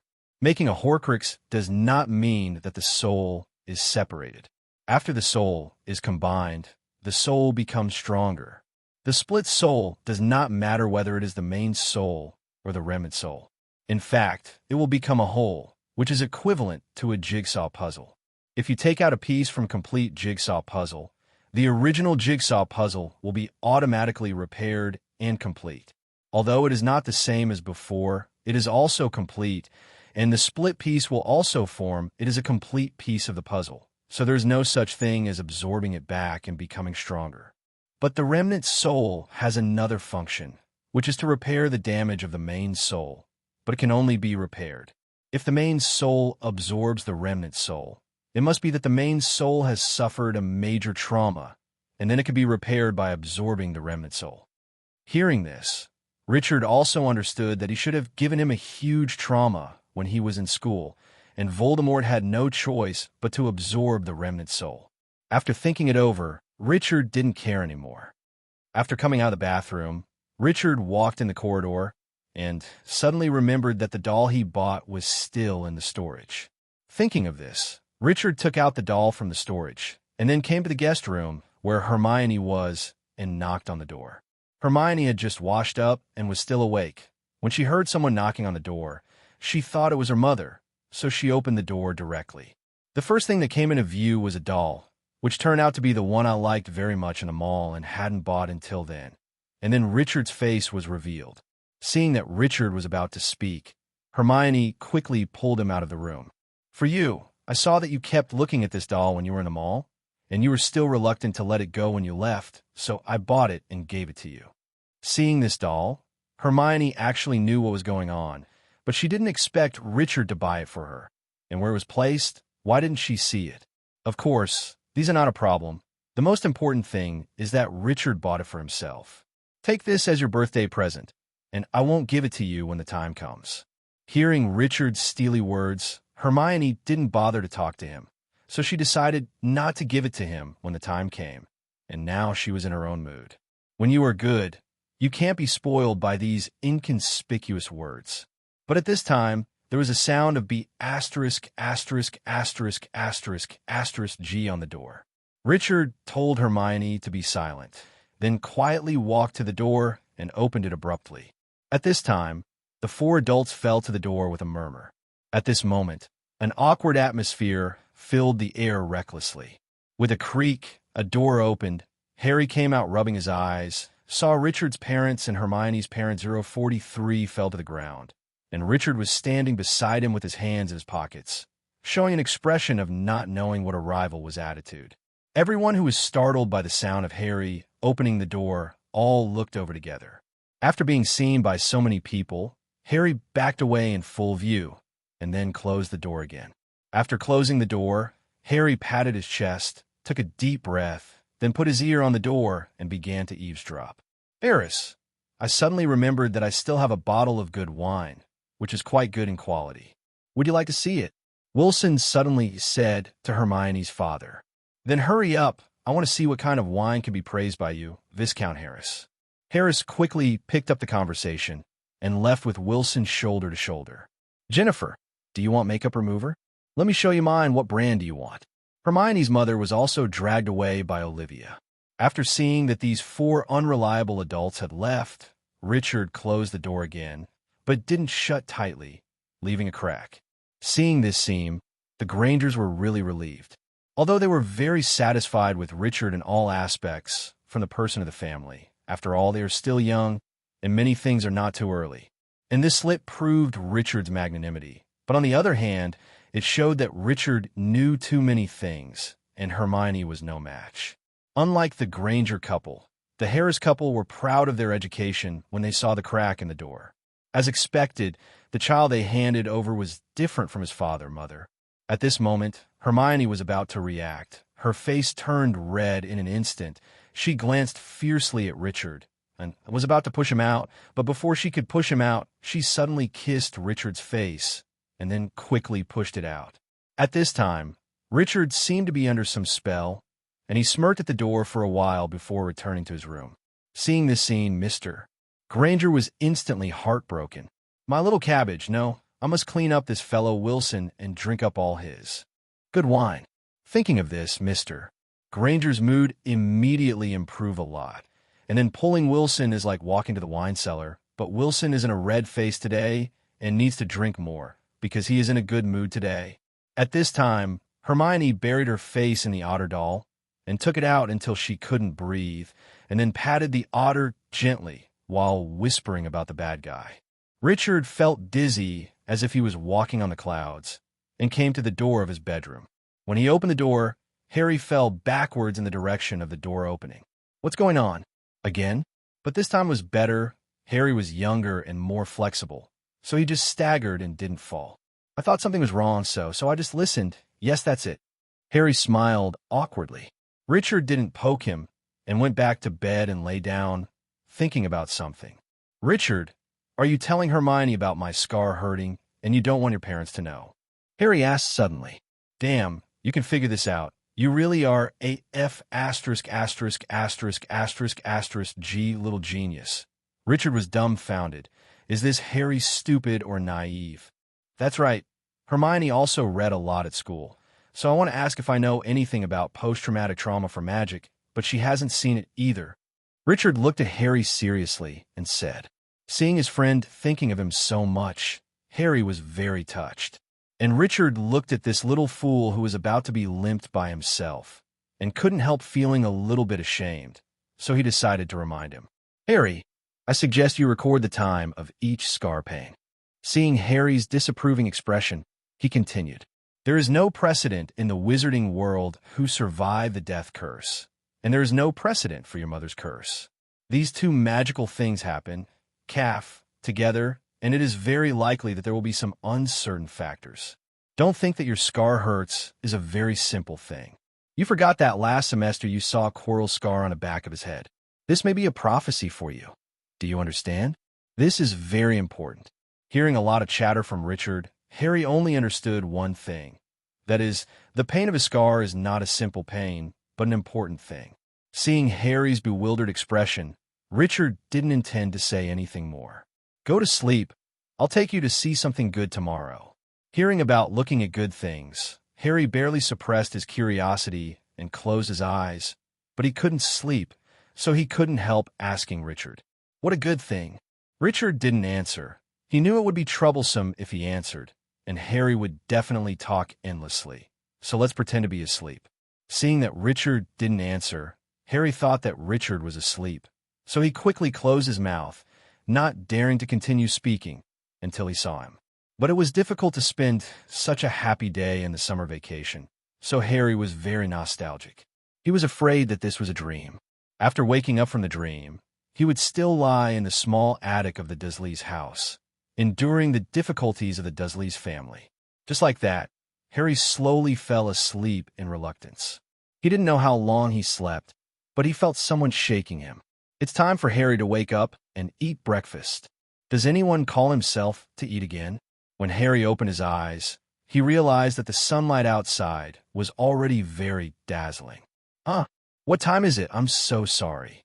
It was very rude to sleep so late at someone else's house, and Harry still had common sense about this. Don't be shy. Get up quickly. After breakfast, Hermione and the others will go back, and then I'll show you that wonderful place. Hearing what Richard said, Harry quickly turned over and got up, washed up in a hurry, and went downstairs with Richard. By this time, the Hermiones and the Harises were sitting at the table and having breakfast. Harry was very embarrassed to greet everyone and came to the table to start eating breakfast. Breakfast was soon to be eaten, and the Granger family was also preparing to leave. Knowing that they were going to Paris tomorrow, the Harris couple did not continue to persuade them to stay. "Wilson, when we come back from Paris, you and Olivia will bring Richard to my house. I have good wine to save. Of course you are welcome to come to Harry." "Okay, that's it. We'll go when you come back." Wilson readily agreed. After saying their goodbyes, the Grangers left with Hermione. Before leaving, Hermione said to Richard, "Remember to write to me, and of course I will write to you too." After seeing off the Granger family, Wilson said to Harry, "How about you, young man? Do you want to stay another night?" "No, Uncle Harris, I won't bother you. Please take me back." If it weren't for the fact that there is no public transportation here, Harry would have planned to go by himself. "Don't worry, Harry, you forgot that I'm going to take you to see my secret base. Dad is taking Harry back this afternoon," Richard said directly. "You can discuss it yourself. Anyway, there is nothing to do on the farm. Tell me when it's time to leave, and I'll send Harry back." After speaking, Wilson and Olivia returned home. "Come on, Harry, let's go now. That's a really cool place." Saying that, Richard dragged Harry to the underground fortress. Along the way, Harry was shocked beyond words by the fort. Just like that, I followed Richard stupidly and came directly to the underground fortress. "How about it, my secret base?" Richard showed off to Harry, and Richard at this moment looked like a kid who just got a new toy to show off to his friends. Maybe Richard himself didn't realize that it's not just Harry. Even Richard himself is different at Hogwarts and at home. Richard at home is more like a child of this age group, while at Hogwarts Richard would think like an adult. When Harry saw the underground fortress in front of him, he couldn't connect everything in front of him with the so-called secret base. The best secret base in his memory was when he was in elementary school, where he met a bullied man who also suffered bullying. Together with his classmates, he found the tree house, which was the most beautiful place before he went to Hogwarts. Originally, Harry thought that the place Richard would take him to should be the same, but it turns out that people are different. Looking at the stunned Harry, Richard unconsciously showed a proud smile. Although he didn't build it himself, this place already belongs to him. You must know that it is very difficult to hide the loyalty curse of the entire farm. After all, the farm has too much space, and there are many people who know it. However, it is much easier to hide Richard's house and this underground fortress, and it is also convenient for operation. Richard took Harry to the various rooms, constantly introducing to Harry the functions of each room and what he was about to prepare. "Richard, what are you going to do with this secret base?" Harry was very puzzled by this, when his secret base was for him to escape from those who bullied him. But Richard, no one should bully him. I got this from my parents and Hermione's parents. From Harry, Richard had nothing to hide. Why? Aren't they all fine? Harry, I have a feeling that Voldemort will come back, and the damage I did to his soul at the end of last term, he will definitely not let me go. I am not afraid of him, but I am worried that he will do something to me the parents of the family started. That's why I got this secret base. Will Voldemort really come back? Harry was a little confused about this. Although Voldemort killed his parents, if the devil really returns, many people will die. Yes, he will definitely come back to life again. Although I don't know why, but since Richard said it with such certainty, it's okay to take it as true. We still have Dumbledore. Voldemort is most afraid of Dumbledore. Last time, it was Dumbledore who defeated him. This time, it will definitely work. Harry said without thinking. Dumbledore was not the one who defeated Voldemort last time. It was you and your mother who defeated Voldemort. It is true that Voldemort is afraid of Dumbledore, and we will only have Dumbledore. But Dumbledore is old, and he also destroyed the Philosopher's Stone that could live forever. Who knows how long Dumbledore can last? Besides, Dumbledore is only one person. How many people can he protect? And he still has to rely on himself. Harry couldn't help but fell into deep thought when he heard Richard's words, but he just didn't think of what to think about. Forget it. Anyway, Dumbledore is still there now. Let's continue to look at Richard's secret base. Richard didn't know what Harry was thinking, and if he had, he would have told Harry that all Dumbledore was thinking about was us and Harry Potter. The two of them spent the morning in the underground bunker planning how to arrange it, during which Richard asked Harry what to do if Voldemort came back and hurt the Dursleys.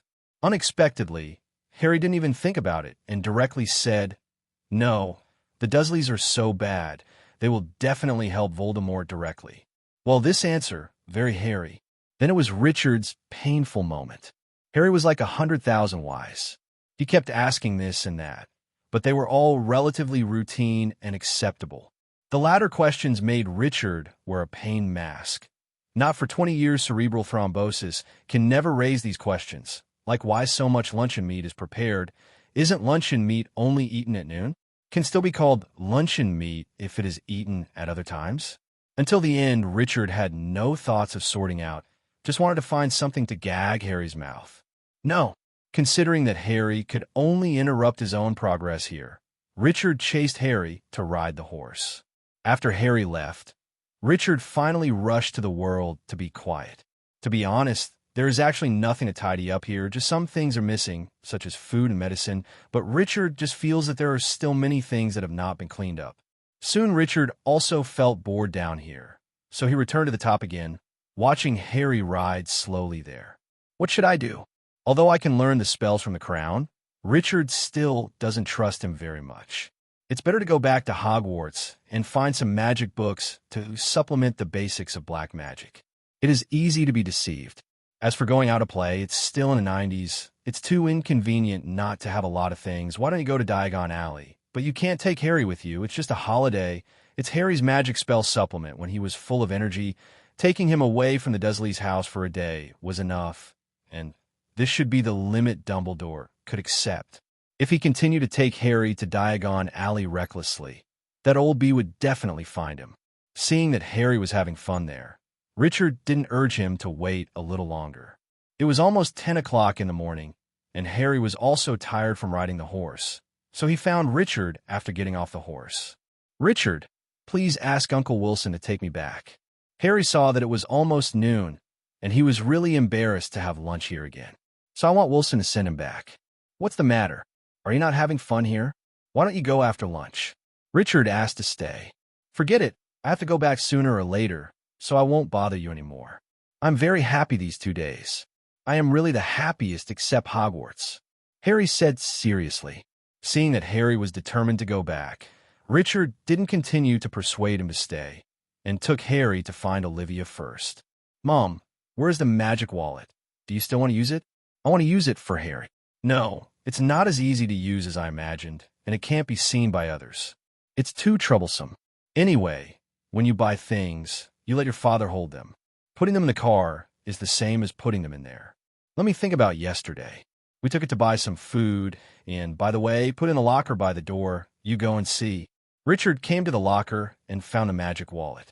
Then he took the magic wallet to the place where the snacks were kept, put a lot of snacks in the magic wallet, and handed it to Hotwan. You take this, and if you're not full at the Dursleys, you can have some snacks.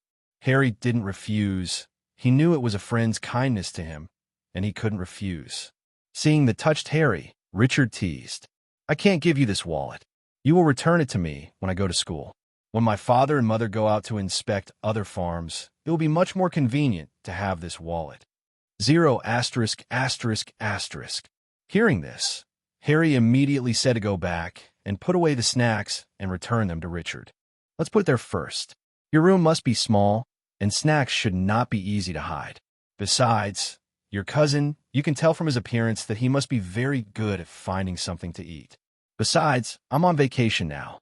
At home, Mom and Dad will definitely not go out, and we don't need it either. Hearing what Richard said, Harry accepted it with confidence. Then the two found Wilson, who was working, and told him that Harry was going back. Wilson politely persuaded him to stay for a while, but he didn't continue to stay. After putting aside the work in hand, he asked the two to wait at the door of the house, and he would drive there. When Richard and Harry walked from the workshop to the door of the house, Wilson happened to drive over. After the two got into the car, they were still talking and laughing at first, but as Privet Drive approached, Harry's expression became more and more serious, and finally he even became dazed, not even hearing Richard's words. Seeing Harry like this, Richard has nothing to do with it. After all, no one can replace this kind of thing. Maybe this is the price of becoming the savior.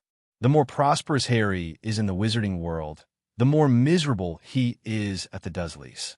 Although there is no necessary connection, but you can't have all the good things taken by one person, except for Richard. After all, cheating doesn't count. Soon the car drove to Privet Drive. Richard told his father to go back first, and he was going back in the afternoon, and at the same time asked Wilson to tell his mother that he would not go back for lunch. Wilson asked if he wanted to pick him up in the afternoon, but Richard also refused. Wilson didn't continue to ask. After all, Richard is not young now, and he is still a wizard. There is no problem with safety. It is time to need some space for yourself. After watching Wilson leave, Richard asked Harry, "Harry, where's the small park in your neighborhood?" "Is the park where the lady said last time that she was going to walk the cat." "You're talking about Mrs. Fig. She goes to the park to walk cats every day, but others say cats don't need a walk. Why do you want to go? I'll take you there." After speaking, without waiting for Richard to respond, he dragged Richard to the park. It seemed that Harry really didn't want to go back. After a while, the two came to the community park, which is a small park with a modern and simple design style. The center of the green space in the park is a fan-shaped pool. Along the shore of the lake, there are playing areas for chess and pétanque. A lot of rough stones are placed on the edge of the linear revetment, encouraging people to walk and rest along the waterfront while also engaging in water-friendly activities. In terms of plants, there are many native plants that exist in the local wild animals that Richard does not know, and aquatic plants are also carefully arranged on the edge of the pool. A lot of materials with industrial characteristics, such as clay bricks and rusted steel plates, are used as artistic sketches.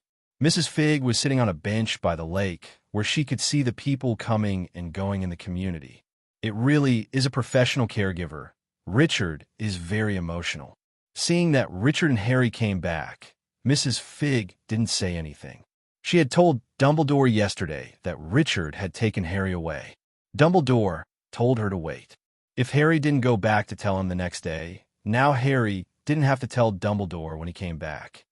After wandering around the park for a while, Richard bid farewell to Harry. In fact, Richard came here just to show Mrs. Fig he took Harry away, and now he will be sent back in front of Mrs. Fig so that Mrs. Fig can see that the mission has been accomplished and there is no need to stay any longer caught. And Harry, who knew his situation, didn't invite Richard to the Dursleys' house, but just expressed his gratitude to Richard for the 2-day invitation. After leaving Privet Drive, Richard found a deserted place, took out his wand, and waved it casually. Richard felt like a fool. Fortunately, no one saw it now. Otherwise, it would be too embarrassing just when Richard thought he wouldn't come. Suddenly, with a deafening bang, a three-story bus with a bright purple color drove over from nowhere and stopped in front of Richard with a sudden brake. Welcome to the night bus, an emergency passenger transport for witches or wizards in distress. Just stick out your wand and step on board, and we'll take you wherever you want. My name is Stan Sampak, your conductor. As he spoke, he pulled Richard to the car. Then he pointed to the wizard sitting in the driver's seat and said, 210, that's Ern, our driver. Okay, tell me, little wizard, where are you going? It's really early enough. How come you were kicked out by your parents? Because you were too naughty. But you were lucky enough. Today is the last time we will drive during the day. It runs at night. You know, there are more and more muggles now. It's hard to avoid them during the day. By the way, the fare is 11 silver sickles. Plus 3 silver sickles, you could get a cup of hot chocolate. I probably don't need sleeping bags and toothbrushes. From getting the car to now, Richard's head is like being drilled with an electric drill, and the buzzing sound is endless. Quickly took out a galleon from his pocket and handed it to Stan and told him that he was going to the leaky cauldron to avoid chocolate, and then walked back. There are some differences between the current night bus and the one in the original book. There are no chairs on the bus in the original book, but only copper frame beds. There are almost a dozen chairs on the first floor of the current bus, and the second and third floors are beds. Richard casually found a chair by the window and sat down. Stan quickly walked over, handed Richard a change, and said, "The leaky cauldron, right? It'll be here soon. You really don't eat hot chocolate. It's delicious." Sitting on the chair, shaking from side to side, Richard clearly told Star that he needed it. How can he drink in such a driving environment? I'm afraid he'll let it go before he put it on his lips. I have to admit that the night bus is really fast, and it arrived at the destination in less than 10 minutes. At this time, the bus stopped in a narrow alley, and Star greeted Richard. "Drive over and get off the car. Although those muggles can't see the car, they can see the wizard. There is no one here. You just need to go out of the alley and turn left. Hurry up, someone is coming soon. By the way, when you leave, you can take out your wand here too." Hearing this, Richard quickly ran out of the car. The moment he got out of the car, Richard stopped in a hurry. The door was almost stuck to the wall, and if he was faster, he would have hit it. When Richard turned around, the car was gone. Richard fixed his eyes on the alley. Good guy, really good guy. This alley is at most the width of 3 adults side by side. It is really amazing that the night bus can stop. After walking out of the alley, he saw the leaky cauldron on the left, and Richard hurried over. After opening the door, the leaky cauldron bar, which was so bustling in the past, was surprisingly deserted with few people. "Hi, little wizard. Are you going to Diagon Alley?" An old wizard in normal clothes was sitting at the bar and greeted Richard. "Yes, Mr. Tom, but I'd like to have something to eat before I go. Is there any food?" "There is no menu here. What do you want to eat here?" Tom pointed to the small blackboard behind him and said to Richard. The lighting in the room was too dim, and it was impossible to see what was written on it. Richard then stepped forward and looked carefully. "Food: grilled pork chops, grilled pancakes, raw liver. Drinks: sherry, tea, brandy, butterbeer mead. Have a grilled pork chop, a baked pancake, and if you want to drink, a glass of butterbeer. No alcohol, and little wizards can drink it too. Okay, you can find a place to sit down first, and I will serve you right away." Richard came to a place near the patio and sat down. Looking around, the whole bar was dark and shabby, with 2 or 3 customers sitting at their tables without talking or speaking. Soon what Richard ordered was ready, when a voice suddenly sounded from behind Richard. "Are you Richard? Why are you here by yourself?" "Hannah Abbott." Richard looked back, and it turned out to be Hannah, who was tough. "I don't have anything to do during the holidays. I want to go to Diagon Alley. What about you? Why are you here?" "The leaky cauldron is ours. I'm normal here," Hannah said. It was only when Richard remembered that the Abbott family was also one of the 28 pureblood families. The full name of the current owner was Tom Abbott, who was also Hannah Abbott's grandfather. The leaky cauldron was their family's business. While talking, Hannah brought up all the things Richard ordered, but Hannah did not leave after serving the dishes, but pulled out a chair and sat down opposite, whispering to Richard. "Is Professor Quirrell really a bad guy?" "Huh? Oh, Professor Quirrell. He's not a bad guy in the traditional sense. He just went to the wrong place at the wrong time, made a wrong choice, and then he couldn't help himself. Richard didn't think of Hannah. I will ask this question. According to common sense, what everyone should pay attention to is not that the savior Harry Potter saved everyone once. Yes, I always thought that Professor Quirrell was a better person before, but he was relatively silent. He used to give me handicrafts brought back from Africa, and he wore that funny headscarf from last summer vacation. It became weird, but I never thought that he would turn bad and even attack you and Harry for stealing the Philosopher's Stone. By the way, Anna, isn't the Leaky Cauldron always crowded? Why is it so deserted today? It's okay. In fact, there are not many people in the bar at this time, and there will be more people in the afternoon. After all, there are not many choices at noon in the bar. That's right. Richard just realized that this is a bar and not a restaurant. It's a restaurant at noon now. Why are there so many people in the bar? He thought something happened to the wizarding community. Almost decided to go home. 001 300 8120 Felu 204333501. In this way, while Richard was eating, Hannah chatted with Richard casually, and after Richard finished eating, he was going to Diagon Alley.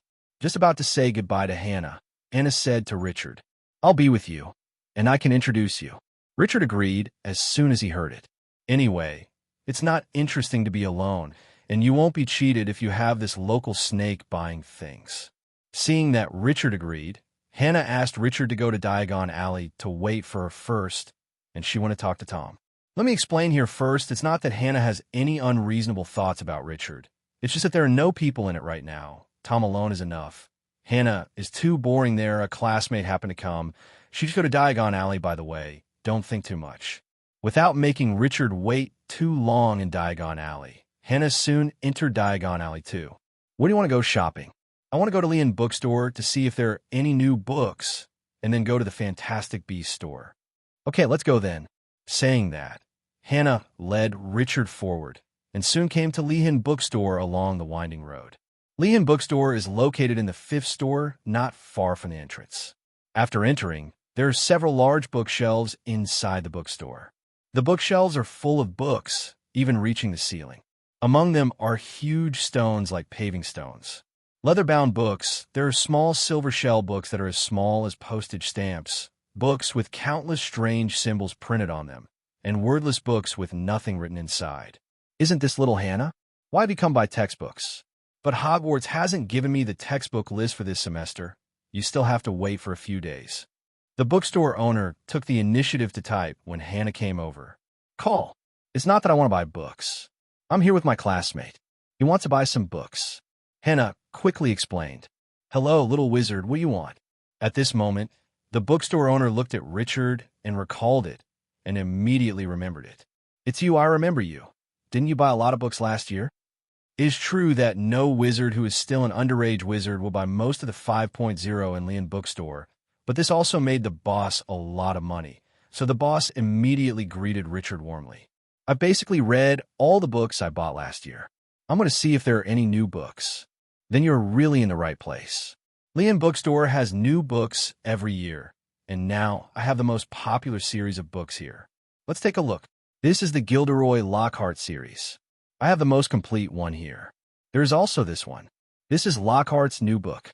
He will hold a new book conference here next month. Really? Gilderoy Lockhart will hold a new book conference next month. Hannah's eyes widened upon hearing the news. You must know that in this wizarding world where entertainment is scarce, Lockhart is the king of traffic and is sought after by most of the old, middle, and junior female wizards.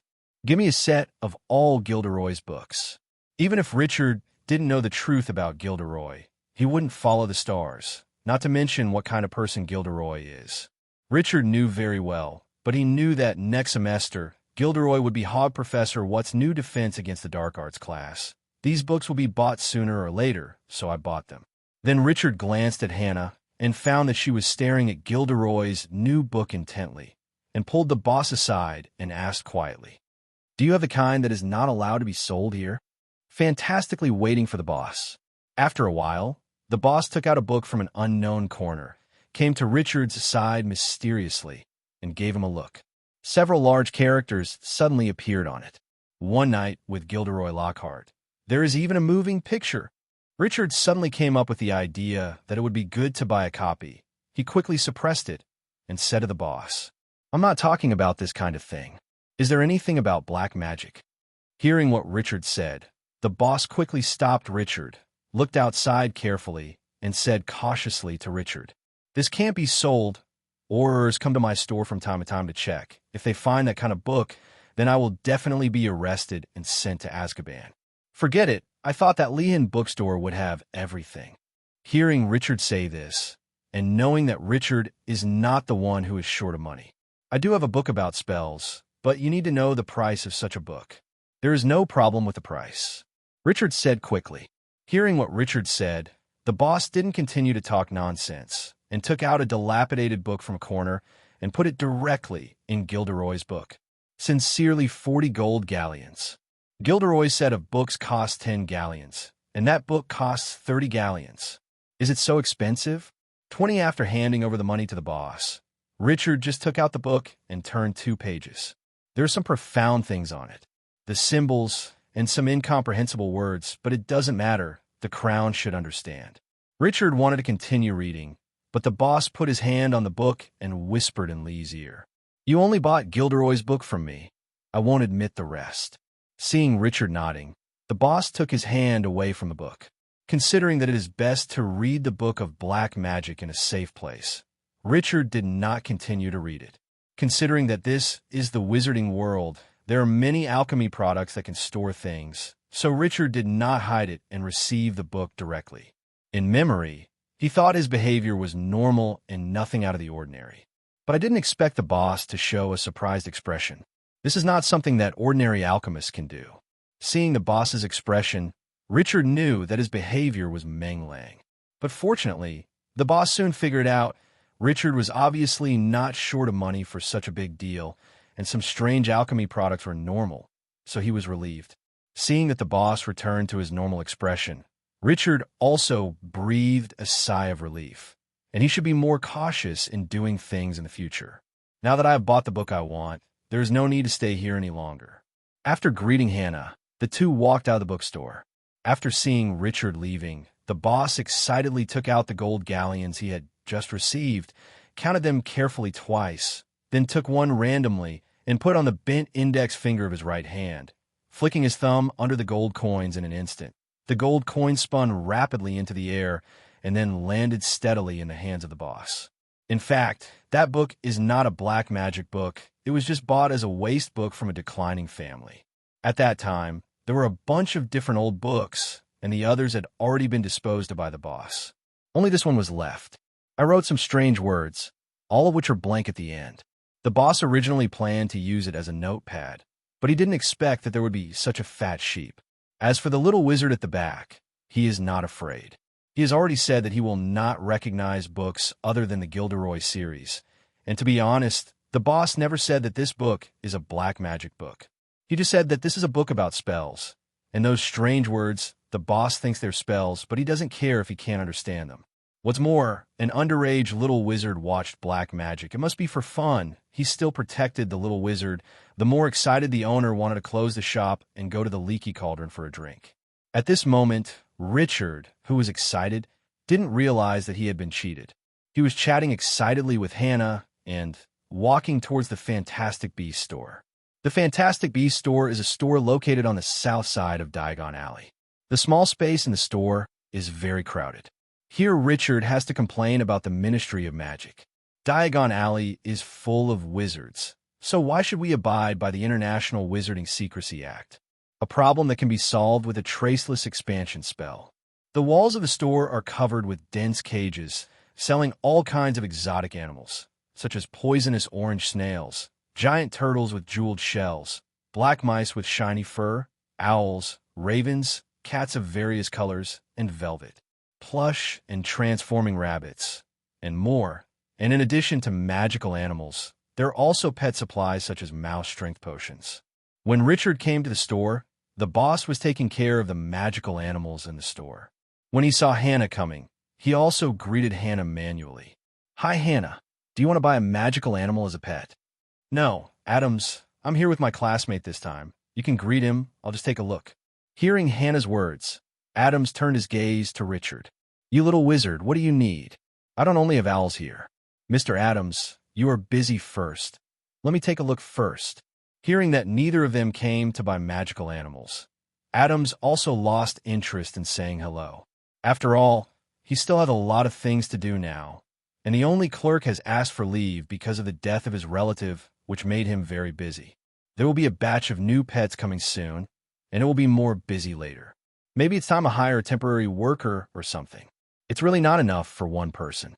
Hearing Adams muttering softly, Richard's eyes lit up. "Anyway, I'm bored at home, so I might as well be a temporary worker here. Even if I don't have special magical animals, it's fine to increase my experience points. Now, my 2 each active skill has only 1 level, and the gap in experience value is still relatively large." The more he thought about it, the more Lee Cha felt that he should be this temporary worker. So he came to Adams and asked him actively, "Mr. Adams, are you looking for a part-time job? I think I might give it a try." Hearing Richard's words, Adams knew that his own words should have been heard by this little wizard just now, but he was not going to recruit a little wizard who didn't know anything. Know that many magical animals need to use a lot of stun spells to tame them at the beginning. Although he knew that Adams definitely didn't want to recruit little wizards, Richard still had confidence in himself. Looking at the magical animals that Adams was taking care of, Richard said directly, "Bowtruckle, an animal that guards trees, is mainly produced in the forests of western England, southern Germany, and Scandinavia.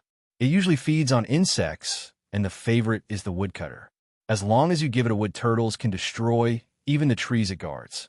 The bowtruckle is a very common magical animal, and most young wizards know it. Adams is right. The bowtruckle is indeed a relatively common magical animal, but no Scandinavia and turtles are rare. Bandamonia, there is no special origin. It can be seen all over the world, feeding on dust, and the diluted bite-man secretion can be used in magic cleaners. The heartworm, native to northern Europe, which feeds on the castor plant and secretes a sentimental molasses which acts as an antidote for hysteria caused by eating the leaves of the plant of Ariat. Seeing that Richard is very familiar with the magical animals in his store, Adams also knows that this little wizard is indeed good at magical animals, but his magic level is unknown. At this time, Hannah seemed to have discovered where Adams was hesitating and immediately sent a divine assist. Richard is an excellent wizard at Hogwarts. He defeated Quirrell before 927 on holiday and won the Hogwarts Special Contribution Award. Hearing that Adams also recognized this little wizard, it seems that he had read related reports in the Daily Prophet a few days ago. He is indeed an excellent little wizard. No, if he can defeat or even kill Quirrell, he can no longer be called the little wizard is gone. He should be an excellent wizard. Okay, but I want to explain in advance that I have an employee who didn't come because of something recently, but he will come back in a week. So you only have a week, but I can give you a higher salary, 5 days a week, a Jean Gallon. Arrive at the store before 9 o'clock in the morning and 7 o'clock in the evening. Adams looked at Richard's immature face, hesitated, and changed his way. You can leave after 5 p.m. There's a working meal at the Leaky Cauldron at noon. You can't drink, and Old Tom won't sell you a drink. How about it? If you agree, then start tomorrow morning. No problem, Mr. Adams. I have nothing to do today. I will help you take care of these magical animals now. Richard said happily, "That's the best, but I won't give you extra rewards. At most, I'll buy you a glass of butterbeer." "Thank you very much, Mr. Adams, but give it to Hannah, who has been with me for so long." "I'll give it to you. Little Hannah, I'll buy her a drink too. You guys wait here. Anyway, there's no one around at this time, so I'll go to the Leaky Cauldron." After finishing speaking, Adams opened the door and went out. "Thank you, Hannah. If it weren't for you, I'm afraid I wouldn't have gotten this job so easily." In fact, Richard is very clear that he's a strange little wizard. How could Adams agree with him so easily? His own excellence is only one aspect. The more important thing is Hannah. After all, Hannah grew up in Diagon Alley the Wizard, and her grandfather is the owner of the Leaky Cauldron Bar. Everyone here knows her, and they trust Hannah because they trust her. After a while, Adams came back with 2 glasses of butterbeer using the levitation charm. and saw Richard feeding rats to the mink. After nodding in satisfaction, he used his magic wand to control the 2 glasses of butterbeer to float towards the 2 people respectively. Come on, drink some first. These disobedient things will become more obedient when they are hungry. Richard didn't shirk and put down the work in hand and caught the wine glass floating in the air. To be honest, Richard didn't like this drink very much. It was very sweet. He said it was a drink, but in Richard's opinion, it was more like a dessert. Fortunately, Richard is not thirsty now. If he is thirsty, this thing can be said to be of no use at all. Adams is not like a capitalist who squeezes workers. Although he hired Richard, he still does the work that should be done, as usual. He didn't push all the work to Richard. Moreover, there are not many magical animals in the store now, and all that should be sold have already been sold. It's almost the same. Only some magical animals with emotional defects are still in the store. So Adams has also purchased a large number of magical animals, which will arrive about the day after tomorrow. After drinking the butterbeer, Richard and Adams quickly finished the little work left in the store. Caught. Richard chatted with Adams about fantastic beasts in the store while sucking cats. After he masturbated Crookshanks for a while, Richard said goodbye to Adams and promised to arrive on time tomorrow. As soon as he walked out of the Fantastic Beasts store, Richard met Ollivander, who had returned from going out. Originally, Richard wanted to avoid this old man. After all, his mysterious demeanor made him not seem like a good person, but Ollivander recognized him immediately. Richard Harris, Thunderbolt Mahogany, Heartstrings of an Unknown Husha Fantastic Beast, 13 inches, my grandfather's work. Mr. Ollivander, good afternoon. The helpless G only said hello. Well, how's that wand? Very well. We cooperate very well. That's right. After all, it is the wand that chooses wizards. Since it has chosen you, you must have a good understanding. Can you let me have a look again? Of course, there is no problem. Richard was about to draw out his wand, but was stopped by Ollivander. It's not good to take it out directly. Let's go to the store. As he spoke, he walked directly towards his shop regardless of whether Richard agreed or not, and Richard had no choice but to follow. After walking 2 steps, he came to Ollivander's wand shop. Ollivander took off the sign, saying he was out on business, opened the door, and made a standard gentleman's invitation. Richard, who walked into the shop, handed the wand to Ollivander. This wretched old man rubbed Richard's wand lightly. For some reason, Richard suddenly felt that his wand was not clean. After stroking Ollivander for a while, he waved his wand lightly. Richard looked over, but after waiting for a while, nothing happened. Ollivander wiped the sweat from his forehead in embarrassment and then waved it again. I tapped my wand, but still nothing. It shouldn't be. Even muggles will react when they wave their wands. Ollivander muttered softly. Mr. Harris, please try it. Saying that, Ollivander returned the wand to Richard. Richard took his wand and cast a lighting spell directly. Luminescence. In an instant, a dazzling light burst out from the top of the wand. Now Ollivander was dumbfounded. What's going on? In the end, I could only hold back one sentence. It seems that this wand is no longer allowed to be used by others after choosing you. Oh, Merlin, this is really amazing. Richard almost lived in Bungbu. Is this how Merlin uses it? Does Merlin know this? Seeing that Richard's wand is so humane, Ollivander wanted to continue researching it, so he spoke directly. Mr. Harris, anyway, you little wizards can't use magic outside of school. I wonder if you can send your wand to me first. I'll help you maintain it for a few days. How is this possible? Richard directly refused. Ollivander also knew that his request was too much, so he didn't care and continued. Then, can you come to the store a few more times when you have time? Your wand is in a very strange state, and it is necessary to study it. How about studying 20 gold galleons once?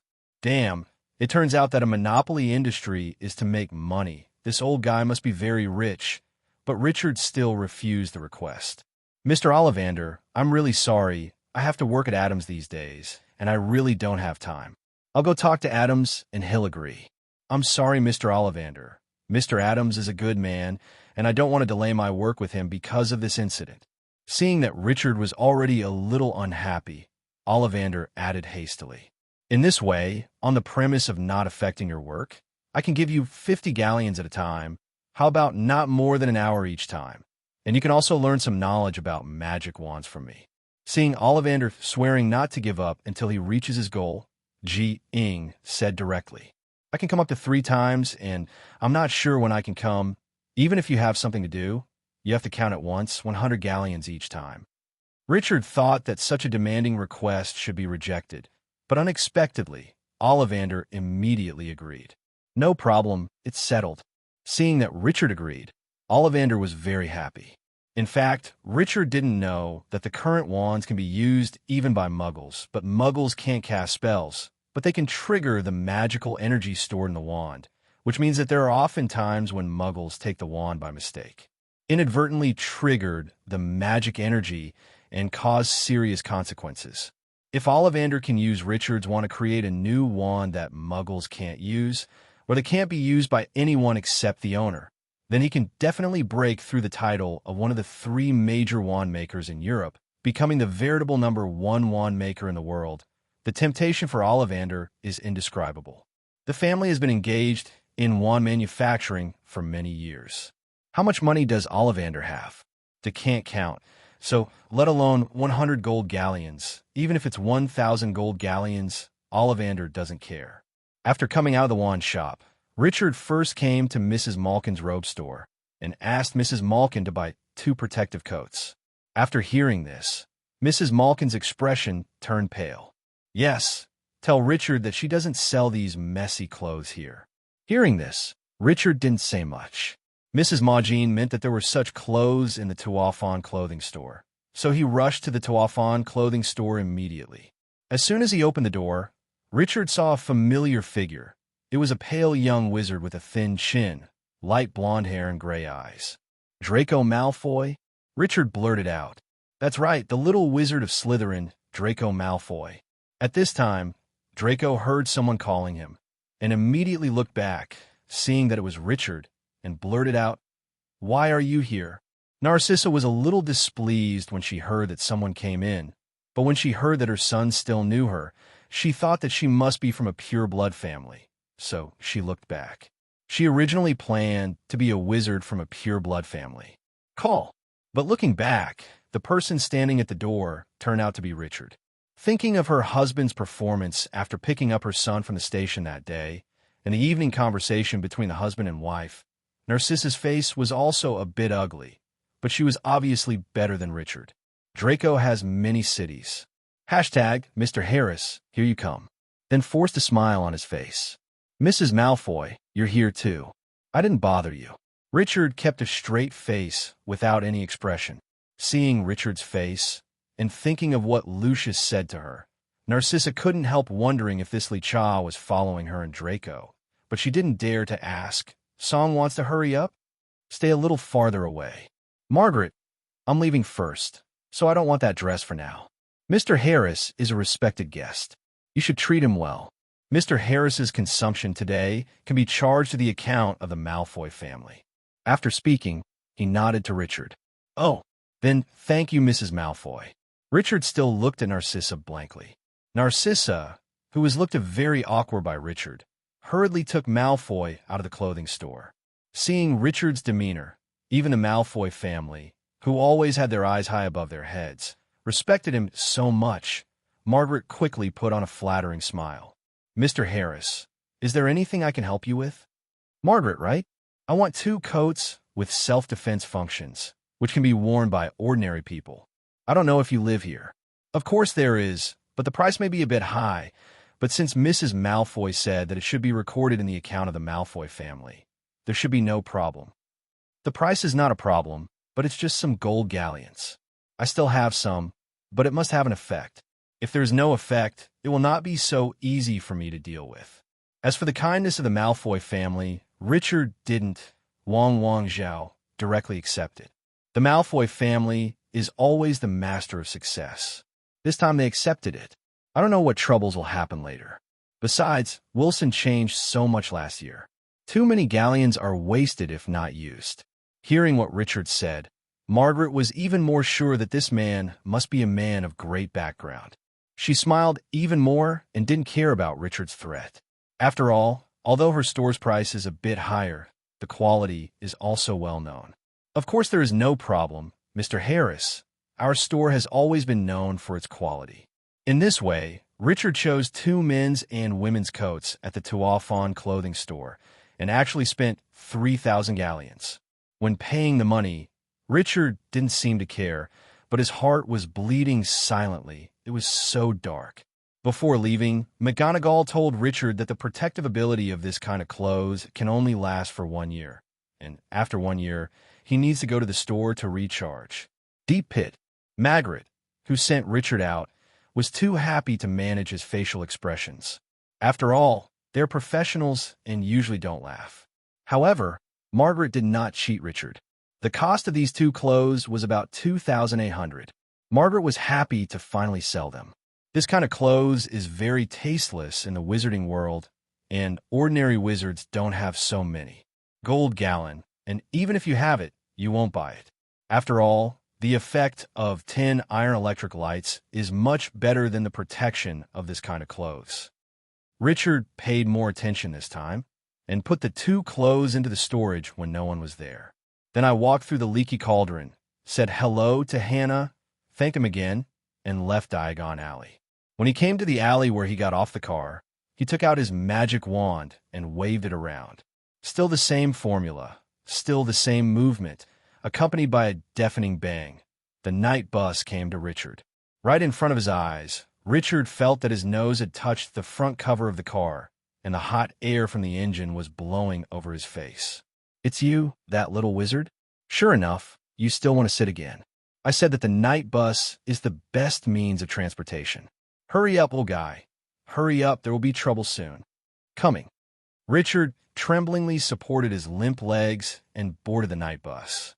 This time there was still no one on the first floor of the car, but there were still a few wizards lying on the beds on the second floor that Richard saw. "Hey, where are you going this time? Is it where you got on the bus last time?" "No, I'm going to Harris Farm in Surrey." "That's a big farm. Where exactly are you going?" Hearing this, Richard was a little confused. How could he be more specific? He also knew about the farm and asked tentatively, "Do you know the Harris family at Harris Farm?" "I don't know, but the night bus will take us there. Magic is what it is." "That's right. Magic is so magical." Richard has no doubt that if he mentions the bed in his bedroom, then the bus will be delivered to the door of his bedroom. After handing over 11 silver sickles to Stan, Richard began to count out of boredom.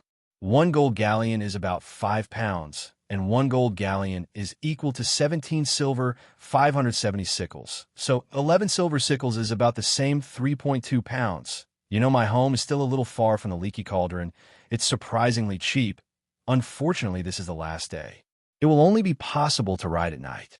Lichar ran to the front and asked Stan. The night bus would start after 8 p.m. and end at 6 o'clock the next morning. Hearing this news, Richard was still a little disappointed.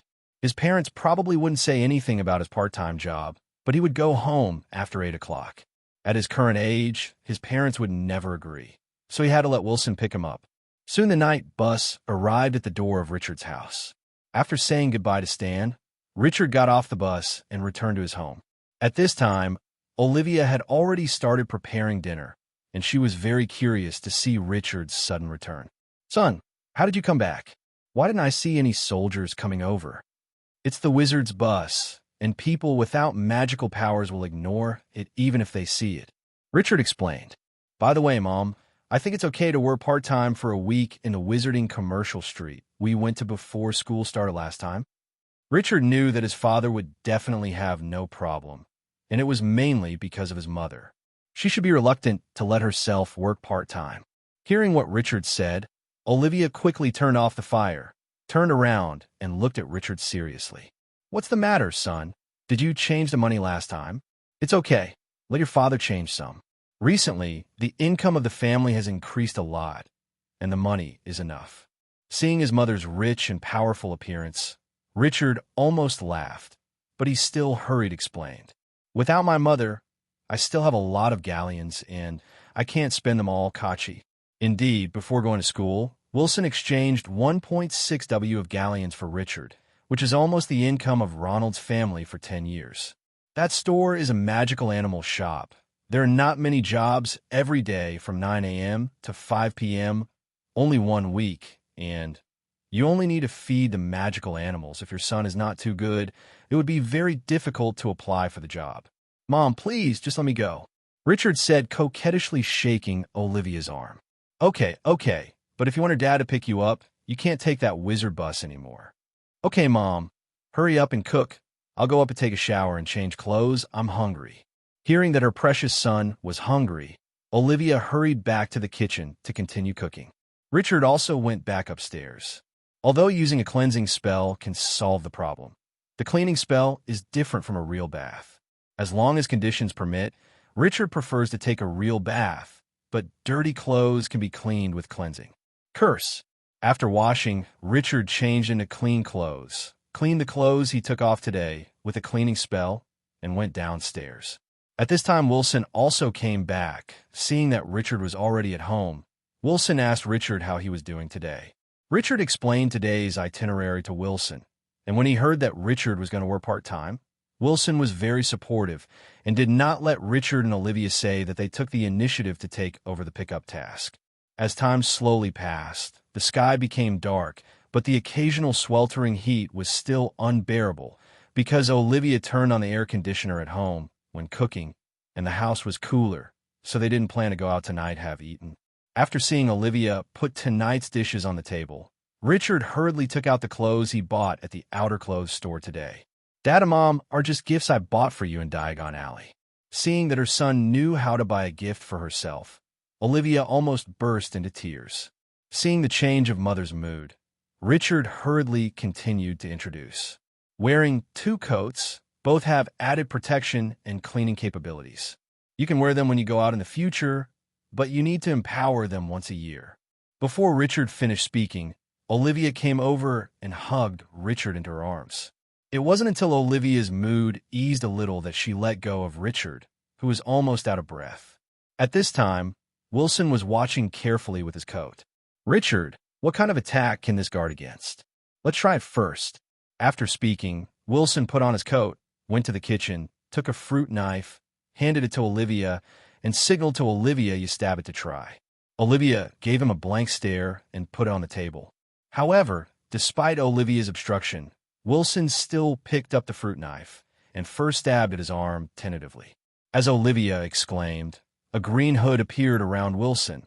With a sound, the fruit knife was bounced off. Seeing this situation, Wilson became more and more excited.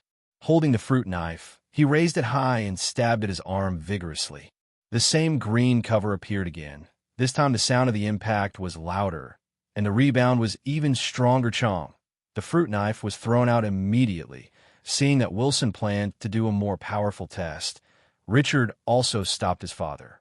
Father, buying this kind of protective clothing for you is just to make you safer when you encounter sudden danger, not to let you actively seek excitement, death.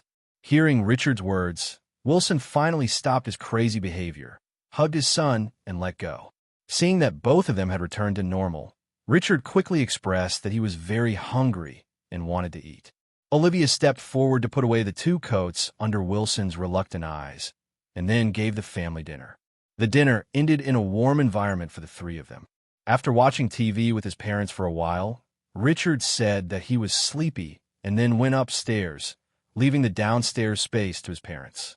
Of course, it does not rule out that Richard should read the book he bought in the bookstore. After returning to his bedroom, Richard closed the door and then put a locking spell on the door, mainly to prevent his parents from accidentally breaking in and accidentally hurting him when he was studying the spell. After doing everything, Richard took the book out of the storage, put it on the desk, adjusted his sitting posture, and began to study it seriously. Not long after, Richard stood up angrily and threw the book on the ground vigorously. A profiteer is TM's profiteer. Only a quarter of the whole book has content, and more than half of this quarter is the recorded book batch number. At first, Richard thought it was a reference book for learning the previous spells and searched according to the batch number in his mind. For a moment, it's good even if you didn't find it, but you did find it. What are magic your cheese?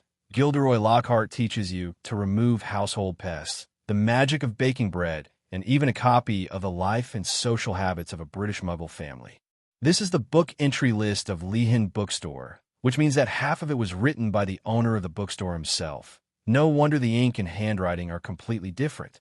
Did you buy such a thing for almost 50 galleons?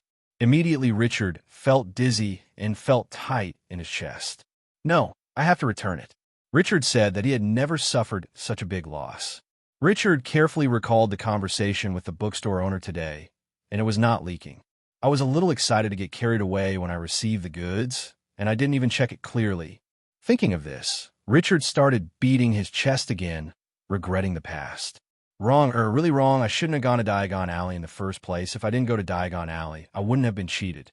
After a serious confession, Richard began to think about how to get revenge on the bookstore owner. Just like that, Richard lay on the bed, thinking about it in the middle of the night, but he couldn't think of a suitable way to take revenge on the bookstore owner. In the end, Richard had to go to bed first. After all, he had to work part-time tomorrow, so it couldn't be too late. Thinking of this, Richard planned to go to the toilet first and then go to bed. When Richard finished using the toilet and walked to the bed, he accidentally saw the book again. Unwilling to give up, Richard picked up the book, lay on the bed, and continued to read again. The official content is relatively small, so I finished it quickly, and I still can't understand it. Just when Richard was about to throw the book on the table, he suddenly thought about it and put it in the storage. Lying on the bed with his eyes closed, Richard suddenly remembered why he forgot the crown. Why don't he let the crown take a look? But what should the crown look like? Forget it and ask him. Thinking about it, Richard took the ring off his hand and rubbed it twice. What's the matter? Suddenly, a voice rang in Richard's ear. I have a book here, but I can't understand the words and patterns on it. Can you read it? After a moment of silence, Guan said, the soul in the Horcrux has no way to directly see the outside world. Only by tempting wizards, invading their minds, and watching the outside world through their souls. But now I have no way to observe your soul, so I have no way to see something outside. Not to mention that Richard himself has no way to touch the protection of the storage. Even if he has him, he can't do it. Then the crown suddenly spoke again. If you can provide me with enough magic power, it would be a pity for me to realize the temporary manifestation of the soul and watch the outside world. Speaking of this, Guan carefully controlled his eager tone, and even added a sentence that was superfluous. Of course, this consumes soul and physical strength, so I don't really want to do it, but I can try it if you insist. Hearing that Guan said that, Richard knew that there must be something tricky. Guan could not be so kind. Since this is the case, let's forget it. Anyway, I'm not in a hurry. Hearing what Richard said, Guandian's mood instantly fell to the bottom, but Guandian did not give up and continued. Why don't you describe a few characters to me first, and I'll see if I know it. The crown is planned, no matter how Richard describes it. He will say that he knows it is a very ancient text, which contains huge power. So as to induce Richard to continue, I believe that soon Richard will not be able to withstand the temptation or give himself infuse magic power, or find a wizard to let yourself invade, so that you can regain your freedom. After hearing what Guan said, Richard also felt that this was a better way, so he randomly picked a few and described them to Guan. Guandian didn't take it seriously at first. He felt that if a little muggle wizard encountered any ancient characters, he must have been deceived. He just had to make up a good lie. But following Richard's description, Guan felt familiar with these characters. By the way, he seemed to have come into contact with it when he was making Horcruxes. It should not be that Richard was deceived, but he really found a book that recorded ancient texts. But these characters, Guan, not sure the implication, but does influence the crown to weave lies. In this way, on the one hand, Richard is selecting characters, and on the other hand, the crown is carefully weaving lies. Richard was very excited at first, but gradually he realized something was wrong. Why, after he arranged the words in the book in order, it didn't make any sense. I don't know if the sentences in the book are meaningless or the crown is lying to myself. So Richard decided to test Guan and deliberately asked a few characters that he had asked before. Since Guan accurately said the same answer before, he also enthusiastically told Richard that these words were repeated. Is there no problem with the crown? Richard intends to try again. The following character is quite peculiar. It is like this. First, it is a square, and then there is a square inside. This square is attached to the bottom of the outer square. There are two oblique lines on the top of the inner square. One to the left, one to the right. That's the whole thing. Guan was taken aback after hearing this. What kind of thing is this? This is a magical character, but now its pronunciation has been lost. It is rumored that as long as you read this character correctly, you can trap people in place and cannot move. It turns out that, can explain it like this? Richard suppressed his anger and described another word, Lin, to Guan again. When Richard heard that the crown explained that it has the effect of fascination, he didn't know whether to be angry or to laugh. In the middle of the night, he first knew that he was cheated, and then he believed in the crown so much in a meeting and got this result.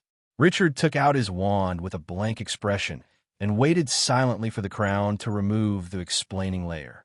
In the ring, Crown was overwhelmed by his own wisdom. He was so smart. He could even make it up, let alone a little addictive. When Crown was waiting for Richard to write a character, he realized that Richard had already there is no sound. At this time, Guan also realized that something was wrong and said cautiously, "Is there any other words? I can only roughly remember the previous ones. I'm not sure. If there are mistakes, it is inevitable."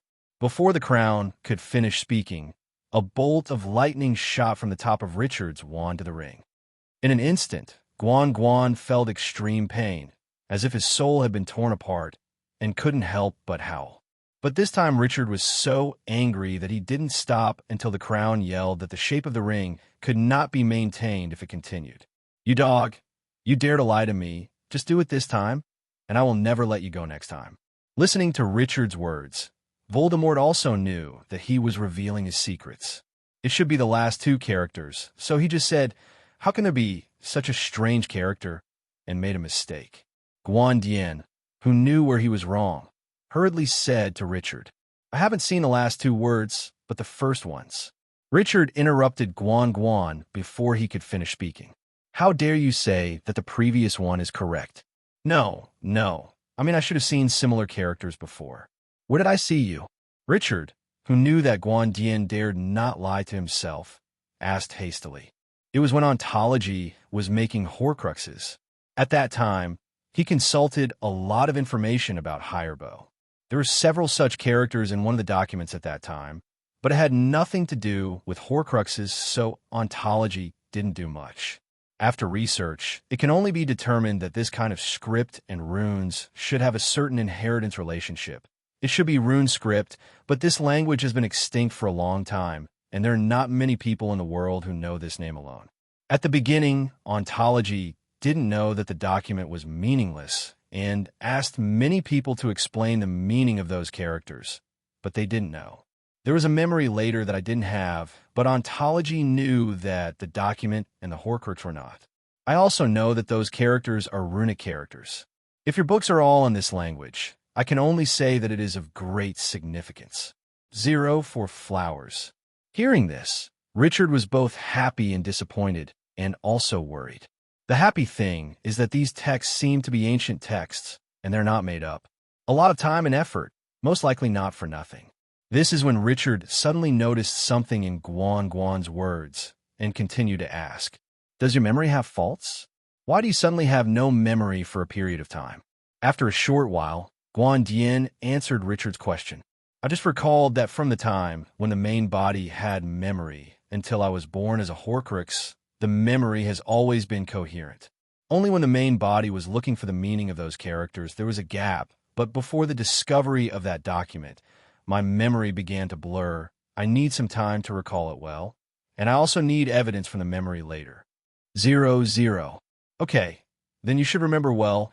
Think about where Voldemort went during that time, and everyone you met, and I will ask you again in a week. If you don't give me an accurate answer, I will definitely make you look good. Hearing Richard's threat, Crown immediately agreed. Seeing that the Crown is generally more obedient, Richard did not continue to make things difficult for him and let him retreat first. Lying on the bed with his eyes closed, Richard began to think about how to get revenge on the bookstore owner.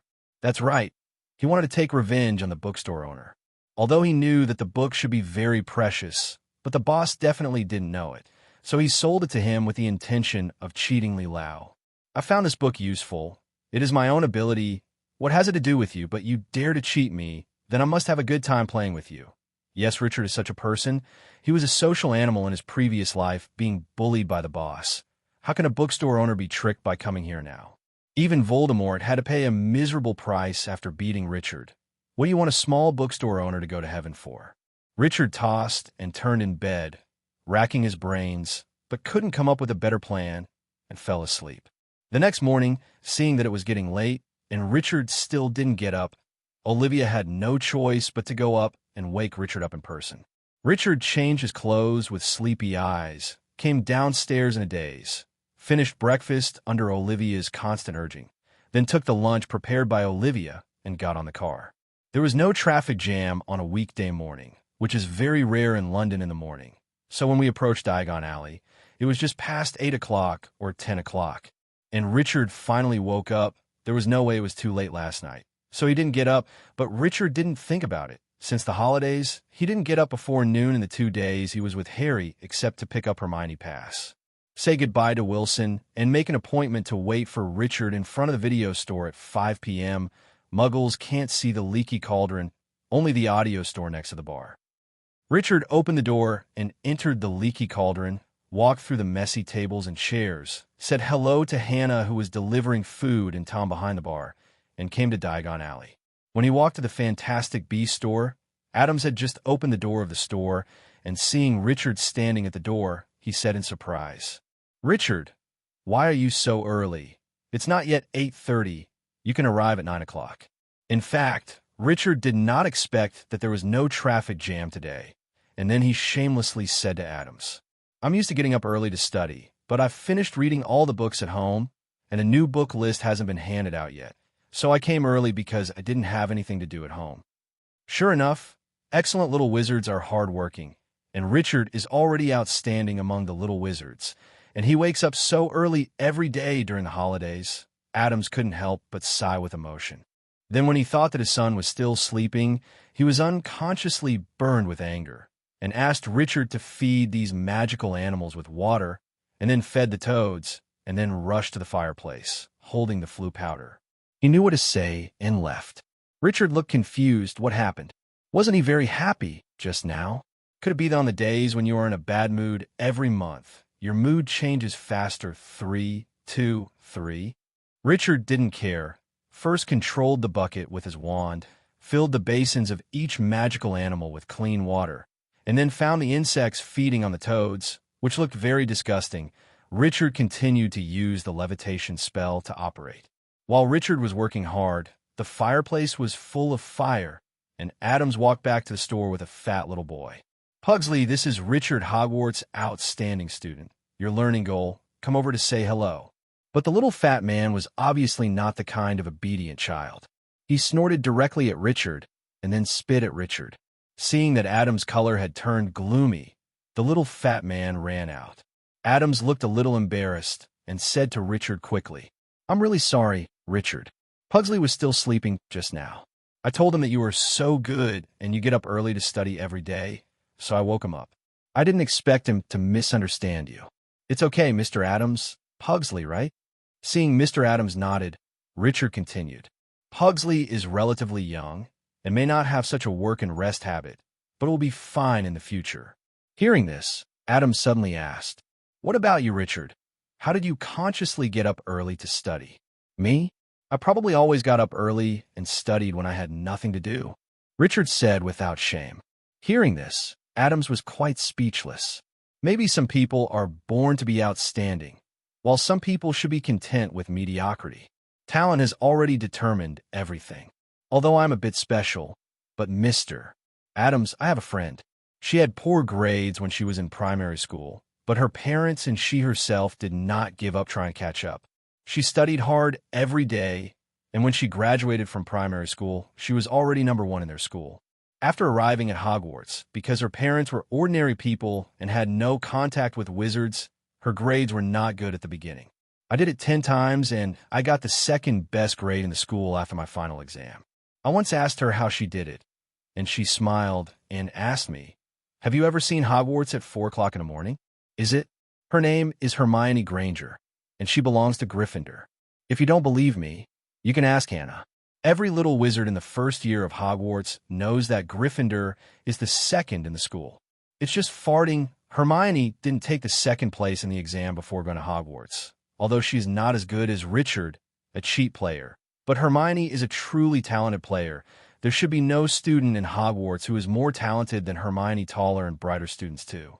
In order to motivate Adams, Richard really lost his face.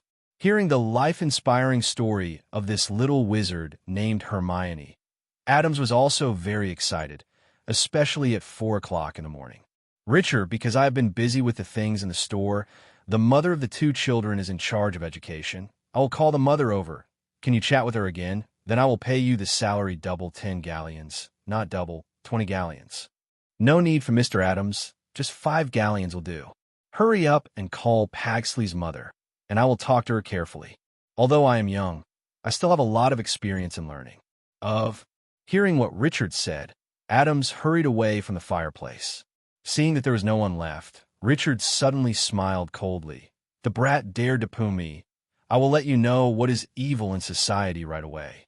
Thinking of my miserable experience before college in my previous life, studying in the dark, and now looking at that Pugsley, it's almost 9 o'clock and I still don't get up because I woke up early and dare to spit at myself. If you get caught in the rain, then you must not let you in this world hold an umbrella safely. Just when Richard was still thinking about what to say, Adams came out of the fireplace with one big and one small too. "Richard, let me introduce you. This is my wife and Pugsley's mother, Morticia. This is our daughter and Pugsley's sister, Wednesday." Richard was a little dazed when he heard the name of this family. It's so familiar, Wednesday. Speaking alone, I just like that drama very much here, and I won't intersperse the plot. This is the Richard the First just mentioned, the best little wizard at Hogwarts, who won the Hogwarts Special Contribution Award just last month, but no one has won it in 50 years, and now he happens to be and we were part-time in the store, so I plan to ask you to come and chat with him about the education of these 2 children. Hearing this, Morticia also paid more attention to Richard. It's great that such an excellent little wizard can set an example for her children. "Hi, Richard. Thank you so much." "It's okay, Mrs. Adams. From the moment I saw Pugsley, I knew that he would be a great talent in the future, so I have some suggestions. You can listen to them. By the way, Richard, tell Morticia the story about the 4 o'clock in the morning first." Mr. Adams interrupted suddenly. "Does it sound so good?" Richard suddenly felt a little chills down his spine. "Nothing will happen. Let's forget it." So Richard told Hermione's story once again, especially the sentence, "Have you ever seen Hogwarts at 4 o'clock in the morning?" The 2 imagined that if their own children are also excellent in the future, when others come to ask how they were raised, they can say, "Have you seen the diagonal circle at 4 o'clock in the morning?" It's exciting to think about it. Mrs. Adams quickly asked Richard if he had any good suggestions. "Is Pugsley in school now?" Richard asked. "Yes, but now he is in elementary school in a Muggle school. He has had magic riots, so it's just a transition. We will send him to Hogwarts when he is 11 years old."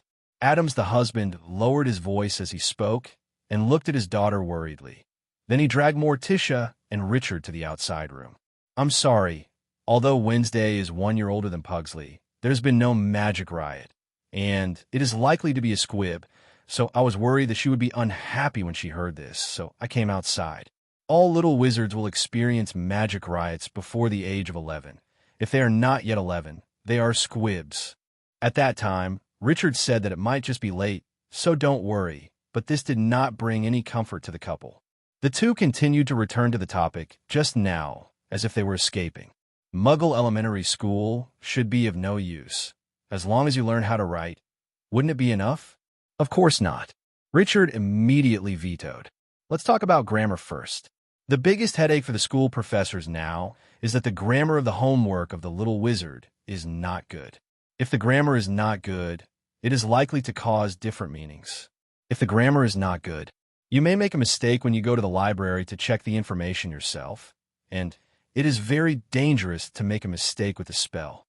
Hearing Richard say that, Adams and his wife were a little confused. How could I remember that I was not like this when I went to Hogwarts?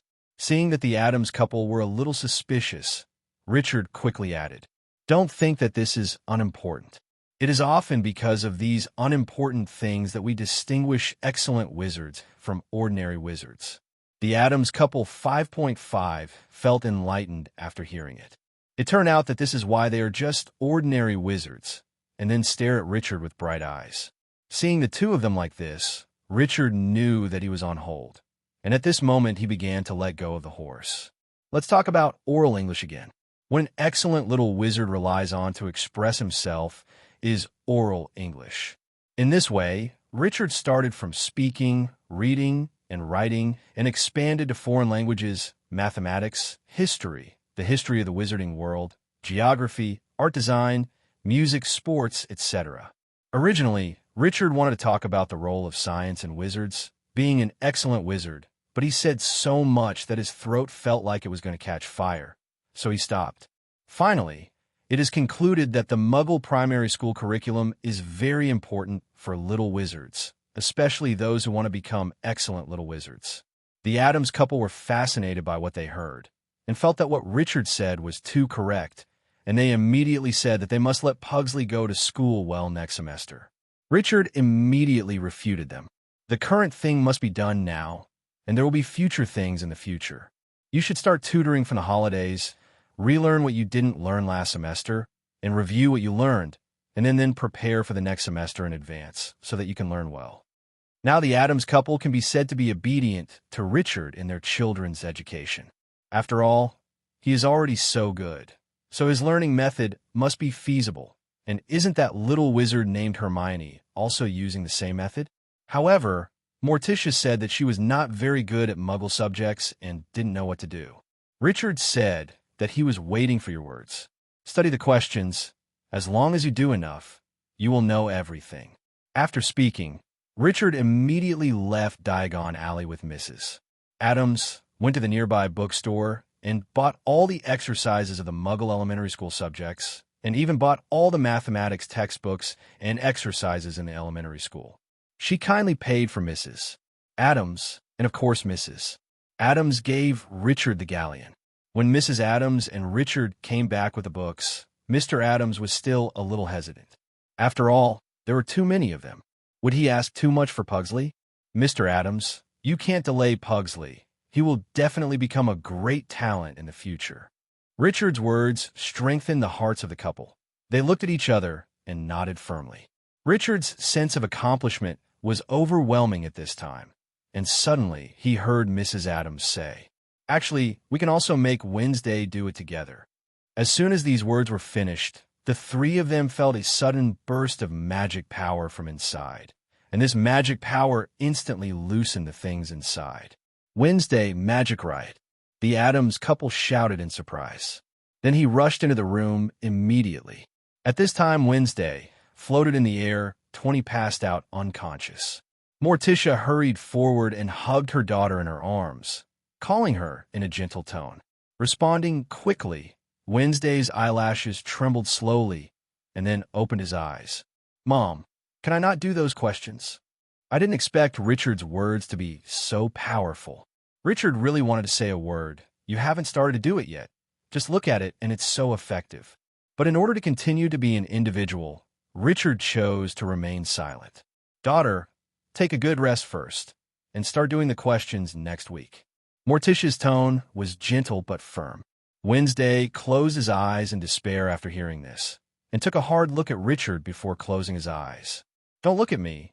Your mother asked you to do it, not me. I just want to mess with Pugsley." Richard said he was innocent.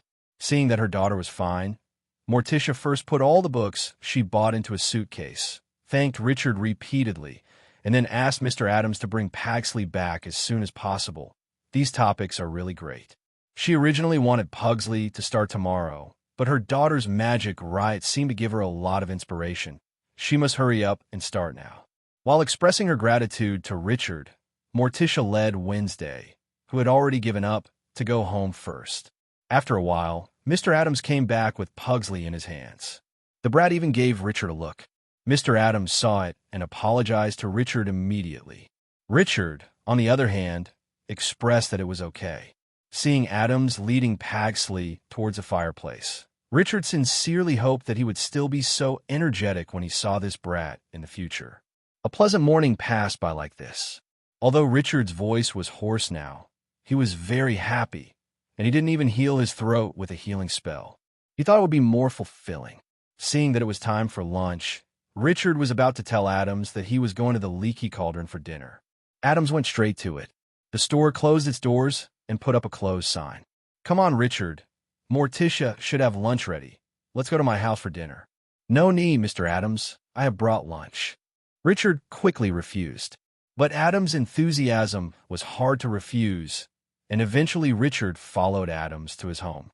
Adams' home, Richard didn't know where it was, but when he came out of the fireplace, Richard glanced out the window.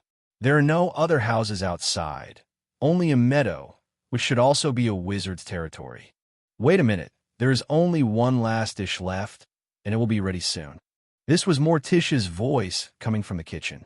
"Come on, Richard, let me show you around," Adams said to Richard. Then I took Richard to look at it from room to room. This is a relatively old house. According to Adams, it was his grandfather who moved here to avoid war disasters.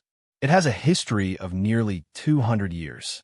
It was rebuilt because of Bandaman when his father was there. Once, there's a village around. In the beginning, children often came to explore. It was too troublesome, so his father specially arranged a Muggle expulsion spell around it. And it got better, but because Morticia's parents are Muggles, the letters they send are delivered by the postman, but the postman can't find it here and often misses it. While the two were chatting and visiting, they came to Pagsley's room. At this time, Pagsley was lying on the table and didn't know what to do. Adams and Richard came forward to see that Pugsley was doing math problems, but when Richard saw his red eyes, he knew that things must not be so simple, and there must be some interesting things in the middle. Seeing Richard entering his room, Pugsley first glanced cautiously outside the door, only to find that his mother was not there. Only his father and Richard were together, and made a bold decision in an instant. "Brother Richard, these are the candies I bought in Hogsmeade, and I'm giving them to you." As he spoke, Pagsley took out a chocolate ball with wrapping paper from the desk. Seeing Pugsley in front of him holding a chocolate ball with a malicious expression on his face, Richard knew there must be something wrong, but it was probably just a prank, so he hung up on it. Richard tore open the outer package. There was indeed a chocolate ball inside, and it was lying quietly on Richard's hand at this time. It was tricky. You know, how can regular wizard candies be so quiet? Looking at Pugsley was looking at him expectantly, as if he really wanted to eat it. "Are you doing something wrong?" Richard said suddenly. Pugsley responded unconsciously. At this moment, Richard had already stuffed the chocolate ball into Pagsley's mouth with lightning speed and said, "It's not because I read it wrong. If you do it right, this chocolate ball will be rewarded to you." Pugsley, who was shouting chocolate balls, was instantly dumbfounded. He didn't know what was in it, but at this moment, the chocolate balls had melted at an abnormal speed and flowed into his stomach. Pugsley quickly clasped it with his hands, hoping to pick out the swallowed thing. Adams also saw that Pagsley should be trying to play a prank, but was tricked by Richard, so he was going to teach Pagsley a lesson. At this time, Pugsley was laying on the ground, clasping his throat, and Adams slapped him on the buttocks. Unexpectedly, this slap had a miraculous effect, and Pugsley immediately vomited a puddle of black liquid. At this moment, a disgusting smell of rotten eggs emanated from the puddle of black liquid, and the smell became stronger and stronger. Richard really couldn't stand the smell and walked out of the room without a sound.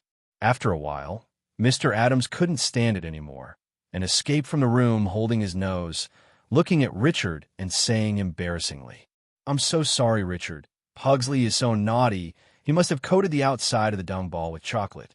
Hearing this, Richard was enraged for a while, and both of them lost interest in continuing to visit and returned to the first floor.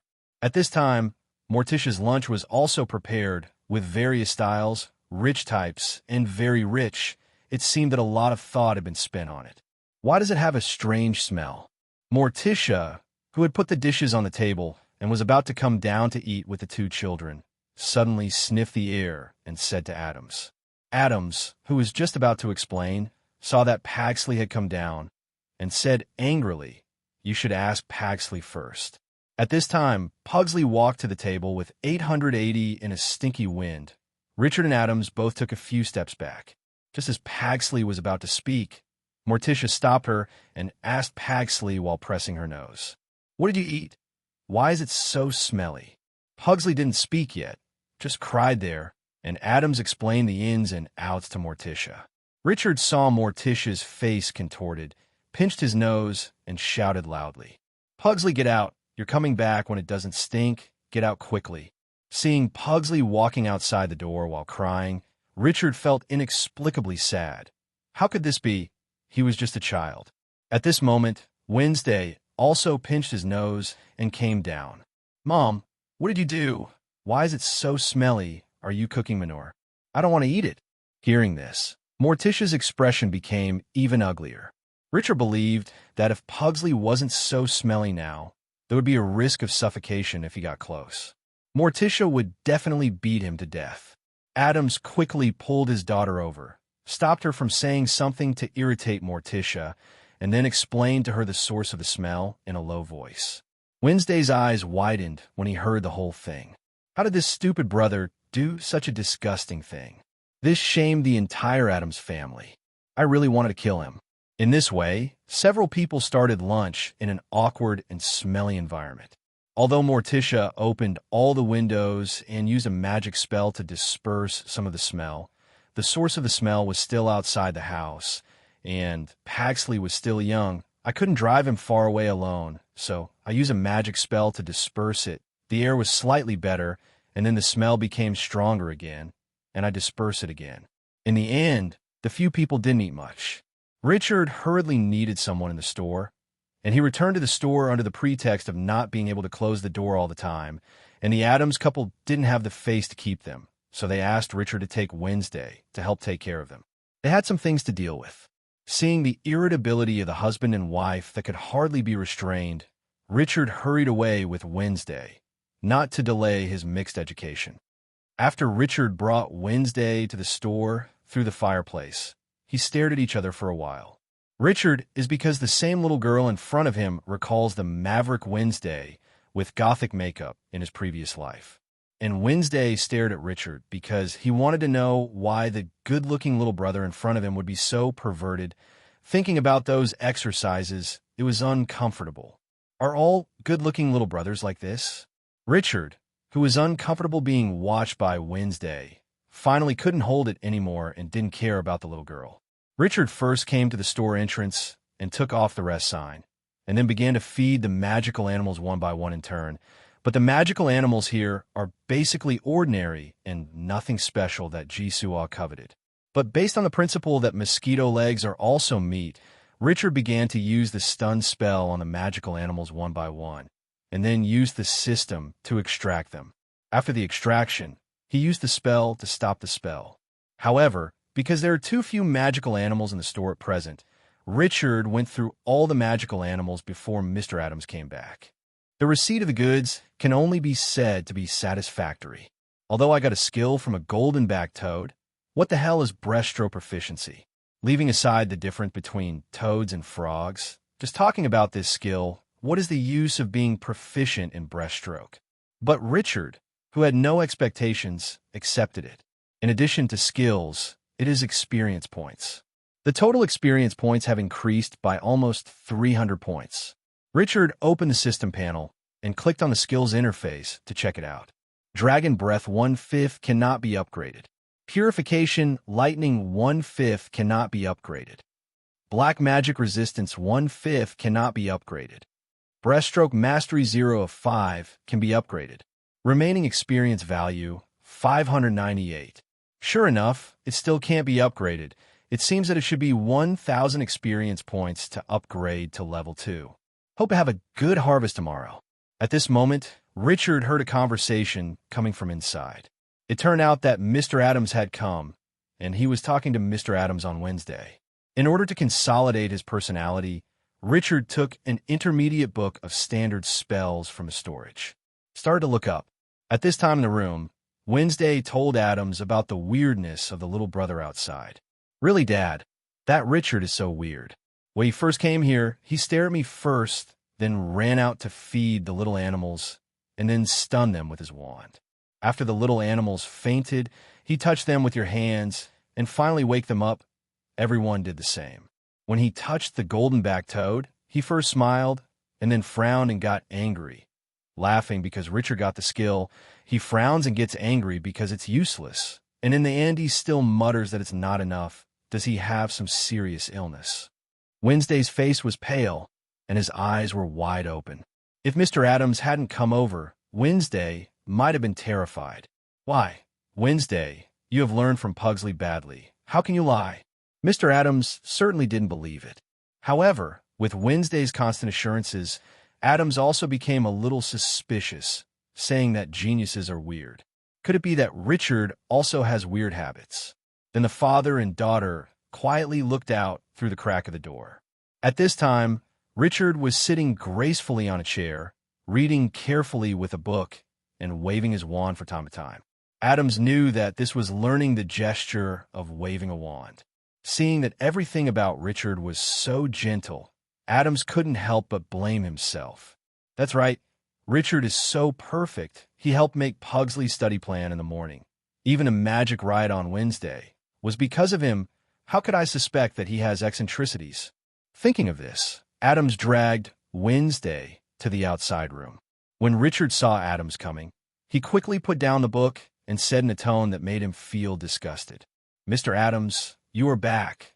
I have fed all the animals, and there's no one now. Can I read a book?" Of course, Richard, you can read it with confidence. If you don't understand anything, you can ask me. Although I'm not as good as you, I know a little more when I'm older. After finishing speaking, Adams said Wednesday pulled down in front of himself. Come over on Wednesday and apologize to Brother Richard. Richard didn't understand this, so he asked himself why for no reason and hurriedly stopped him to ask what happened. Adams is also a real person, and he repeated to Richard what he said to himself on Wednesday. It turned out that my actions were seen by this little girl, and she was quite frightened. As for apologizing, I don't need to apologize. Richard claims to be a kind wizard. How can he make a frightened little girl apologize to him? You see, everyone was so wrong that they were about to cry. No need for Mr. Adams. It must be a misunderstanding on Wednesday. I did cast a stun spell on the golden-backed toad just now, mainly to try the effect of the spell stop. Although it has some effect, I don't think the effect is very good, so I was happy at first and then a little angry, which may have misunderstood Wednesday. It's okay. After all, Wednesday is still young and doesn't know magic spells, so it's good for her to start learning magic spells in the future. Please don't blame her. Adams was deeply impressed by Richard's magnanimity. See, what is a mind? This is what people call a mind. His two children have a long way to go. Suddenly, Ollivander pushed the door open and entered. "Mr. Ollivander, good afternoon," Adams greeted hurriedly. After all, Ollivander's qualifications and strength in Diagon Alley are obvious to all. "Adams, good afternoon. How are you busy now?" Ollivander asked meaningfully. "Not busy. After all, there's still some time before school starts, and everyone knows that there are fewer animals in the store at this time, so we don't see many animals. Then can Mr. Harris come over and do me a favor? It won't take too long. You see if it works." "I have no problem, but it still depends on whether Richard agrees or not." Adams still respected Richard, so he left the choice to Richard himself. "I have no problem." Richard thought for a while and agreed. "Then let's go there now." Ollivander couldn't suppress the expectation in his heart and said hastily. Ollivander brought Richard to his shop, asked for Richard's wand, and let Richard play by himself first. At the beginning, Richard watched Ollivander's research, but it was too boring. Ollivander first made a detailed registration for Richard's wand, what kind of wood, length, heart, and so on. Later, on the premise of not affecting the use, I used something like sandpaper to grind some powder from the wand, and then started to inject magic power with these powders and different materials, just like doing chemical experiments. Richard couldn't understand more and more, but fortunately he didn't care about it and wandered casually in Ollivander's wand shop. But it's just a random turn, but all the shops in Diagon Alley are very narrow, and there's nothing better Richard mainly looks at other wands, and Ollivander has been completely attracted by Richard's wand no matter what Richard does. Anyway, even if it messes up, it can be solved with a spell. At this time, Richard suddenly remembered that when he came to choose last time, many wands seemed to tremble. Could it be that he can use other wands? Mr. Ollivander, which mushroom village is the most loyal? Asked Richard to Ollivander. The shelf on the far left, the sixth wand from left to right in the third row. That one has an ashwood body with unicorn tail hair, and that one is the one most loyal to wizards. Ollivander's head is also don't raise it, just speak directly.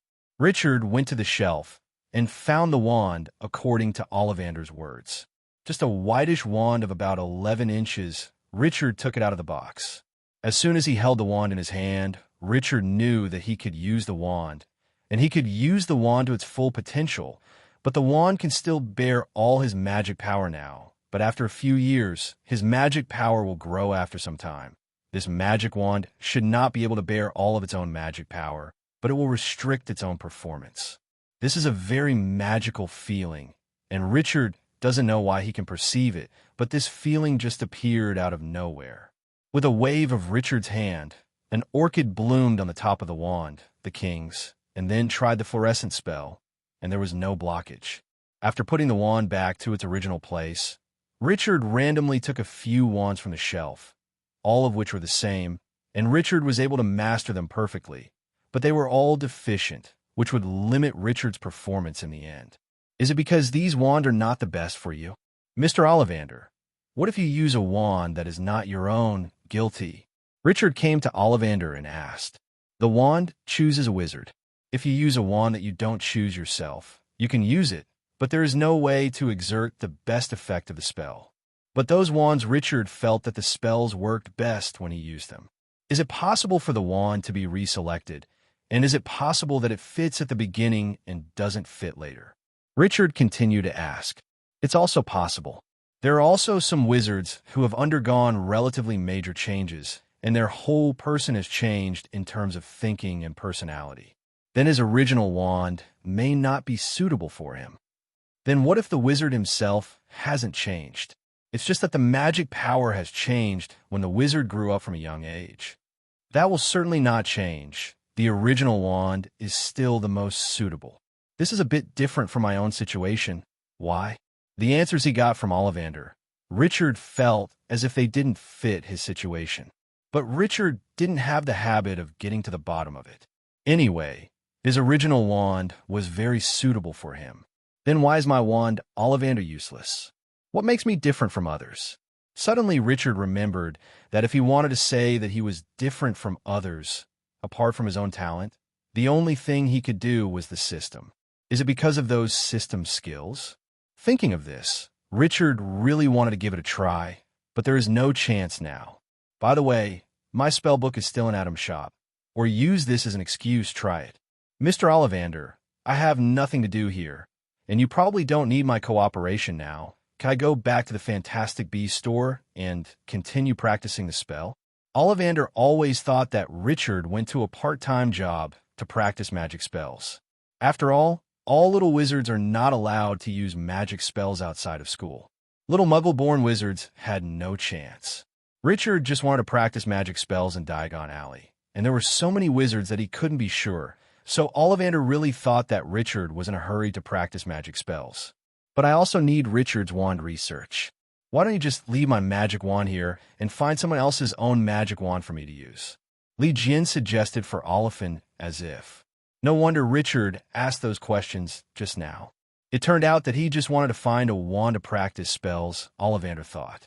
I just heard Richard's words and knew that I could get along with Richard's wand alone. 063. Ollivander did not refute Richard's words. After all, he always believed that the wand should be chosen by wizards. What is a wand that everyone can use? Then use this first. This wand is made of chestnut wood, and the heart is made of unicorn hair. Chestnut wood is the most inclusive and has no tendency. Try it, Ollivander said from the shelf behind him. He fetched a wand and handed it to Richard. Holding the wand, Richard cast an orchid bloom, and a blooming orchid grew from the top of the wand immediately. Not bad spell. Just this one. Ollivander nodded. Sure enough. Richard walked out of Ollivander's wand shop with his wand. Now that he has the props, where should he go to try them out? Do you want to go to Nocturne Alley? Or forget it. There are no disguise props, and the strange little wizard who has been appearing in Diagon Alley recently is Richard alone, and anyone who is thinking can deduce it. Or try it out at the Fantastic Beasts store. Richard went straight to the Fantastic Beasts store.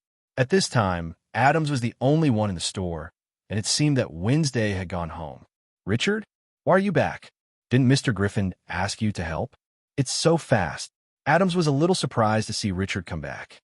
It's not finished yet, but I don't have anything to do right now, so I'll go there later, so I still want to read the standard spells and practice magic. By the way, there's nothing I need to do right now. No, you can practice. There is nothing to do today, but there will be more things tomorrow. There will be many magical animals sent over, and your help will be needed then. No problem. After speaking, Richard picked up the standard spells and saw Adams looking at him. So Richard pretended to cast a few spells in the book. When Adams' attention was no longer on him, Richard quickly cast a dragon's breath. In such a split second, the magical animals in the store seemed to have encountered something very dangerous, especially those weaker magical animals lying there trembling. Even some dark toads were scared to pee. What's going on? Adams exclaimed, noticing something was wrong with Fantastic Beasts. Richard, who was still maintaining the dragon flame, heard Adams' exclamation and looked over, only to realize this unusual scene. Could it be his own magic? Richard quickly stopped casting spells, and only then did the magical animals gradually return to normal. It's so strange. I also cast it when I confronted Voldemort's quarrel in the Forbidden Forest. Why didn't this happen? Oh, by the way, all the animals that could run at the beginning of the battle seem to have run away. Could it be that there is still a long way in Longyan? What happened just now, Mr. Adams? Richard asked. I don't know. These little guys seem to have encountered a terrible thing just now, but now they are fine again. It's so strange. Adams was also very puzzled. As Richard deliberately changed the topic, Adams himself didn't pay much attention, and the matter passed. Richard took out his wand again and tried to cast a spell. There was no problem at all. So find someone to try. Richard set his sights on Adams. Mr. Adams, there is a magic that I am not very proficient in. Can I trouble you to cast it for me to see? Hearing that the excellent Richard asked him for advice, Adams was very pleasantly surprised and immediately came over, saying excitedly, Which? Let me see. Richard pointed to the disarming charm, one of the standard charms. It's this spell. Although I learned this spell very early, it is a very important spell in the wizard's battle. Every wizard should master it, but some master it better, and it's a little bit worse. I'm very good at this spell. Its spell is to disarm you. Come, I will show you the day under the sun. As he spoke, Adams took out his wand and used a disarming spell. A red light flew out of Adams' wand. It may feel that it has not been enough. Adams is going to do it again, and said to Richard, You may not be able to experience it like this. Why don't we all use the disarming charm? After speaking, regardless of whether Richard agreed or not, he directly, took the wand from Richard's hand. I know this is not your wand. Maybe you're not proficient, so it makes more sense that you use mine and I use yours. We are both strangers. Then he gave Richard his wand.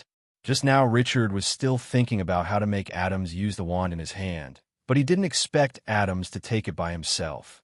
In this way, the two came to the inner room, stood facing each other with a distance of 5 meters, and then they cast the disarming curse at the same time. Disarm you. Disarm you. I saw a red light flashing across the air. That's right, there was only one red light, which flew out from the magic wand in Richard's hand, and the light hit Adams instantly. But the magic wand in Adams' hand didn't respond at all, just it flew directly into Richard's hands. How is it possible? Adams was stunned, and he agreed that it was his own teaching. He had already thought about it, and after disarming Richard, he told him not to be discouraged. After all, he was still young. But how could the result be like this? Seeing the awkward Adams, Richard quickly comforted him. Maybe it's because your tacit understanding with magic is too low, so you failed to cast the spell successfully, or forget it. That's right, that's it.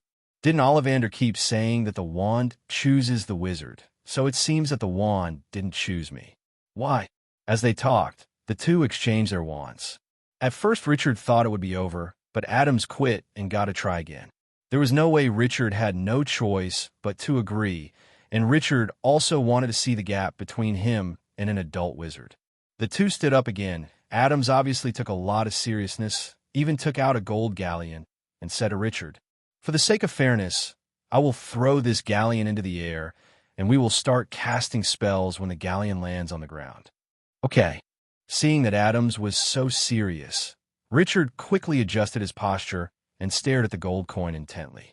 The moment Gallon landed on the ground, Richard immediately cast the disarming curse, and Adam's speed was not too slow. The two disarming curses met together in the air, but without too much entanglement. Richard's disarming curse instantly disappeared. After dispelling Adam's disarming spell, it flew directly to Adams, and the wand in Adam's hand flew into Richard's hand again. Now both of them were embarrassed. Richard didn't expect that Adam's magic power was a bit weak. How could he be defeated so easily? Then why did he and Quirrell stand in a stalemate for so long? In fact, Richard did not consider that. First of all, Quirrell is a graduate of Ravenclaw, and looking at Hagrid's evaluation of him, he is very smart, and he read very well when he was in school, so Quirrell should also be an excellent Hogwarts student. Graduates, coupled with years of experience in the field and Voldemort's teachings, must have improved a lot in actual combat ability, and Adam seemed to be just a little transparent Hufflepuff when he was in Hogwarts. Plus, such after many years of being a boss, if it wasn't for the need to cast spells on magical animals, then Adam's strength would have dropped even more. Let's look at Richard again. The decisive battle with Quirrell at the end of the semester is of great benefit to Richard. It can be said that if the current Richard goes to fight Quirrell again, the stalemate will definitely not be so long. And although Richard is using an unfamiliar wand, Richard has absolute control over all wands. The Elder Wand is unknown for now, not counting system skills. This is already the best disarming spell that Richard can use. Maybe my state is not very good. Yes, it must be. I slept very late last night, so I'm not in state. Under normal circumstances, my level is not like this. Adams explained strongly. Richard also nodded quickly, expressing his understanding, and then said that Ollivander might be looking for me, so I will go there first. Adams also said hastily, "Then you go there quickly. By the way, let's stop here today. I also have some things to go back to deal with. Just wait until you go home directly from Ollivander." After speaking, Richard was sent out, and the sign of suspension of business was hung up. It seems that this incident hit Adams very hard. It is also an adult wizard who lost to a young wizard who was in the first grade and immediately in the second grade in a fair duel. No matter how good the little wizard is, it is unacceptable. Adams, I should go home and adjust my mentality. Mr. Ollivander, there seems to be something wrong with this wand. After Richard returned to the wand shop, he handed the wand directly to Ollivander. What's the matter? Ollivander heard that there was something wrong with his wand and immediately stopped his research and looked at Richard.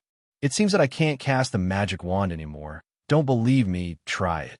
Ollivander quickly finished his wand and tried to cast a spell, but nothing happened. After thinking for a while, Ollivander suddenly handed this to Lilu. Try it. Richard accepted it strangely, and then pretended to cast a spell, but did not pour magic into the wand at all. Of course, nothing happened, and said to Ollivander, "Me too. Really, there might be something wrong in the process of making it. Let's forget about it. Are you here to get your wand back?" Richard quickly said no. Let Ollivander continue to study. He will leave in a while, although it is more than an hour. He just returned to his own problem, and although it is not good to use his own stick, how bad is it? Do you know rewards? Seeing that it was still some time before 5 o'clock, and his father was also going to be 5:30, so Richard decided to go to the Leaky Cauldron for a drink and chat with Hannah. Ollivander was also very happy to hear that he could continue to study, and quickly said that the consumption at the Leaky Cauldron would not be charged.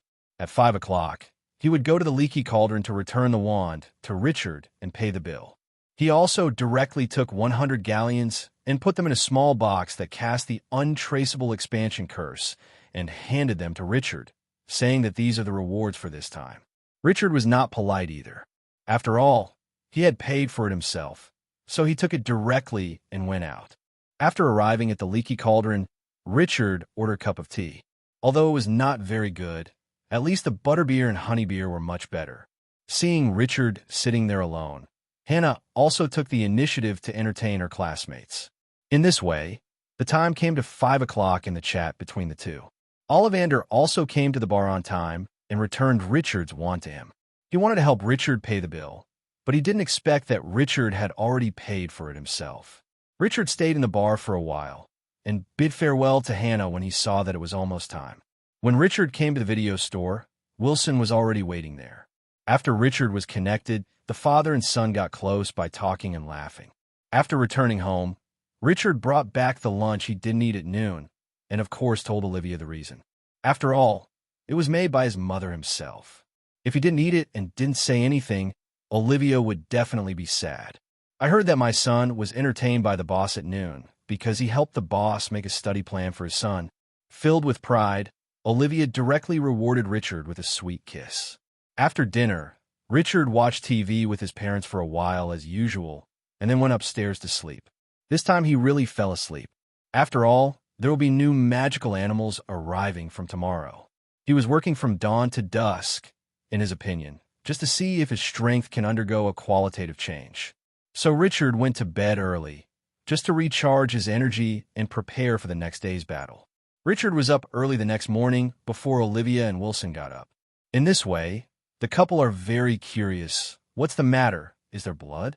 In this way, Richard has been urging his parents to cook and eat.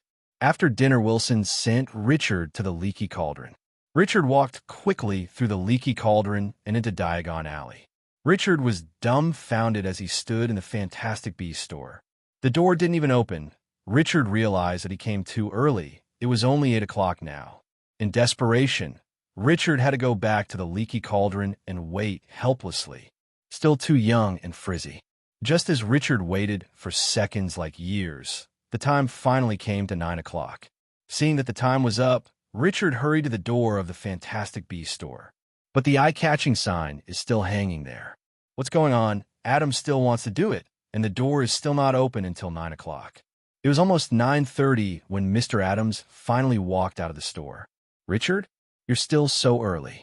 It was already 9:30. It was getting late. Richard glanced at Adams. Didn't it say that there will be new magical animals delivered today? So I want to come over early to help. Oh yes, but it doesn't need to be so early. They will start delivering it here in the afternoon. Didn't I tell you? It seems to be I forgot. Adams seemed to have said it yesterday, but because Richard was in a more excited mood, he didn't listen carefully. By the way, you come so early every day. Take a spare key when you leave in the afternoon. If I don't open the door, you can come in directly.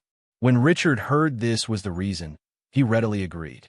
Richard was absent-minded all morning, and Mr. Adams didn't know if it was because of yesterday's incident. But because the traffic itself is very small now, everything is harmless. At noon, Adams asked Richard to go home for dinner. But this time Richard firmly refused, and he couldn't waste Olivia's thoughts all the time. Seeing Richard's firm expression, Adams also knew that he would definitely not go today. So he didn't force it and went back alone. But it didn't take long for Adams to return to the store with some food. It turned out that Morticia saw that Richard hadn't gone and asked Adams to bring him some food. Looking at the lunch on the table, Richard knew that there was too much to eat today. How would he explain it to his mother when he got home? After lunch, without keeping Richard waiting, a wizard came from the fireplace to the store soon. But there were not many surprises. The strange wizard took out all the magical animals from the bag he carried with him. These magical animals are relatively common species. There is nothing special. It seems that they can only add experience. In this way, several groups of people came back and forth with magical animals, but not all the magical animals were accepted by Adams. Some magical animals knew at a glance that their vital signs were about to disappear due to the long journey, and they should be taken immediately. Otherwise, Adams definitely doesn't want this kind of magical animal. There's another one that is obviously wrong, overly active. Although this kind of magical animal may occasionally be emotionally high, it is more likely that it was fed a potion. Adams did not dare to take risks, and there was no need to take risks, so for these it is also unnecessary. Watching these ordinary magical animals, Richard was still getting more and more disappointed. Mr. Adams, are these the only ones? They're all ordinary, Richard said to Adams. 0*7. That's about it. The magical animals that are collected now are basically sold to Hogwarts students. Of course, they will be more common. Otherwise, Hogwarts will not allow them to be carried. Then Adams thought for a while and whispered to Richard. Of course, sometimes there are some customers who want special magical animals. They usually offer very high prices, and the profits are quite considerable. However, these are prohibited by the Ministry of Magic, so it is only acquisitions or sales that will be carried out at night. Someone will send some special magical animals over tonight. Through these 2 days of getting along, Adams still trusted Richard, and even told Richard such a confidential matter. Richard was overjoyed when he heard it, and what he wanted was these magical animals. Then can I watch it tonight? I'm sorry, Richard. This is not acceptable. We have agreed that only one person will deliver the goods, and only one person will be there when receiving the goods. But when you come over tomorrow, I can show you. Well, thank you very much, Mr. Adams. As long as you can see it, it's fine. Besides this kind of underground transaction, in order to ensure safety, I really don't fit in. Okay, Richard, let's start tidying up the animals in the shop now. It's too messy now. The next step is to classify these new magical animals according to different species. Of course, even these ordinary magical animals will not be too honest at the beginning, and they need to use magic spells to teach them. After all, they are to be handed over to the little wizard, and we must try our best to tame them, so as to ensure the safety of the little wizard. Come on, Richard, this little guy is being naughty. Come here. Casting spells at a high intensity all the time, Adam's magic power has long been stretched, so he can only rely on G to cast spells later. Richard is happy to hear and see this. Not only can he exercise his spells, but also give himself a reasonable excuse to get in touch with more magical animals. Until the end, Richard's magic power was not much, but he still persisted in pain and happiness. Let's do this first. You really worked hard today. We used to need at least 3 or 4 days to complete it. Now it seems that we only need to strengthen it a little tomorrow morning. Adams also saw Richard's fatigue and directly stopped Richard, who was still working hard. He really didn't expect Richard's magic power to be so abundant, not worse than an adult wizard at all, and even far superior to ordinary wizards. Richard also obediently stopped working. Although he was still very excited, he was really tired after casting so many spells. Seeing that the time was almost up, Richard sat down and rested. After sitting down, Richard, who was still able to persist, felt even more tired. He didn't even want to read today's harvest, so he emptied his head and didn't think about anything. This can effectively restore your mental consumption. Seeing Richard's exhausted appearance, Adam stopped talking to him and asked Richard to be quiet. After a while, although he still hadn't fully recovered, Richard knew that the time was up, and he couldn't keep Wilson waiting for too long, or he would be worried. So Richard didn't plan to sit here any longer, took the spare key, and said goodbye to Mr. Adams, left Diagon Alley for a long time. Seeing Richard dragging his tired body and climbing into the car, Wilson hurriedly asked, "What's wrong with you, Richard? Why are you so tired?" "It's okay, Dad. It's just that there are a lot of things to do today. I'll just take a rest." Saying so, Richard closed his eyes. Seeing Richard like this, Wilson also hurriedly turned off the car stereo and then drove the car as smoothly as possible towards home. I don't know how long it has been. When Richard opened his eyes again, he found that the car had parked at the door of his house, and Wilson and Olivia were talking at the door without knowing what to say. Seeing Richard, who opened the door and got out of the car, Olivia hurried over. "Son, are you okay? How are you doing now?" "It's okay. I feel fine now, just a little hungry." "Then come in, dinner is ready." Saying that, Olivia took Richard's hand and led him back to the house. "Why is your boss doing this? Making you so tired as a child? Why don't you go tomorrow?" Looking at Richard, who was wolfing down, Olivia said distressfully, "It's okay, Mom. It's just that there are a lot of magical animals that need to be sorted out today, So there are many things that have been sorted out at 570 today, and there will be no such things tomorrow. Just feed them water and eat the stuff just works. And these fantastic beasts are so much fun, I tell you. When Richard heard that his mother didn't want him to go, he said quickly, and even smoked a few more interesting magical animals to greet his mother. This finally dispelled Olivia's idea of not letting Richard go to work part-time. After dinner, Richard didn't continue to watch TV with his parents, but went upstairs directly. "Tell me, why don't you let Richard go to work part-time?" Seeing her son's tired body, Olivia thought about not letting Richard go to work part-time. "Let's forget it. Richard is grown up now. He has his own ideas, and didn't he say it? The main thing is not to be busy today. Tomorrow will be fine." Seeing that Olivia still had a non-committal expression, Wilson continued, "Leave him alone. Let him exercise for a while. Shall we implement the next plan?" "What's the next plan?" Olivia asked strangely. "Of course there is another baby." Olivia turned reddish and gave Wilson a white look, then stretched and walked towards the bedroom. Excited like a sneaky cat, Wilson followed Olivia closely to the bedroom. The next morning, without anyone calling, Chin woke up by himself. After waking up, Richard felt refreshed all over his body, and his magic power seemed to increase a little more than before. After washing up, I walked downstairs and Olivia was already making breakfast. "Why did you wake up so early and want you to sleep a little longer?" Wilson, who was sitting on the sofa, saw Richard come down and asked, "Come down when you wake up? After all, I went to bed earlier yesterday. Are you tired today?" "I'm not tired anymore. I feel very comfortable now." "Yes, it's a very comfortable thing to rest after a day's work." Hearing Wilson's CPU, Li Cha quickly retorted, "Then I would rather not work." After breakfast, Wilson didn't send Li to the video store next to the leaky cauldron as usual and left. And Richard came to the Fantastic Beasts store full of expectations. At this time, Mr. Adams still did not open the door. Richard took out the key and opened the door. "First, I checked the magical animals in the store. Why are they still the ones from yesterday? Didn't it mean that there would be some special magical animals last night? Why not?" Regardless of disappointment, Richard first found out the magical animals that Adams had not been able to extract at the beginning of yesterday, and then started one by one, the steps of stunning, extracting, and awakening. Fortunately, there were not many remaining, and it did not take long. The time is all taken out, and Richard found that it was not an illusion in the morning, and the spell he cast today was smoother and more powerful than yesterday.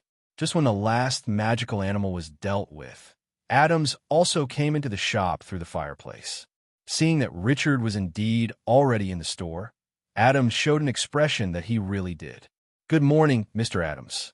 Hearing a voice coming from the room, Richard hurried over to check, and when he saw Adams, he hurriedly said hello. "Good morning, Luo." Seeing Richard's hesitant expression, Adams first went out and rehanged the temporarily closed sign on the gate. "Do you want to ask why there are no special magical animals that were mentioned yesterday?" he whispered to Richard. "Yes, Mr. Adams. Was it confiscated yesterday?" Richard said hastily, "Of course I took it. It's just that I'm not here. Let me take you to see it." After talking, Adams took Richard to use apparition. Richard, who hadn't reacted yet, was just teleported away. At the same time, in an unknown warehouse, the figures of two people suddenly emerged from the air with a sound of crackling. Adams had apparently used it multiple times and stood there unconscious. But Richard did teleport first. He finally felt what Harry said in the original book, squeezed out of a very narrow rubber tube. I have to say that Harry summed it up very accurately. Richard felt that when the surroundings became dark, his body was forcibly pressed into a glass bead with a diameter of 1.5 centimeters by the super high atmosphere. This feeling was too uncomfortable. Seeing that Richard managed to calm down, Adams said in shame, "I'm really sorry. I forgot that it's the first time someone used apparition to teleport you." "It's okay, Vomit. I'll take it easy, Vomit." Richard responded to Adams while retching. After waiting for a while, Richard also calmed down, looked around, and found that this place seemed to be a large warehouse. Nothing but a couple of relatively large cages. "I'm talking about these few. Come on, come and take a look," This is not common.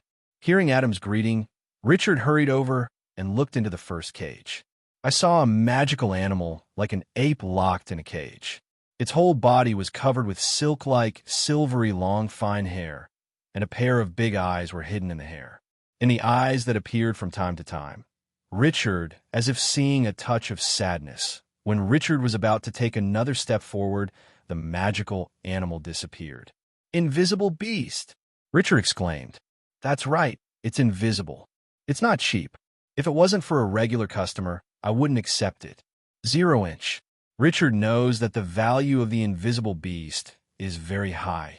To be precise, its fur is very valuable, because its hair can weave an invisibility cloak. I rub it. The first one is so good, the latter ones are definitely not bad. But how to extract this one?" At this time, Adams suddenly took out a mirror, and another figure appeared in the mirror. It's a two-way mirror that could deliver information calls. Adams asked Richard after finishing the call, "I have some urgent matters to deal with now. Do you want to take a look here? Or do you want to go back to the store first?" "I'll be here now. These magical animals are so rare. I want to study them carefully." This is also what Adams wanted. He originally brought Richard here because he wanted Richard to help take care of these special magical animals. After all, it is hard to find a wizard who is as powerful as Richard and will not report him. "Well, you can take a good look here. Remember to take care of them for me. They will be picked up tomorrow at the latest. They need to be fed. I don't need to tell you how to take care of them." Richard nodded quickly in agreement. "By the way, there are 2 witch birds in the last cage. Remember to cast the silence curse on them again. And if you encounter magical animals you don't know, you must promise me that you will never approach them. After I come back, besides, I'll be back in about an hour or so." Actually, you could do it later, Richard thought silently. After seeing Adams using apparition to walk away, Richard cheered and ran to the front of these cages. After a short observation, Richard can confirm that he knows all these magical animals, or should be mentioned in the latest edition of Fantastic Beasts and where to find them. Starting from the first cage are the invisible beast, the bird snake, the big head hairy monster, the reem bull, the rune snake, the forest monster, a type of troll, the tipo warthog, and the S***T-bird. To be honest, Richard didn't think that Adams would dare to make such a big deal. If the Ministry of Magic knew about these magical animals, Adams would have to get a kiss from a Dementor. It seems that a bumper harvest is indispensable today. Where does 0.2 start? Invisible beasts are now invisible and hard to find. The best thing left to deal with is the wicked bird. In fact, the wicked bird can be sold, but relevant documents are required, so the wicked bird has the lowest risk factor. Let's start with this. Richard took out his wand and went to the last cage. There are 2 birds with very bright feathers in the cage. They are pink all over and look very cute, but if you're lucky enough to hear their singing, you will eventually lose your mind. But this kind of bird is also very easy to deal with. You just need to cast a silence spell on them before they make a sound. These 2 should have been casted, but how long the effect will last is uncertain. For the sake of safety, still need to recast. Richard took the wand and cast 2 silence spells directly at the 2 witch birds, and then cast 2 stun spells. Silently, stunningly, stunningly, these 2 S***T birds solved it simply. Then Richard used the levitating spell to control the 2 unconscious witch birds to float to the edge of the cage. Richard stretched his hand in and stretched out the gilt to the 10th unconscious witch bird. This is a light curtain that only Richard can see appeared in front of Richard's eyes. A divine animal has been detected. The magical animal has been knocked down and has no ability to resist. Do you want to start the extraction mode now? Richard began to fantasize that it would be great if he could save all of them and draw one piece, but the system setting can only be stored once, so he can only draw. This is a dialog box popped up suddenly. Detecting the host's strong will, I hope to store it multiple times. It takes 10,000 experience points to activate the new function. In order for the host to have a better user experience, the new function can be activated for free for the first time. Do you need to enable the multiple storage function? When did this broken system of his own become so humane? Richard was startled by the scene in front of him. He didn't react until the system asked whether it needs to be turned on again. The freeze sound must be turned on. Open. Enable multiple storage function. Loading. Loading is successful. The host can now store and extract multiple times, unlimited times. Do you need to store this extraction? Storing. Successfully saved. It's good to continue. Time is running out and there are so many treasure chests. Richard then reached out to another wicked bird. This time, there was no ink and it was stored directly. Just when Richard was about to take his hand back, in line with the fine tradition of leaving a name when the geese pass by, and feathers when the bird passes by, hard work and simplicity, and thrifty housekeeping, Richard plucked 2 feathers of the wicked bird. Originally, he wanted to use the magic spell to wake up the 2 witch birds, but Richard suddenly thought, will a magic spell stop 20 silent spells? So it is a prudent decision to come one by one. Sure enough, after Richard cast the spell on the first bird, the witch bird opened its mouth and was about to sing. Fortunately, Richard was prepared and directly added the silent spell. Soon the second one was also solved. So the question is, which is the next treasure chest? Richard looked over at the few remaining cages. Oh ho ho! There is an unexpected surprise. There's no need to choose but this ruined snake. The line of sight came to the side of the cage where the ruined snake was placed, and it turned out that the infighting among the runes had begun again. As we all know, the ruined snake has 3 heads. The head on the left is a planner. It is where the real brain of the ruined snake decides what to do next and how to do it. The head in the middle is a sleepwalker, daydreaming all day long. The head on the right is a critic, relying on the fangs in his mouth. He often criticizes the heads on the left and the middle. They have always been at odds with each other. They will attack each other. The common ruined snake, many of them have 2 heads because the left and middle heads combine to bite off the right head. The runes in the cage are now attacking each other. So now is the right time. Richard saw that the right head was not right. It was injured, and it was about to be bitten off, so he hurried up and cast a stun spell on the left head. But I didn't expect to be dodged by it dexterously, but the one in the middle was not so lucky. The curse that was dodged by the left head just hit the middle head, and the middle head itself became lethargic. After a long time of fighting afterwards, he became even more sleepy, and now he suffered another stun spell and passed out directly. Another stun spell was shot at stunning ground. The head on the left is worthy of being the mastermind, but it still dexterously dodged it. Now I don't know if I'm dead or not. Richard was furious. There are many obstacles. First, 2 hindrance spells restricted the left head to the dead corner of the cage, making it impossible to dodge, and then another stun spell. At this moment, the left head of the rune snake finally concentrated, and the hit head was still swaying tenaciously. Richard hastened to make 2 more shots, and now the 3 heads of the entire rune snake fell silent. Richard first went over to check the life and death of the head on the right. After all, the rune snake with 3 heads is more valuable.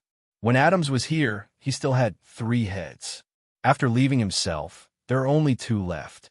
Although it is understandable, but Richard didn't want to either.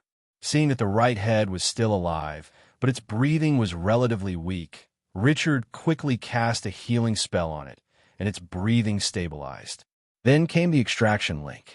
Richard stretched out his hand, rubbed the right head of the rune snake, and then continued to select storage extraction in the system. After finishing these, Richard started to look for the 3rd cutie again, but just passed by the cage of the rune snake. Richard suddenly thought, since the 3 heads of the rune snake have different thoughts, can each head be extracted once? Thinking of this, Richard came to the side of the middle head and touched it with his hand. Well, there is no response, and the one on the left still has no response. Alas, rubbish system, Richard sighed in disappointment. In fact, Richard didn't have much hope at all. After all, he had drawn Lu Wei's 3-headed dog, and he could only draw it once. After all, they are all 3-headed magical animals, and no one is more noble than the other. How to choose the rest? Looking at the invisible beasts, birds and snakes, big-headed monsters, ream cows, forest monsters, and Tebow warthogs in front of them. It's up to you, because of the hairy head. Richard came to the side of the cage where the big-headed hairy monster was held. Looking at the one inside, the whole body is covered with hair, but the big gray head is bald, and it is almost a foot tall. As the sun shines from behind Richard, Richard's shadow is reflected in the cage, and the big-headed monster is lying on top of Richard's shadow, looking like a big, bright, and round rock. Richard knows that if it takes a long time, I will definitely have a strong sense of futility and will eventually enter a drowsy and desperate state. At this time, the big-headed monster just jumps over and devours people. However, the big-headed monster is relatively easy to deal with low magic resistance and low physical resistance. Looking at the big-headed monster lying motionless on the ground in front of him, Richard used the stunning curse to subdue it very easily, basically without any difficulty. After touching the storage drawer, Richard looked at the remaining ones again. Let's take the bird and snake first. Other magic resistances are relatively high, and the invisible beast has low magic resistance, but it is invisible and can't find a place. The bird snake is a winged, two-legged animal with a snake body and feathers. The greatest value of this magical animal is its eggs. To be precise, it should be its eggshells. It is the purest and softest silver in the world, and its value is very high. Originally, birds and snakes are very flexible in the wild, and it is difficult for ordinary wizards to hit them with their spells. But now the bird snake is inside the cage. The originally relatively large cage is more crowded when the bird snake is more than 10 feet away. This also gave Richard the opportunity to subdue him very easily, continuing the previous process, stroking, storing, and extracting, and breaking the spell. Next, Richard is no longer choosing. After all, the rest are more troublesome, and the magic resistance will be higher. Come to the cage next to the bird snake, which contains the reem cattle. This reem cow looks more expensive. Yes, it is more expensive. It is like a big golden buffalo. If you stay still, you will think it is a pure gold sculpture. As long as anyone drinks the blood of Ruam cows, their strength will be greatly increased. However, because the output is very small, there's always a price but no market, so the 10 Songream cows and 10 walking gold mines are nothing. The difference? To be honest, the appearance of this Ruam cow here is very abrupt. Is Adam's family background so rich that he can even get this? Forget about it. Let's move on. This kind of large magical animal is a living target for Richard in the cage. Although it has high magic resistance, it cannot hold up to a large number. After being bombarded by Richard for almost 3 minutes, the reem cow also crashed to the ground. Richard calmed down for a while, then went to draw. Seeing that the coat color of the reem cow in front of him was no longer bright, Richard also thoughtfully cast cleaning spells and healing spells on it, so that Adams would not think that he had abused it.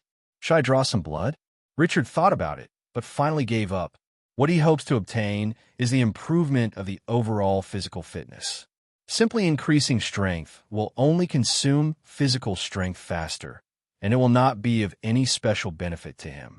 The next T-Bow, Warthog, and Forest Monster were both top players in magic resistance, but they finally fell down after Richard spent a lot of magic power and continued to cast spells.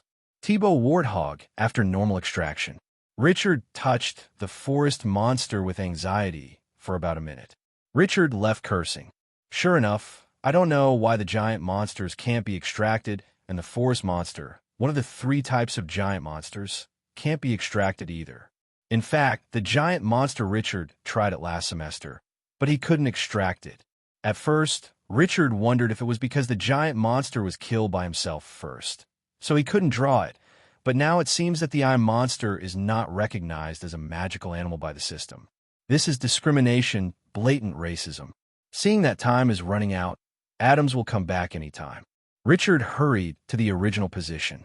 Looking at the empty number 1 cage, Richard didn't have any ink marks and started the spell bombing directly. Although you can't see it, it's fine as long as you accidentally drop it. After bombing for a while, the cage was still empty. Richard suddenly thought of a very serious problem.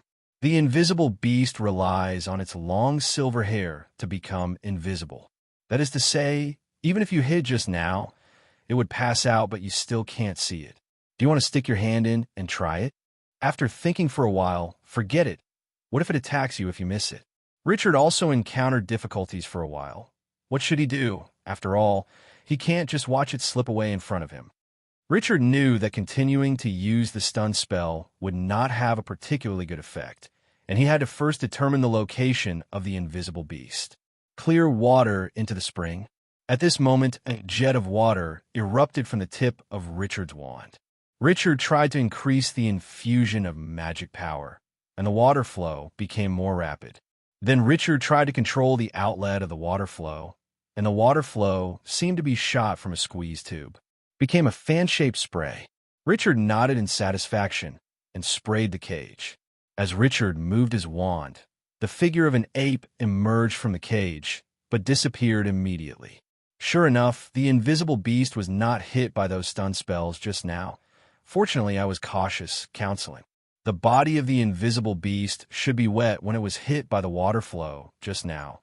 But just to be on the safe side, Richard continued to control the water flow to look for the invisible beast.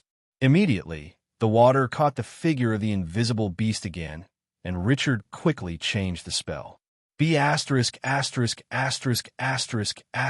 D fell to the ground.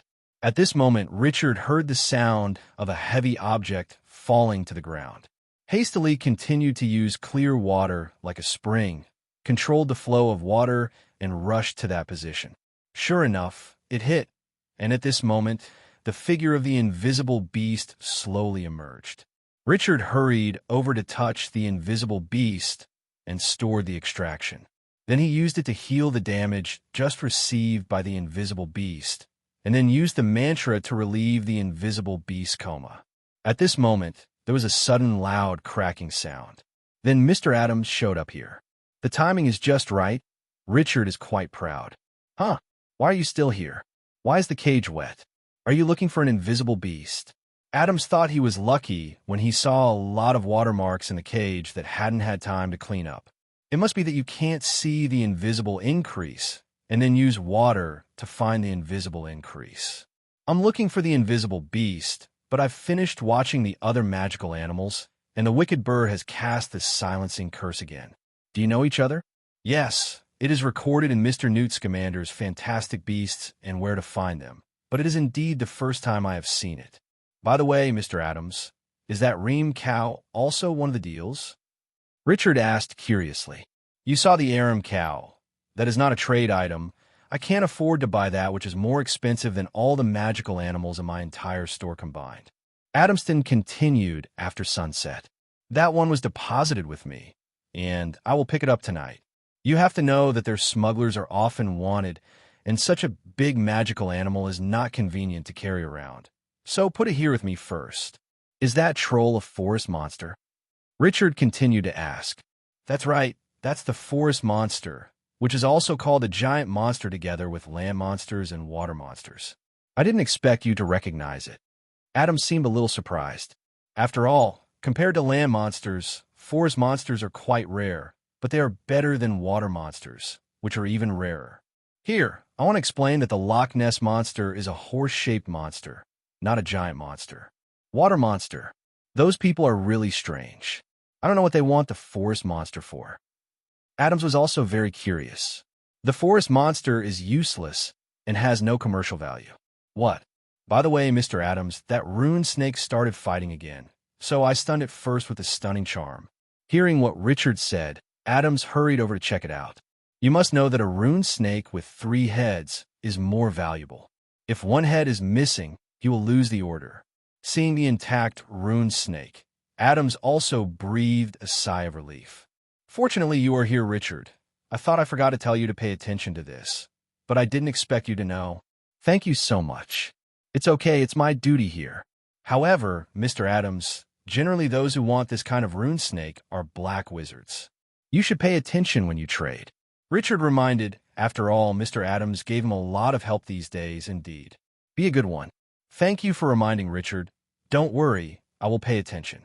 Adams continued after thinking for a while. Actually, not all black wizards are bad guys. There is no way to do it. You know that although the current wizard class does not value blood as much as when a mysterious man was around a few years ago, the pureblood wizards still control the wizard class. They still discriminating against half-bloods and muggle wizards. Many wizards who are not talented or talented but have no way out have to choose the path of dark wizards. I know these, Mr. Adams, too. But for the sake of Pugsley and Wednesday, you should also be careful. Feeling Richard's concern for him, Adams didn't continue talking after thinking about it. Those pureblood wizards are far more hateful than dark wizards. But considering that Richard is still young, there is no need to go that deep. In fact, these words should not have been said, but through these days of contact, Adams deeply understood the horror of Richard's talent. Although he didn't know how Dumbledore and Voldemort were when they were young, Adams knew that Richard should be regarded as a young wizard. The ceiling is high, and the current exchange of words is to better Richard. When Richard rises in the future, there will be a relationship. This is good for the development of Pugsley and Wednesday. Richard can also feel that Adams' trust in him is a bit too high. Many of these special magical animals, especially the ream cow and invisible beasts, are hidden from even his family. He generously let himself see it. This should be intentional. Any inconvenient care is a lie. The departure just now was also deliberately leaving room for Richard. Of course, Adams must not know his own system. Moreover, Adams' various behaviors are not offensive, which is also an important reason why Richard can accept Adams' kindness. After all, Richard did not accept the offer of favor to the Malfoy family. Although he knew that Adams would use him to a certain extent in the future, Richard didn't care. They have already invested, so why don't you allow them to make profits? The adult society itself is a society of interests. Whether it is ordinary people, it's the same whether it's a wizard or a wizard. After all, human relationships are like paper, and world affairs are like a chess game. After the two checked all the magical animals repeatedly, they returned to the magical animal store. After returning to the store, Richard suddenly asked Adams, "Mr. Adams, can you tell me about apparition?" Apparition? This is not something you can learn in your grade, and I remember that Hogwarts cannot use apparition. I'm just curious about the spell. After thinking about it, Adams said to Richard seriously, "Richard, although this magic is difficult, I know that with your talent and the magic power you have now, there should be no problem in learning this magic, but you must have an experienced teacher to assist you in learning this magic. Accidents are quite dangerous. Although I know this spell, if something happens, I have no way to solve it. I can tell you about this spell, but I hope you don't practice it privately. You must do it at school. Practice under the guidance of the professor. You have a broad future. There is no need to expose yourself to unknown dangers for a spell." Hearing Adam's sincere concern, Richard was still very moved, and he quickly promised that he was just learning in advance, and if he wanted to practice, he would go to the dean of his college, Professor Flitwick, as a mentor. Hearing Richard's assurance, Adams told Richard directly without reservation. The apparition spell is a way of magical travel. It allows users to get where they want to go. After the user focuses on the destination, they disappear from their current location and appear at the place in their mind. In short, the apparatus spell is a form of teleportation. It is currently the fastest way to reach the destination, but it is difficult to master. If it is not done properly, it may lead to disastrous consequences. In fact, what we often call apparition is just the first step of the apparition spell. At this time, you need to first focus all your attention on your goal, which is to think about where you are going. Second, determine to occupy the space you want. Let the desire to reach flood every smallest part of the body. Rotate in place. Thirdly, let yourself enter the void state and move calmly. This is the 3D principle we often say. Target, Zhao Zhao, determination, and calmness. The initials of the three words are all D. The next step is the second step, apparition, and then you can appear at the destination. Beginners will feel hypoxia when using it, but they will get used to it after using it too much. And if the determination to move is not firm, split body will appear. That is, one part of the body stays in place while the other part moves past. Finally, the apparition that transmits multiple people at the same time is called entourage apparition. This method allows adult wizards to take underage wizards or wizards who cannot apparate in person to go to the destination with them. When performing entourage apparition, follows the attacker, simply grabs the arm of the person performing the apparition. By the way, only after the age of 17 has passed the apparition examination of the Department of Magical Transport and obtained a license can one legally apparate in the UK. After listening to Adam's detailed explanation of the entire spell, Richard suddenly had an urge to try it out, but for his own safety, he reluctantly suppressed it. As for why Mr. Adams told Richard, the reason is very simple. The apparition curse is not a secret spell. Anyone who is willing can find relevant explanations. It is better for Richard to search blindly than Adams himself. It was safer for Richard that way. Adams told Lee-Cha all the problems he encountered while practicing apparition, hoping that this would save Richard from taking some detours. After hearing all of Adams' experiences, although Richard didn't practice it, he knew that there was nothing wrong with the spell. But to be on the safe side, it's better to ask Professor Flitwick after school starts. After Adams finished speaking, he took Richard to apparate again, so that he could experience it. After that, the two returned to the store and continued to organize the placement of magical animals in the store. At noon, Adams invited Richard to eat at home as usual, but this time Richard did not refuse. After all, he had helped him so much and wanted to bring himself and his children closer. Richard could understand. The way to Adam's house was through the fireplace. At first, Richard thought the fireplace was not very comfortable, but it was infinitely stronger than apparition. When he came to Adam's house, Richard first greeted Morticia, and then he was dragged by Adams to check Pugsley's homework. When he came to Pugsley's room, the little brat seemed to have forgotten what he suffered last time, and was still stubbornly waiting for Richard. This made Richard very helpless. How could he hold grudges like this? Besides, he didn't do anything, just enriched his boring holiday life. Isn't that good? Since you are so ignorant, don't blame me. Richard knew that Adams should have no deterrent effect in front of the two children, and they must be more afraid of Morticia, so Richard didn't say anything at the time. After all, now is the time to grow up, so the children can't eat. So when the lunch was over and everyone was drinking tea in the living room, Richard started to get angry. Ms. Adams, just now I read Pugsley's homework, and he did a good job, basically all 360 correct, which shows that Pugsley is still very smart. Hearing what Richard said, the Adamses and his wife showed satisfied smiles, and the little idiot Pugsley was quite satisfied, sitting there shaking his head. Only Wednesday noticed something was wrong. How could this beautiful black-bellied man praise that idiot Pugsley? Just watch it. There must be a follow-up. However, under Wednesday's satisfied expression, Chun continued. I looked at the amount of exercises he has done the past few days, and they are really too few. When I was my age, I could finish these exercises in half a day at most. You nonsense. Do you know how I live these days? Pugsley was angry when he heard Richard say that. After I was called up early every day, I would eat and do problems, and I would do problems after eating. There was no time to stop at all, so there was too little time.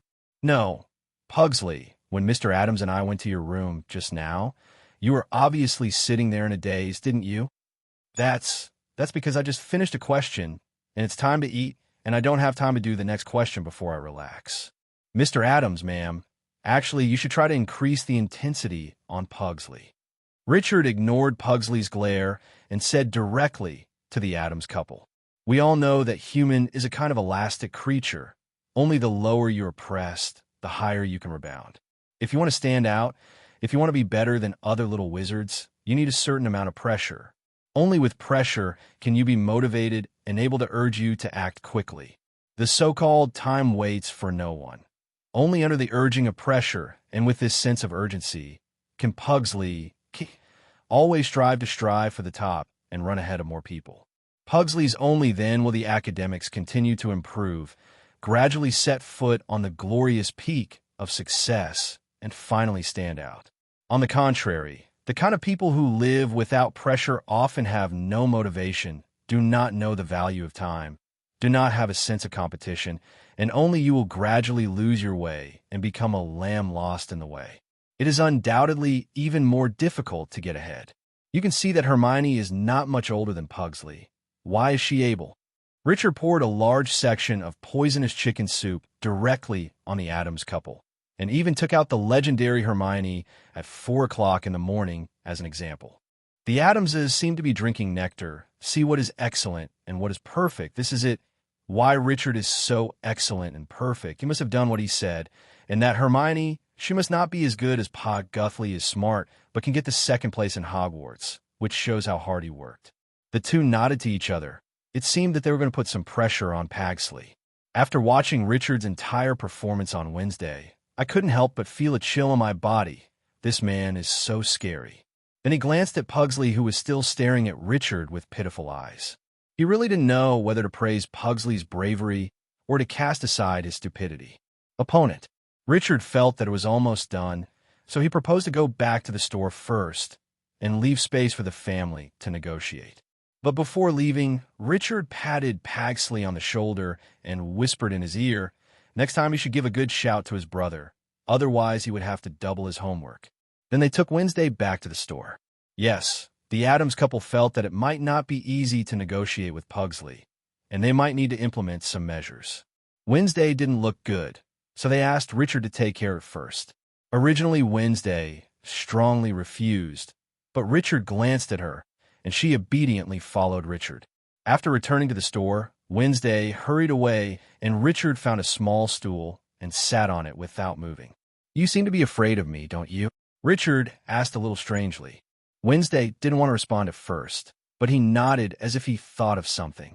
"Why, I have always been kind to children. They all like me." "You are terrible. You are obviously tormenting Pugsley, but you still have to be grateful to your parents." "How could it be? I didn't torture Pugsley. Doing so would be very good for him and make him even better." Richard didn't talk nonsense about this. But not everyone wants to be excellent. Isn't it torture to force a mediocre person to be excellent? Why can't everyone respect everyone's fate? Those who should be excellent are excellent, and those who should be mediocre are mediocre. What about excellent people doing excellent things? Mediocre people also having mediocre things to do. This is a complete society. If all are excellent people, then who will do those mediocre things? Richard didn't expect this little girl to be so transparent. Are all little girls abroad so precocious? This is beyond my control. I just told your parents the way to become excellent, and your parents wanted Pugsley to be excellent. In fact, think about it. If you don't have Pugsley around if you stand in the front, then you are the one who should become excellent. Hearing Richard's voiceover, Wednesday thought of Pugsley's miserable life these days and immediately said, "Let Pugsley continue to be better. I don't know anything. As his sister, I must be proud of him." Richard nodded in satisfaction, not to let that brat suffer a bit, as he would easily suffer in society like this. Then he took out a Hogwarts history of magic and handed it to Wednesday. Wednesday took the book with a blank face. "What do you mean?" "You'll need it soon," Richard said with a mysterious face, and then went to work. While Richard was still feeding the magical animals in the store, Mr. Adams had already returned from home. He was still asking Wednesday if he wanted to go back, but Wednesday refused. The air pressure in the house must be very low now, and it may be affected if he goes back, so he should stay in the store. Originally, Adams wanted to continue to say something, but when he saw the book that Wednesday was holding, he was surprised at first, and then told Wednesday with satisfaction that he could go to Florin Fusk's ice cream shop to pick up an ice cream later. We must know that Adams has always not allowed them to eat ice cream. Why did he suddenly say this at this time? Wednesday suddenly remembered Richard's behavior just now. Could it be because of this? It was really terrible. Just after Richard had served all the magical animals, Ollivander came again. Could it be that he installed a camera here? The timing is also very good. Every time it is when he finishes his work and has nothing to do. While thinking wildly, Richard and Ollivander came to the wand shop again. This time Ollivander did not ask Richard to give him the wand, but asked him to demonstrate the magic with his own wand first.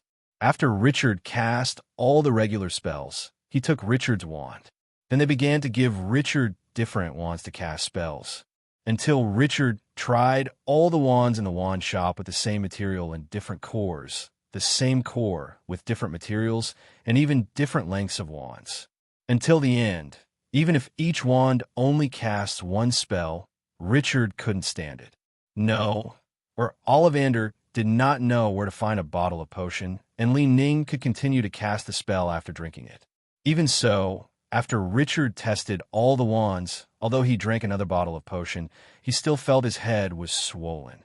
Ollivander directly asked Richard to go to the leaky cauldron to open a room to sleep, and he paid the bill. Richard was not pretentious either. He went back to the Fantastic Beasts store and talked to Adams, then went straight to the leaky cauldron, found Tom, and opened a room. After coming to the room, Richard lay on the bed directly. He didn't feel very good now, and Richard was not in the mood to draw a lottery, but he couldn't sleep either. He just felt his head was swollen all the time. Richard closed his eyes as usual, didn't think about anything, and emptied himself. This is a meditation method that he saw from the internet in his previous life, but his own thoughts in his previous life were too complicated to do it. After coming to this world, by chance, Richard succeeded once. The effect is very significant, and it has a miraculous effect on the recovery of the spirit.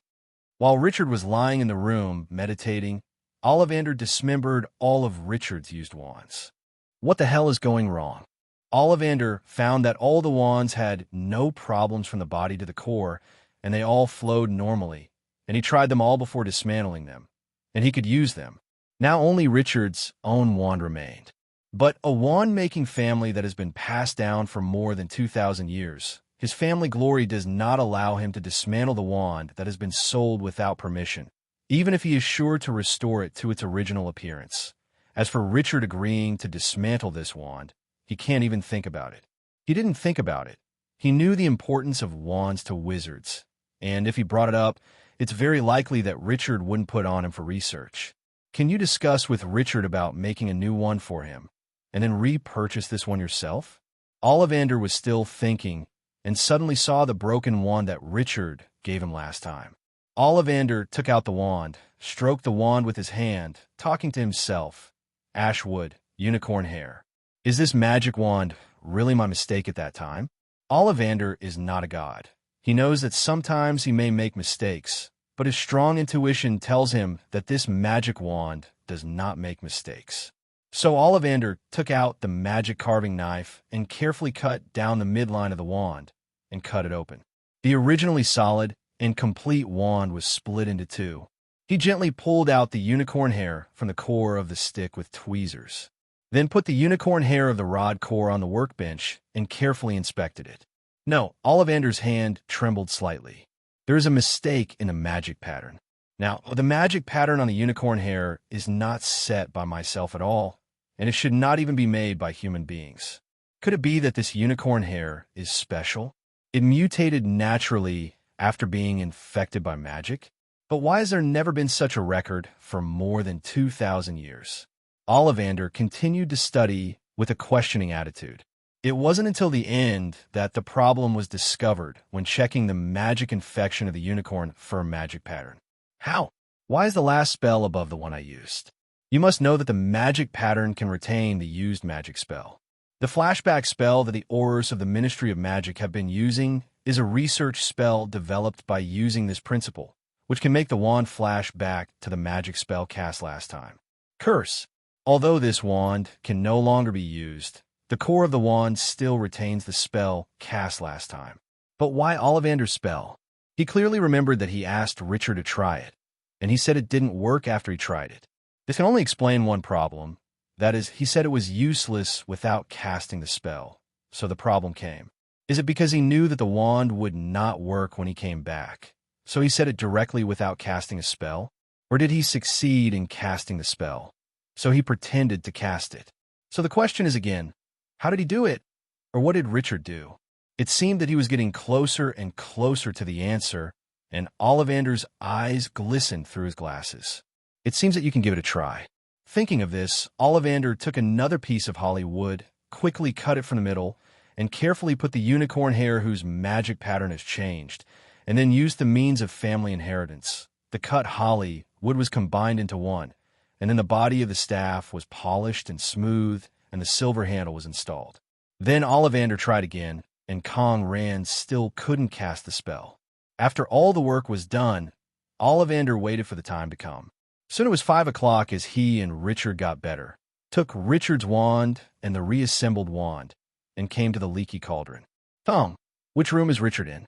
Is he still in the room? Let me pay the bill first. Ollivander, he's in the first room around the corner on the second floor. I'll ask Hannah to call him down. No need. I happen to have something to ask him. It's inconvenient for so many people. I'll go up. Saying that, Ollivander walked to the second floor. It seems that this classmate of his granddaughter is not simple. Tom watched Ollivander go up to find Richard in person and thought silently. Boom, boom. Ollivander knocked on Richard's door. Come in. The door is unlocked. Richard's voice came from inside. Ollivander stretched out a slightly trembling hand, put on the doorknob, took a breath, opened the door firmly, and walked in. Mr. Ollivander, why are you up here? I'm about to go down. Seeing that Ollivander opened the door and came in, Richard was a little surprised. Why was the old man so polite and came up to call me himself? It's okay, Richard. Here is your wand. Saying that, Ollivander handed the wand to Richard. How did your inspection go? Have you determined the cause? Richard asked casually. It should be almost there, but there are still some experiments to be done. After confirming your wand, you don't need to check it again. If you want to check it in depth, you have to take it apart. I don't think you will agree. That's not right. This is my partner. By the way, Richard, I have a newly made wand here, which uses some different techniques than before. Please help me try the effect of the wand. Saying that, Ollivander handed the restructured wand to Richard. Richard took the wand, glanced at it for a while, and then played a trick with the wand. At this time, Richard inadvertently saw a trace of tension hidden under Ollivander's calm expression. Why are you nervous? Are you worried that your new technology will not be successful? Can't surpass those two in Europe? This old man is so competitive at such an old age. Richard was just about to cast a fluorescent spell or something when there was a sudden pause. No. Why did you let yourself experiment? There are no other wizards? You still have to bring it up to me. Can Hannah downstairs also experiment? There's a problem. There must be a problem. Richard is holding the wand to figure it out carefully, and, at the same time, thinking quickly about the recent things between himself and Ollivander.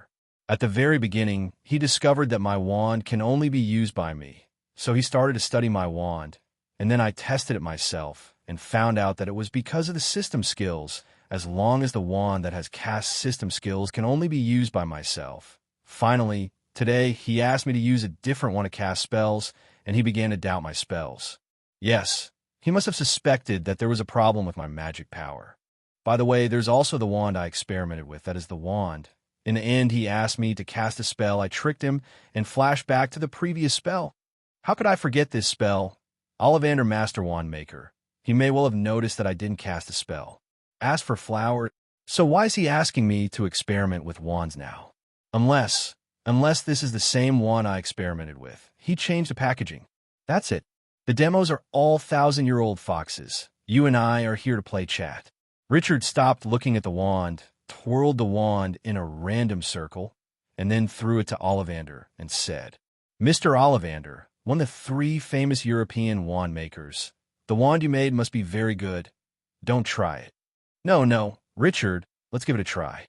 After all, it's a new technology, so we need to do more experiments. Ollivander didn't expect Richard to throw the wand back without casting a spell, and said after a while, New technology? Is it really a new technology? Why do I think this wand is so familiar? I seem to have seen it somewhere. Let me think about it. That broken wand that day? No, it's white. This one is cyan. But why do I think these two are so similar? What do you think? Ollivander. Lucien finally didn't even want to be polite. Point 0. Ollivander was dumbfounded when he heard Richard say that. How did he know? How did he know that this wand was the ash wand? Okay, Mr. Ollivander, I won't leave this to play with you. My father should be here soon. I can't keep him waiting. He will be worried. I'll go first. Richard said, walking to the door, just walked out of the door and turned around and said something. I shouldn't have to pay the room fee, bye-bye. Then Richard left without looking back. At this time, Ollivander just reacted and quickly wanted to call Richard, but Richard had already gone downstairs. When he came to the first floor, Ollivander quickly asked Tom if he saw Richard, and Tom told him that Richard had gone out. Only then did Ollivander sigh, not knowing what to say. Now he finally understands what it means to be so terrifying. And Richard is also a little annoyed now. What's the matter? Why did they travel over here? All kinds of IQs are slapped. Why are they all old foxes when they come to me? Needless to say, Dumbledore also has a halo. Now an old stick-making man in his 70s and 80s is about to touch my bottom. Is it really my fault? But I'm also very low-key. Wilson glanced at Richard from the rearview mirror. What's going on? Why hasn't he spoken since getting in the car? And now his face has become gloomy. Hastily and cautiously asked, "What's the matter, son? Is there anything unhappy today?" Hearing Wilson's voice suddenly rang in the car, Richard also knew that he couldn't let his family worry about him. So he said hastily, "It's okay, Dad. I just saw the animals that arrived last night today. They're not cute at all. So I'm a little unhappy." Wilson was taken aback when he heard the words. Just such a trivial matter? It is also true that although his son is usually very mature, he is still a 12-year-old child in the end, and it should be that his emotions change relatively quickly. It's okay. How about we go to the zoo to have fun after you finish your part-time job? Okay. Richard saw that Wilson still had a cautious attitude and was immediately moved. It had been a long time since they went out to play together, and this time he wanted to accompany them well. After Richard and Wilson got home, they told Olivia about their decision to go out and play. Olivia was very excited after hearing this, and said that she must make a good plan to give Richard an unforgettable experience. After dinner, Richard didn't discuss going out with his parents, but directly went back upstairs. But before going up, Richard specifically told Olivia that he could wait until after his part-time job was over. Olivia expressed her understanding and then pulled Wilson to start planning. Back upstairs, Richard first took a shower, put on clean new clothes, and lit 3 cigarettes that he had secretly prepared in advance. Richard said that he could only use cigarettes instead because he couldn't get any incense. The pious Richard took 3 cigarettes and bowed 3 times in each direction. Namo Amitba, blessed ones, Harry Leah. Men, come and bless me. Let me make this lottery a big hit. After the worship, Richard put the cigarettes in the flower pot. Then he calmed down for a moment. Mind control turns on the system in the mind. Find the storage extraction interface on the system panel. Click to enter. Storage extraction selection. Found multiple storage records. Please select the magical animal to be extracted. Mature wicked bird. Mature wicked bird. Mature rune snake. Mature hairy monster. Mature bird snake. Mature ream cattle. Mature Tebow warthog. Mature invisible beast. Let's start with a wicked bird. Richard chose the wicked bird. The extraction selection is completed, and the mature villain bird, 1/2, starts the directional extraction, 1/DT. Random selection is completed, and random selection begins. 1/3, randomly selected. Experience value, plus 20. 2/3, randomly selected. Experience value, plus 20. 3/3, randomly selected. Experience value, plus 20. Seeing the gorgeous 3 experience points coming in, Richard was expressionless, and there are still several more. The extraction selection is completed. The mature villain bird, 2/2, whether to enable directional extraction, 1/3. Random selection is completed, and random selection begins. 1/3, randomly selected. Experience value plus 20. 2/3 in random selection. Experience value plus 20. 3/3 in random selection. Experience value plus 20. In this way, 3 more gorgeous experience points were collected, and Richard already clenched his hands into fists and started the next round of drawing with his teeth gritted. The extraction selection is completed. The bird and snake in the mature stage, 1/1. Whether to enable directional extraction, 1/3. Random selection is completed, and random selection begins. The result immediately appeared in front of Richard. This time it was not 3 experience points, but TM's 4 experience points. Richard broke out completely, jumped off the bed, pulled out the 3 cigarettes inserted in the flower pot, and threw them on the ground. If you just eat and don't work, then no one should eat. After clamoring for a while, Richard calmed down and then continued to draw. The extraction selection is completed. The maturity period is like a snake, 1/1. Whether to enable directional extraction, 1/3. Random selection is completed and random selection begins. 1/5 randomly selected. Experience value plus 30. 2/5 random selection. Experience value plus 30. 3/5 randomly selected. Skill acquisition. Proficiency in snake language. 4/5 random selection.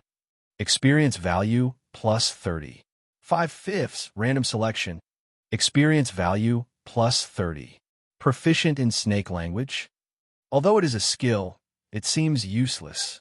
Richard feels a bit pained, but it is finally shipped. Let's continue. The extraction selection is completed. The mature T-bow warthog, 1/1. Whether to enable targeted extraction, 1/3. Random selection is completed, and random selection begins. 1/4 randomly selected. Experience value plus 30. 2/4 randomly selected. Experience value plus 30. 3/4 randomly selected. Skill acquired stealth, T-bow warthog version. 4/4 randomly selected. Experience value plus 30. Invisibility? Richard is feeling even more uncomfortable now. He already knows the illusion spell. The invisibility skill doesn't seem to be of much use, and it turned out to be T-bow warthog's invisibility. So how do you let the invisible beast deal with it? But there is no way. Let's go on. The extraction selection is completed. The mature big-headed monster, 1/1. Whether to enable targeted extraction, 1/3. Random selection is completed, and random selection begins. 1/4 in random selection. Experience value plus 25. 2/4 randomly selected. Experience value plus 25. 3/4 randomly selected. Skill acquired stealth, big hairy monster version. 4/4 random selection. Experience value plus 25. There is still invisible or some big-headed monster version. What do you mean? Then don't say anything. This time I'll take a look at the invisible beast. The extraction selection is completed. The mature invisible beast, 1/1. Whether to enable directional extraction, 1/3. Random selection is completed, and random selection begins. See that there is a skill in the extraction completion interface. Acquire skill, invisibility, invisible beast version. Seeing another stealth skill, Richard is completely speechless now. Why is this thing still coming in batches? Suddenly a dialog box popped up on the system panel. It is detected that the host has extracted similar skills, and the hidden board is opened. Synthesis. Seeing the synthesis button that popped up suddenly, Richard clicked on it. Please select the skills that need to be synthesized. Richard put 3 invisible skills on it, and clicked to confirm the synthesis. Synthesizing. Synthesis is complete. Get a new skill, invisibility. Isn't this Nima still invisible? What's the difference? It's even synthesized. Congratulations to the host for obtaining the blessing of mysterious power in the first synthesis. Trigger probability is 1 in 100 million. The stealth skill has been greatly improved. After the upgrade, the skill has been renamed Shanine. All subsequent stealth skills will not be able to be extracted. For specific skills, please contact us. The host experiences it by itself. Seeing this situation, Richard was a little confused. What do you mean? What kind of mysterious power blessing? Although the trigger rate is very touching, but you make it clear the garbage system has to be experienced by itself, and how to stop drawing all invisible skills woolen cloth. Richard directly loaded the new skill, Hidden God, into the skill bar, and then activated it. Suddenly, Richard felt that he was different from before, and he couldn't tell what was different. This feeling was hard to explain, but Richard looked at the table and chairs in front of him. Although they were clearly in front of him, they seemed to be very far away. This is a very unique feeling. A feeling of. At this time, Richard suddenly seemed to be ejected, and the invisibility skill stopped, and then Richard felt a pang of hunger. 0. How could he be ejected? How could his physical strength be consumed so quickly? This has not yet been upgraded to level 1. It is already consumed much faster than Long Yin and Lightning. Richard looked at the system panel again, hoping to get an answer, when a prompt suddenly appeared in the system. It is detected that the hidden power of the gods exceeds the power system of this world. After self-research, the mysterious power blessing in the subsequent skill synthesis is temporarily suspended. Now the skill synthesis triggers the mysterious power blessing. The probability is 0, and the skills that have been synthesized will not be adjusted. When Richard saw this prompt, he didn't know how to describe it. First of all, the trigger rate of the mysterious power blessing itself is already very touching. How come the hidden skill has already broken through the power system of this world? Isn't it an invisibility?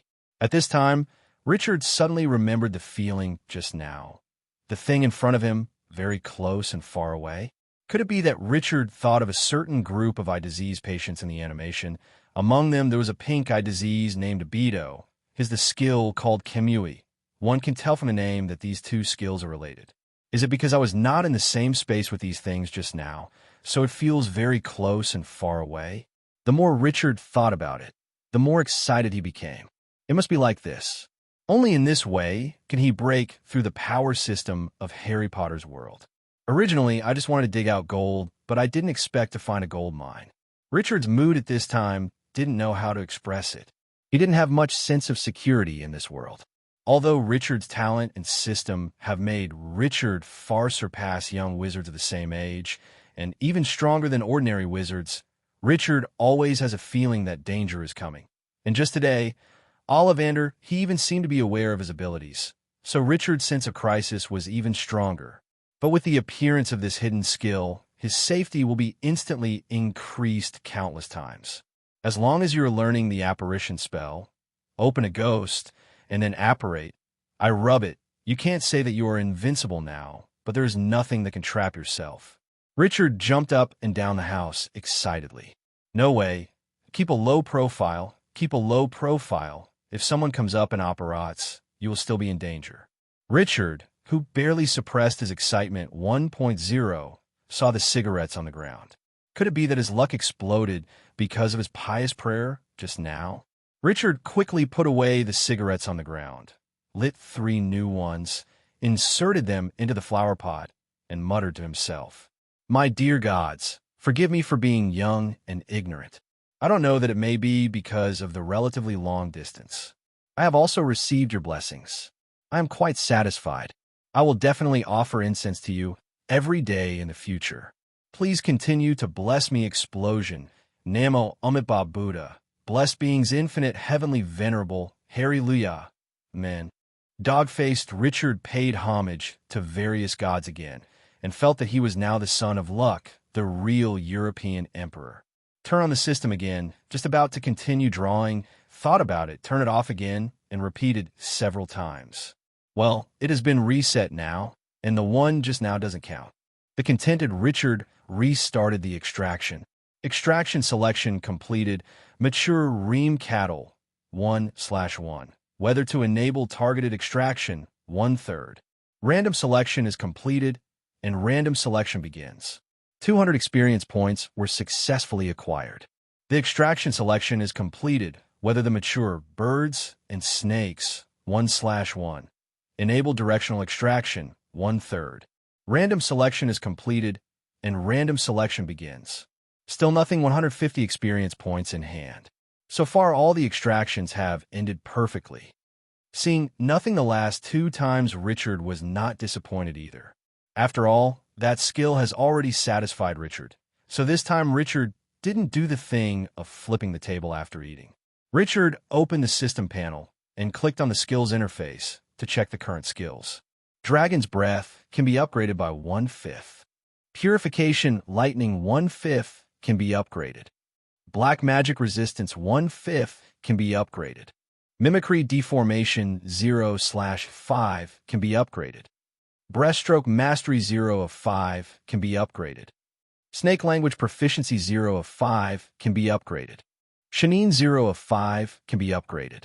Remaining experience value 3,186. Mimicry was drawn by Richard 2 days ago when the Fantastic Beasts store arrived. At that time, there were almost 300 magical animals. Li Cha smoked hundreds of times and only got a mimicry on a bow truckle. Skill, Richard tried it, It was like a dead mullet. When activated, he could perform mimic transformation according to the surrounding environment. So I don't plan to upgrade it after taking it off on the load, and now it seems that I can extract some transformation skills and use it to synthesize. But one thing has to be said, that there are more than 300 magical animals, almost 1,000 draws, and only one skill is drawn. It seems that the black face can no longer describe Richard, and the reincarnation of the Broomstar is nothing more than that. But tonight, Richard firmly believed that he had bottomed out and rebounded, and that he should now be possessed by the Emperor of Europe. Looking at the remaining more than 10,000 experience points, Richard is also very excited. Don't think about it, Tianji. Upgrade. Upgrade. Say important things 3 times. 31862186. 1/5 of Shanine cannot be upgraded. What's the situation? I'm the little prince of mathematics. If you subtract 100 from 3186, there should be 3,086 left. Why did you deduct 900 more? The system, come out. I promise I won't kill you. How dare you swallow my experience points? The number of experience points required to upgrade special skills is 10 times that of ordinary skills. Please stop framing. This system reserves the right to prosecute. Huh. Skill upgrades like Shanine require extra experience points, and Richard can understand. But the sudden humanization of the system made Richard ignore it and increased it by 10 times. System, are you smart? Richard asked curiously. With the increase of experience points, system skills, and modules, the intelligence of the system will gradually improve. The host is also requested to continue to work hard to upgrade the artificial intelligence as soon as possible to better serve the host. Damn, I actually became smarter and can evolve artificial intelligence, but it's good that I don't need experience points to upgrade. In the novels I read in my previous life, the system needs experience points to upgrade, and my system doesn't even need it. You can upgrade by consuming experience points, which is really conscientious. Richard felt a lot of emotion. Just now it was a garbage system, but now it has become a conscience system. Forget it. Let's continue to upgrade. This is the most important thing right now. 21861186, Dragon Breath 2/5 cannot be upgraded. 1186186 Purification, Lightning 2/5 cannot be upgraded.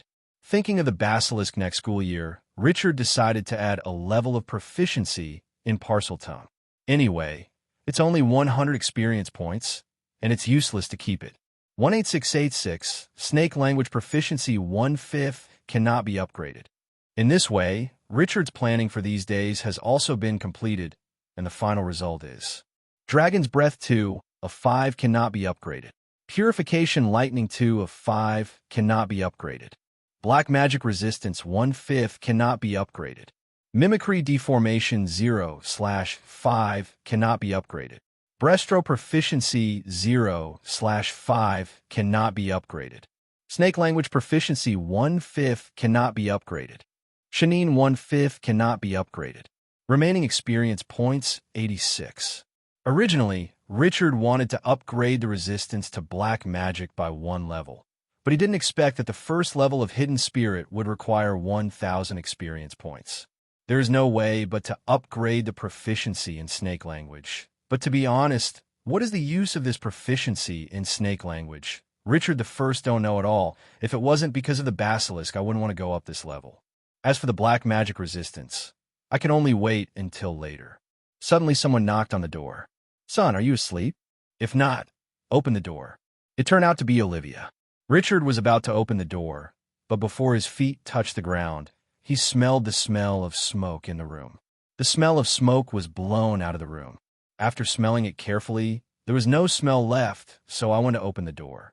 What's the matter, Mom? I'm already asleep, Richard said, pretending to be sleepy. Olivia squinted her eyes, stuck her head into Richard's room, took a deep breath, and there was no smell. It's okay. It's just that there's a strange smell in the corridor. Let me see if it's coming from your room.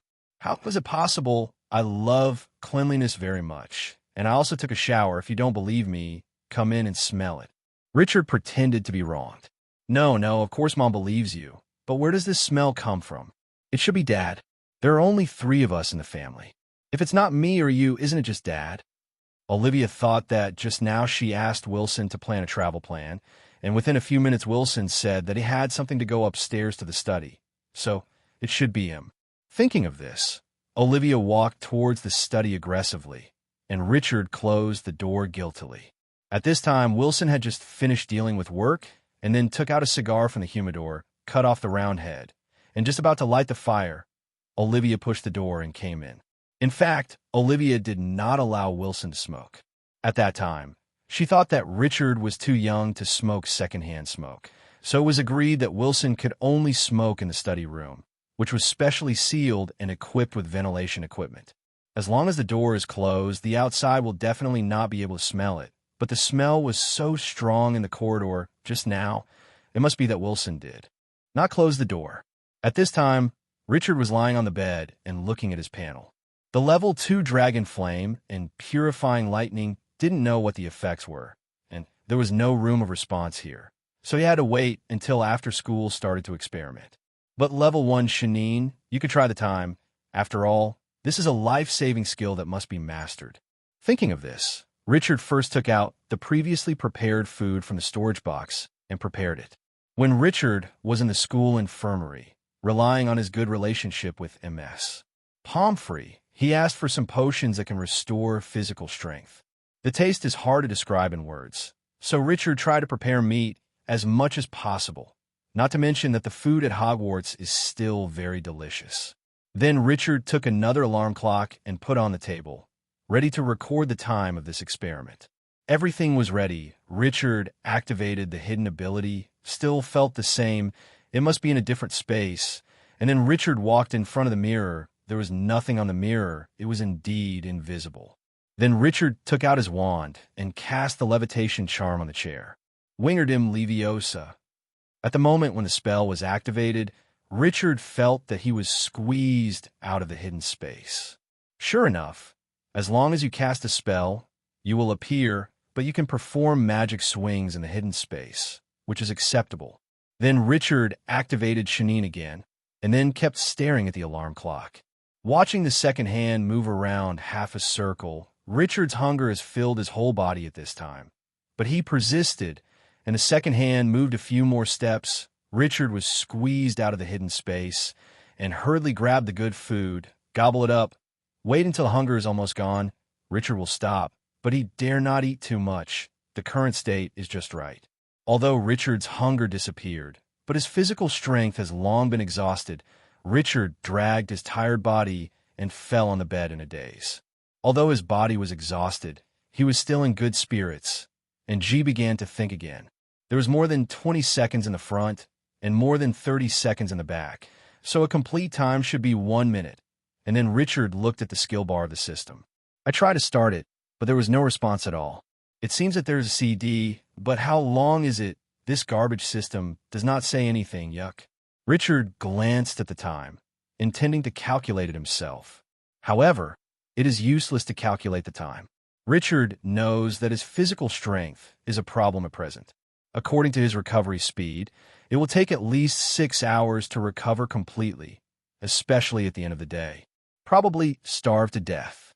Therefore, the ideal time for this skill is 20 to 40 seconds, and a longer time will have no effect on the next battle. About 10 minutes passed quickly, and the hidden skill on the system interface returned to its normal color. So the CD is 10 minutes?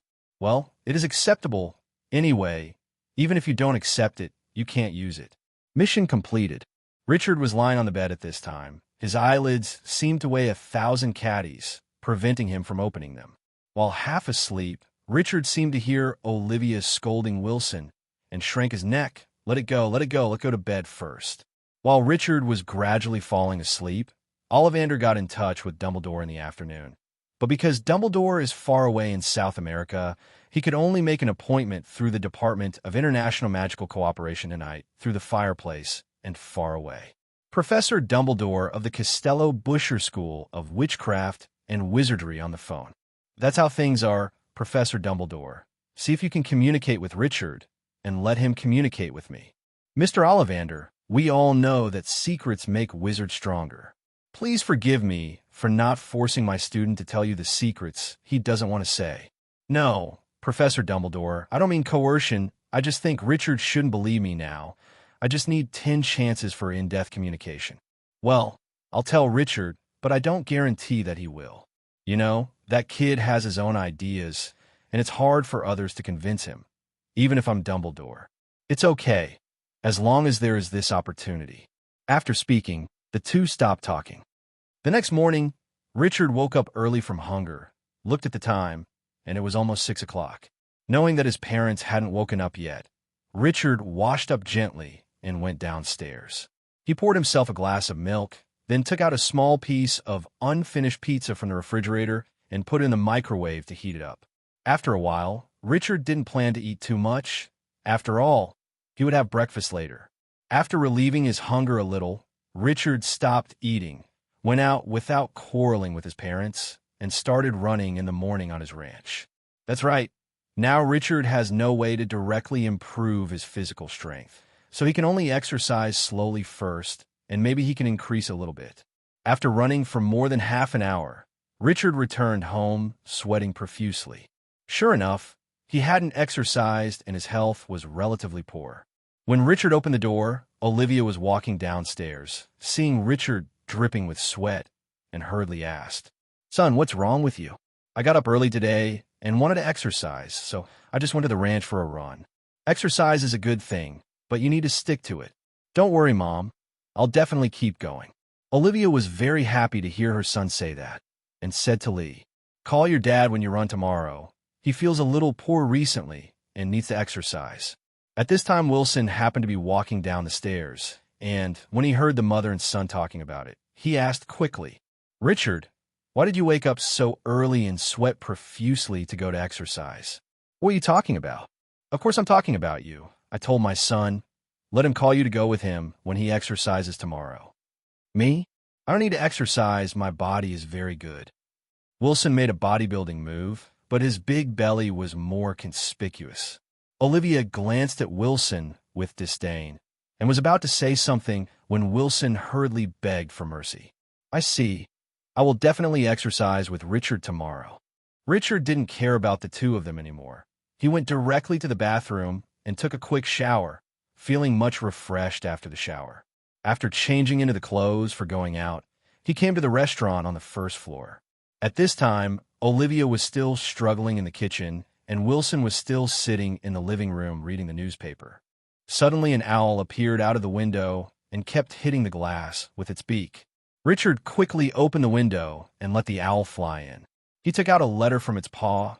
Richard didn't read it in a hurry, but gave it some Barnaby's food, and this owl was very educated and gently touched Richard with its beak head and then began to eat.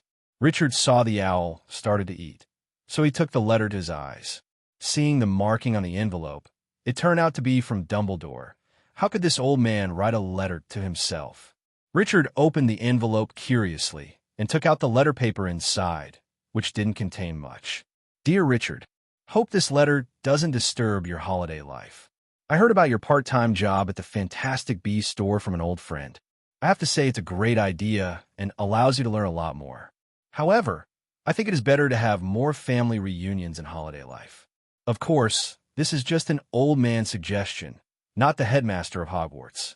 A friend of mine, Ollivander, I think you should know, I don't know what happened between you, but he asked me to have a good chat with you. I know this is your business, I shouldn't interference, but I could tell you about Ollivander I know.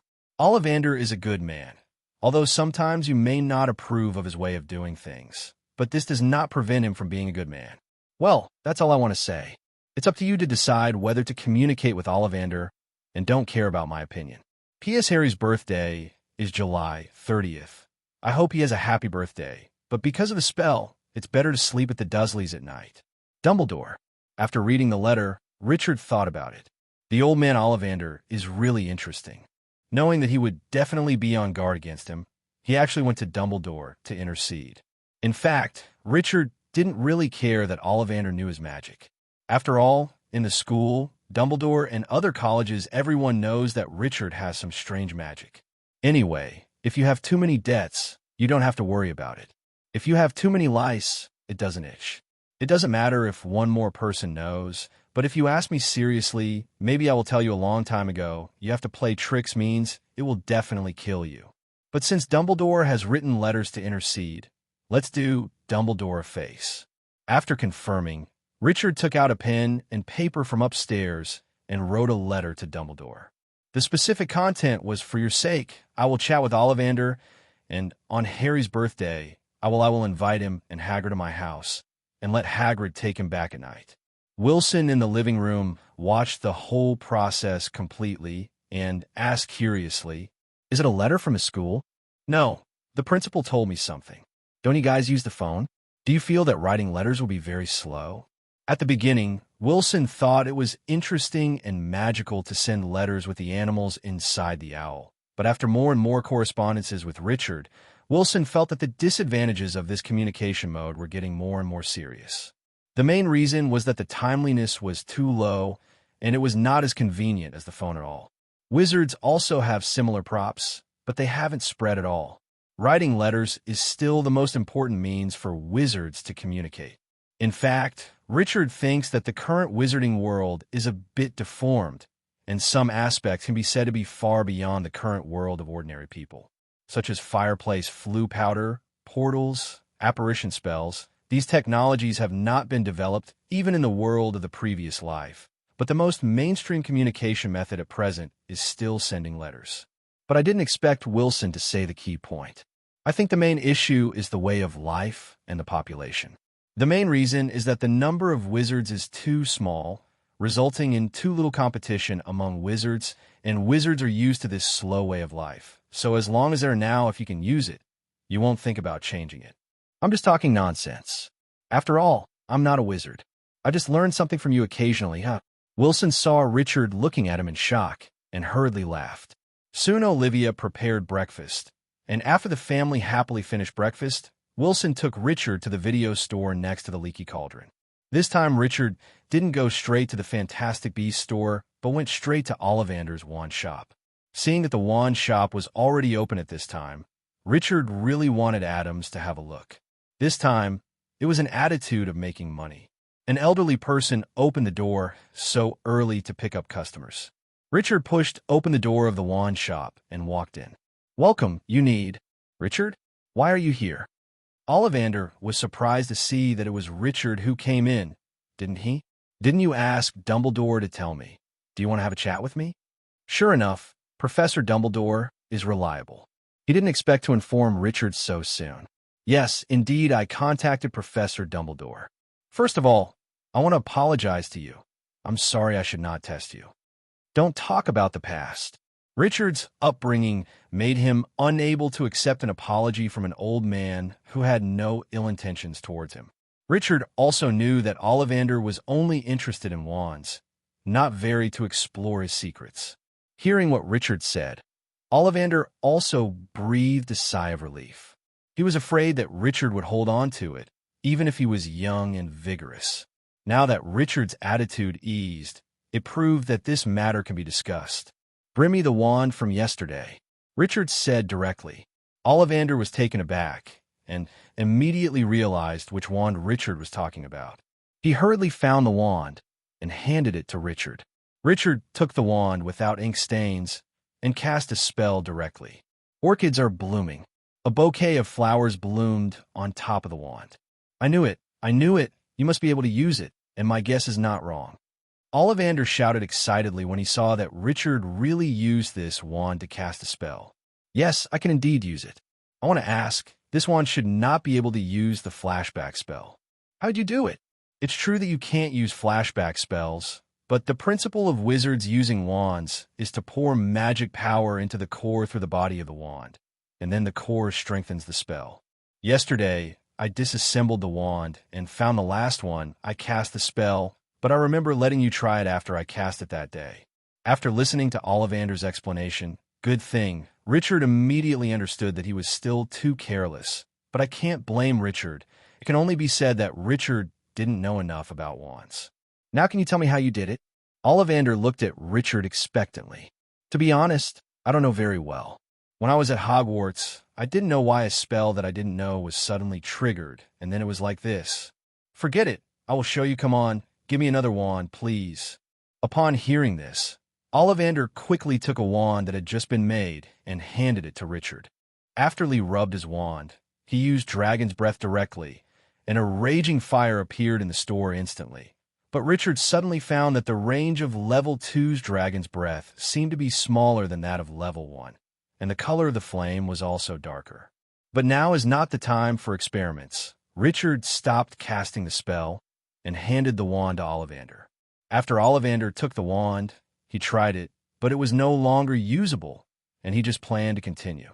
Richard saw that the time was almost up, but Ollivander seemed to be waiting for a while, so he said directly, "I know, I've already told you, and I don't know how to do it next. Well, I'm going to the Fantastic Beasts store." At this time, Ollivander just waved and let Richard go. "Well, just throw it away after use. Tion is beautiful." After Richard walked out of the wand shop, he went straight to the Fantastic Beasts store. Sure enough, what time was it? And the door was still not opened. While complaining about Adams, Richard opened the door of the store and took off the closed sign. Then he started to feed the magical animals in the store. After everything was taken care of, Adams still didn't come over. Richard didn't want to complain anymore and directly moved the deck chairs in the store outside. Then he took Crookshanks into his arms. There aren't many wizards in Diagon Alley in the morning, and occasionally one is someone from a nearby shop. In the past few days, everyone knows that there's a part-time little wizard in the Fantastic Beasts store, so everyone passing by greets Richard kindly. Just like that, Richard lay there lazily, stroking Crookshanks in his arms from time to time, feeling very comfortable. Just when Richard was falling asleep, Adams finally came and saw that everything was ready in the store, but why didn't he see Richard? When I walked to the door, I saw the boy lying on the recliner and hugging the cat. He was really a classmate boy, in his prime. "Mr. Adams, you're finally here. It's a bit late. You see, other shops open early." Richard couldn't help but complain about Adams. "No, it's just that I slept late last night, and a guest came late at night, so I woke up late." Adams quickly explained, but he couldn't help but wonder who is the boss. Hearing the guests from last night, Richard knew that they must be those special magical animals, so he hurriedly asked, "Sent them all away?" "Of course not. I just sent the cow away, and I have to wait for the rest. Is there anything else I need to do?" "No need. I'll just check it out at night." 327. Because there were no guests, Adams also moved a chair out, made it to the door, and chatted with Richard. Richard told Adams that his part-time job was almost over, and he probably wouldn't come when he finished the job the day after tomorrow. Adams didn't say anything. After all, Richard was on vacation to work part-time, and his clerk would be back soon, so there was no room for so many in the store. But Adams told Richard the address of his home, hoping that he could go and play when he was free. Seeing that Richard had been stroking the cat in his arms, Adams told Richard directly that if he liked it, he could give it to him. "Anyway, this cat has never been sold here." Richard smiled and told Adams that it was only because its owner didn't want to take it away, so let's put it in the store first, and its owner will come to pick it up next year at the latest. Adams froze for a moment, but didn't say much, so let's leave it alone. A cat can't eat much anyway. The next 2 days are the most stable since the holidays. Every morning, I come to feed the magical animals, pet the cats, have a meal at the Leaky Cauldron at noon, read a book in the afternoon, and occasionally come to a guest. Richard introduces the animals in the store very leisurely every day.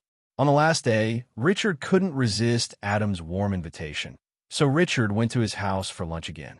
In the afternoon, Adams did not force Richard to stay so that he could go home early.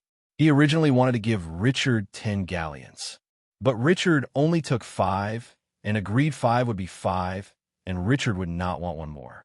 Seeing Richard's tough attitude, Adams also knew that Richard would not ask for more, so he wanted Richard to take a magical animal away. In fact, Richard also considered it at the beginning, and the best one must be Pawnlock, which is a magical animal that protects horses. Richard had a lot of horses in his family. When they grow up, they're only a little over half a meter long, but their appearance is a bit unique. It is covered with thick and soft hair. There are a lot of strong sideburns on the head. The nose is surprisingly big, and it walks on 2 legs. The problem is that there is none in the Fantastic Beasts store, and Adams can't buy one specially, so let's forget it. In the end, Richard just left the Fantastic Beasts store with 5 galleons. But before leaving, Richard went to the wand shop again and told Ollivander that he would not come to Diagon Alley again in a short time. Ollivander didn't have much to say about it. He knew that Richard had already told him what he knew, and the rest wasn't something a first-year or second-year wizard could get involved in. Ollivander directly took a large bag of galleons and handed them to Richard. "This is yesterday's and today's remuneration. The extra is what you told me today." Richard took it without any hesitation and then left. After stepping out of the leaky cauldron, one enters the world of ordinary people. "Because I told Wilson yesterday that I would leave early today, so Wilson came here early and waited." Richard got into the car directly, but he didn't expect that Olivia was also in the car.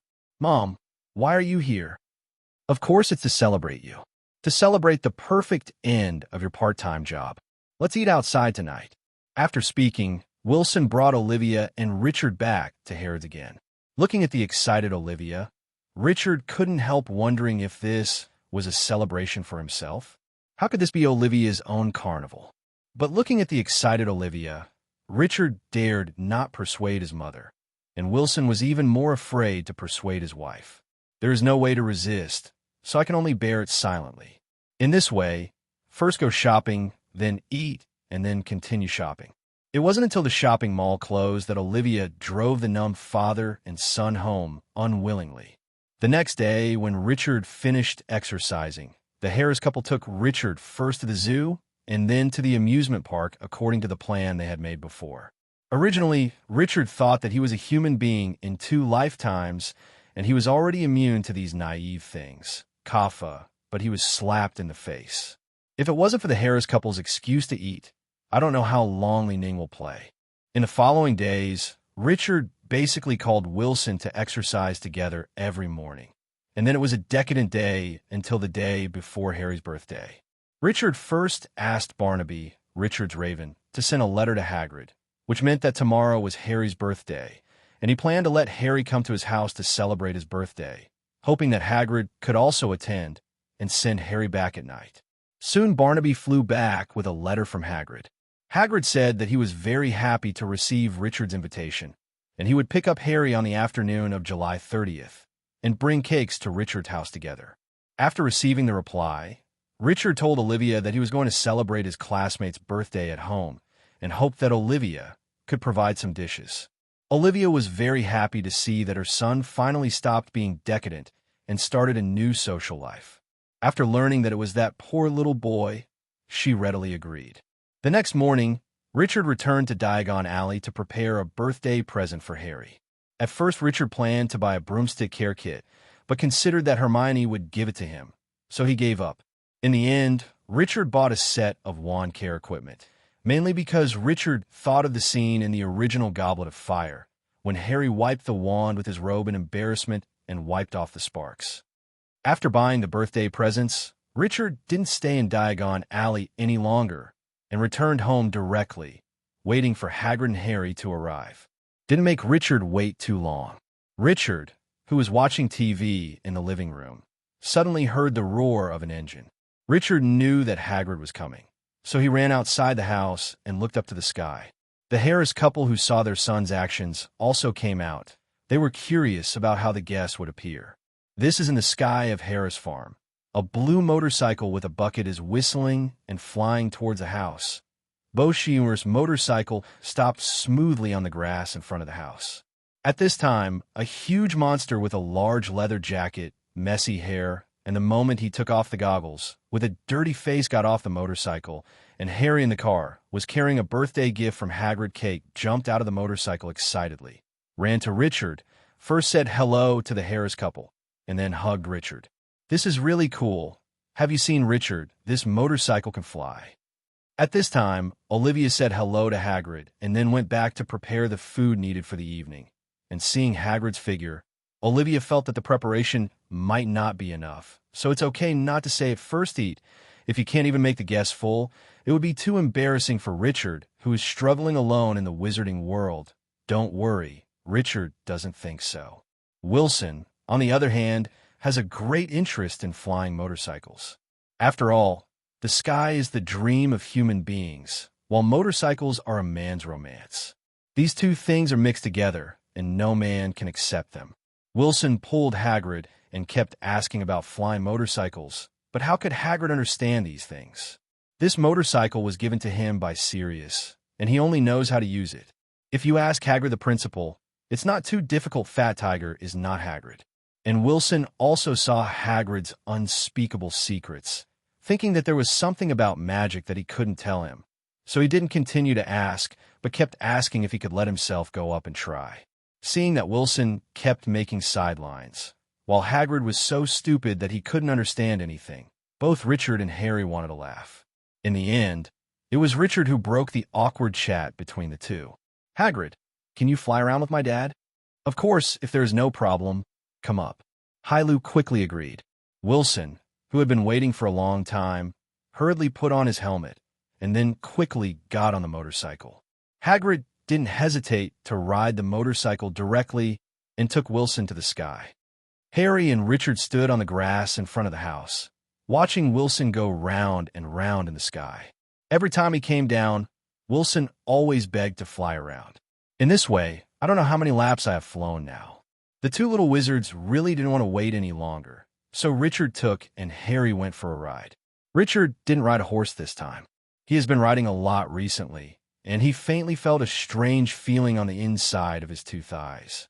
Richard didn't want to experience the horoscope again, so he sat on the railing of the racetrack and watched Harry ride by himself. It didn't take long before Wilson finally brought Hagrid over. However, after leaving Hagrid with Richard, Wilson went directly to the studio. It seemed that Wilson had not had enough fun, but that he had work to do. Look, how happy he is here. Thank you, Richard. Hagrid said to Richard, excitedly looking at the horse. It's okay, Harry is my friend too, and I hope he's happy on his birthday. But, Dumbledore told me that Harry has to go back to the Dursleys' house tonight. It's about his safety. So wait a minute, I still need you to take Harry back after dinner. I know. Professor Dumbledore told me that Harry must spend his holidays at the Dursleys' house, or I would have beaten that family up long ago, and they treated Harry that way.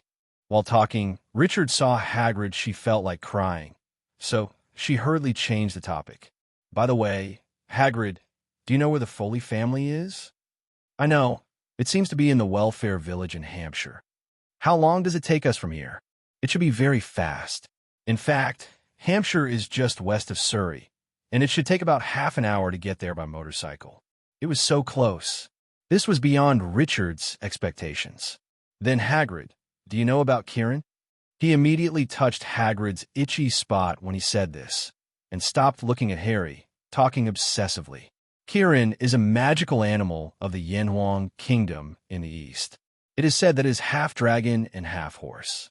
It is very powerful, but its personality is relatively gentle. Its body emits golden light rhythmically. It is also said that the eyes of a unicorn can see through everything. Every time a new unicorn is born, so will a leader who can bring change to the world. If you are kind and trustworthy, it will see. Meanwhile, if you are cruel and deceitful, it can also be seen. It will only bow in front of people with a truly pure heart. Of course, this is all a legend, and the specific situation should only be known to Mr. Newt Scamander, but I don't know why he didn't put the unicorn on him. In the book Fantastic Beasts and Where to Find Them. If you hadn't told me, I really didn't know there was a unicorn in Britain. It should be the unicorn that Professor Dumbledore met back then. I really want to see it sooner. This is when Richard suddenly remembered that there was a magical animal in the movie Fantastic Beasts and Where to Find Them in his previous life, and immediately asked Hagrid, Hagrid, do you know Zowu? Zowu. I've heard that it seems to be a magical animal from the Yenhuang Kingdom, but its specific appearance and characteristics are often very clear. It seems that Mr. Scamander has seen it before. Mr. Scamander is really amazing. He has seen many very strange magical animals. Newt Scamander, a student who was expelled from Hogwarts, a world-renowned master of fantastic animals, who wrote the book Fantastic Beasts and Where to Find Them, visited more than 100 countries on 5 continents when he was young, observed fantastic animals all over the place. He gradually learned about their habits and abilities and worked hard to win their trust. Later, together with Dumbledore, he captured the first generation of Dark Lord Grindelwald, and he should have been studying magical animals afterwards. Newt's biography couldn't help appearing in Richard's mind, and then he couldn't help but think of his magical suitcase. There's so many magical animals in that suitcase. If you let yourself go through it, you will definitely get a lot of benefits. But this matter has to be passed through Dumbledore, and it needs to be discussed in the long run, so there's no rush. Richard, take your friends back. The birthday party is about to begin. At this time, Wilson's voice came from afar. Richard hurriedly beckoned Harry and Hagrid to go back. The dinner this time was held in the garden behind Richard's house. The main reason is to take care of Hagrid's huge body, which makes Hagrid feel too aggrieved to eat in the house. Fortunately, he can eat directly in the garden. Before dinner, Harry opened the little cake, or cake for Hagrid, that Hagrid had sent him. Sure enough, it was exactly the same as the one Richard saw in the cinema in his previous life. I don't know if it's a psychological effect, but Richard feels that this little cake is extraordinarily delicious. The dinner ended successfully in the atmosphere of the guests. When Richard gave Harry his gift, Harry still shed tears of joy. Before Hagrid took Harry away, Richard and he agreed to come to Richard's house for breakfast at 8 o'clock on Sunday and then go to the welfare family together. Time flies, and soon it will be the first Sunday in August, which is also the day when Richard and Gemma Foley agreed to go to the Foley family. Richard woke up very early in the morning, and it was only 7 o'clock when he washed up after exercising. While Richard was sitting in the living room waiting for Hagrid, the doorbell rang. Richard hurried to open the door, and said while opening the door, "Hagrid, why are you so early, Foley Senpai? Why are you here?" That's right, standing outside the door at this time was the Slytherin prefect, Gemma Foley. Gemma Foley outside the door has a pair of lake blue eyes and curly fluffy long hair. Under the young facial features also has a classical beauty. Wearing a pearl headband is retro and romantic, and the velvet retro square-neck dress looks extremely elegant. The dark green satin exudes a slight luster, while the black lace flowers stitched add a touch of elegance and luxury. I rub it. What is this for? Does it need to be so formal? And it is not to attend some palace banquet. At this time, Olivia heard the doorbell and thought it was Hagrid, who was just about to come out to say hello. When she saw such a person standing at the door, she was obviously stunned. Gemma, who had just been invited in by Richard, saw Richard's mother and gracefully performed in noble etiquette. This made Olivia even more confused. What was the situation? And quickly called Wilson over. Wilson couldn't figure it out when he saw this situation. But in order to show courtesy, the Harris couple still arranged Gemma to sit in the living room with Richard. This time my father was supposed to come and pick up Richard himself. But Richard, you should know about our family situation, and now you can leave the village without being affected. Apart from me, there are only a few who are too young, so father just arranged for me to meet Richard. By the way, here are some gifts that my father asked me to bring as an apology for not being able to pick you up in person and as a meeting gift for Mr. and Mrs. Harris for the first visit. Please be sure to accept them.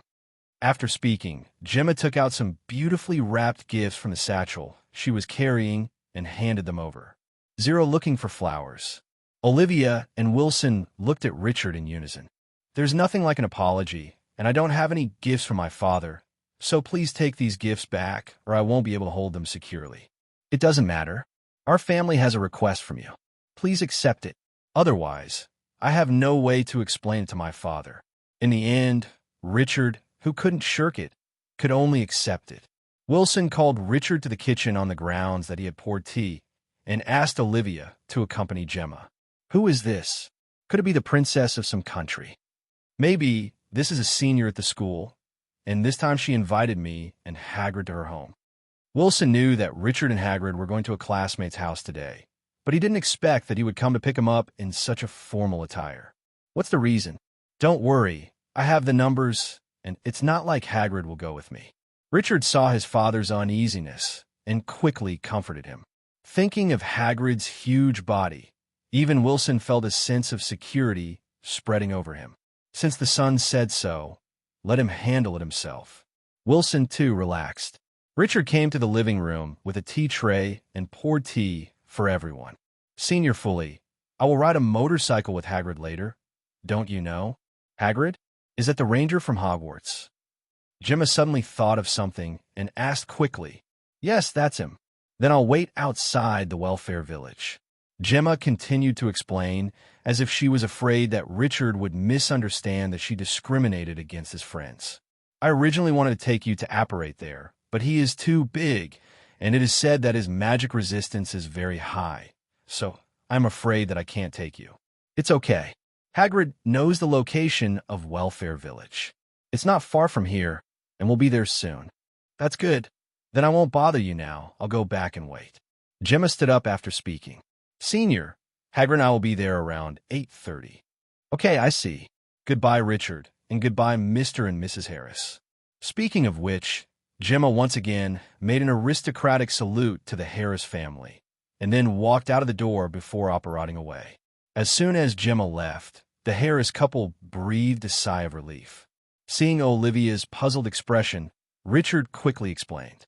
It's like this. The senior girl just now is named Gemma Foley, a pure-blooded nobleman in the wizarding world.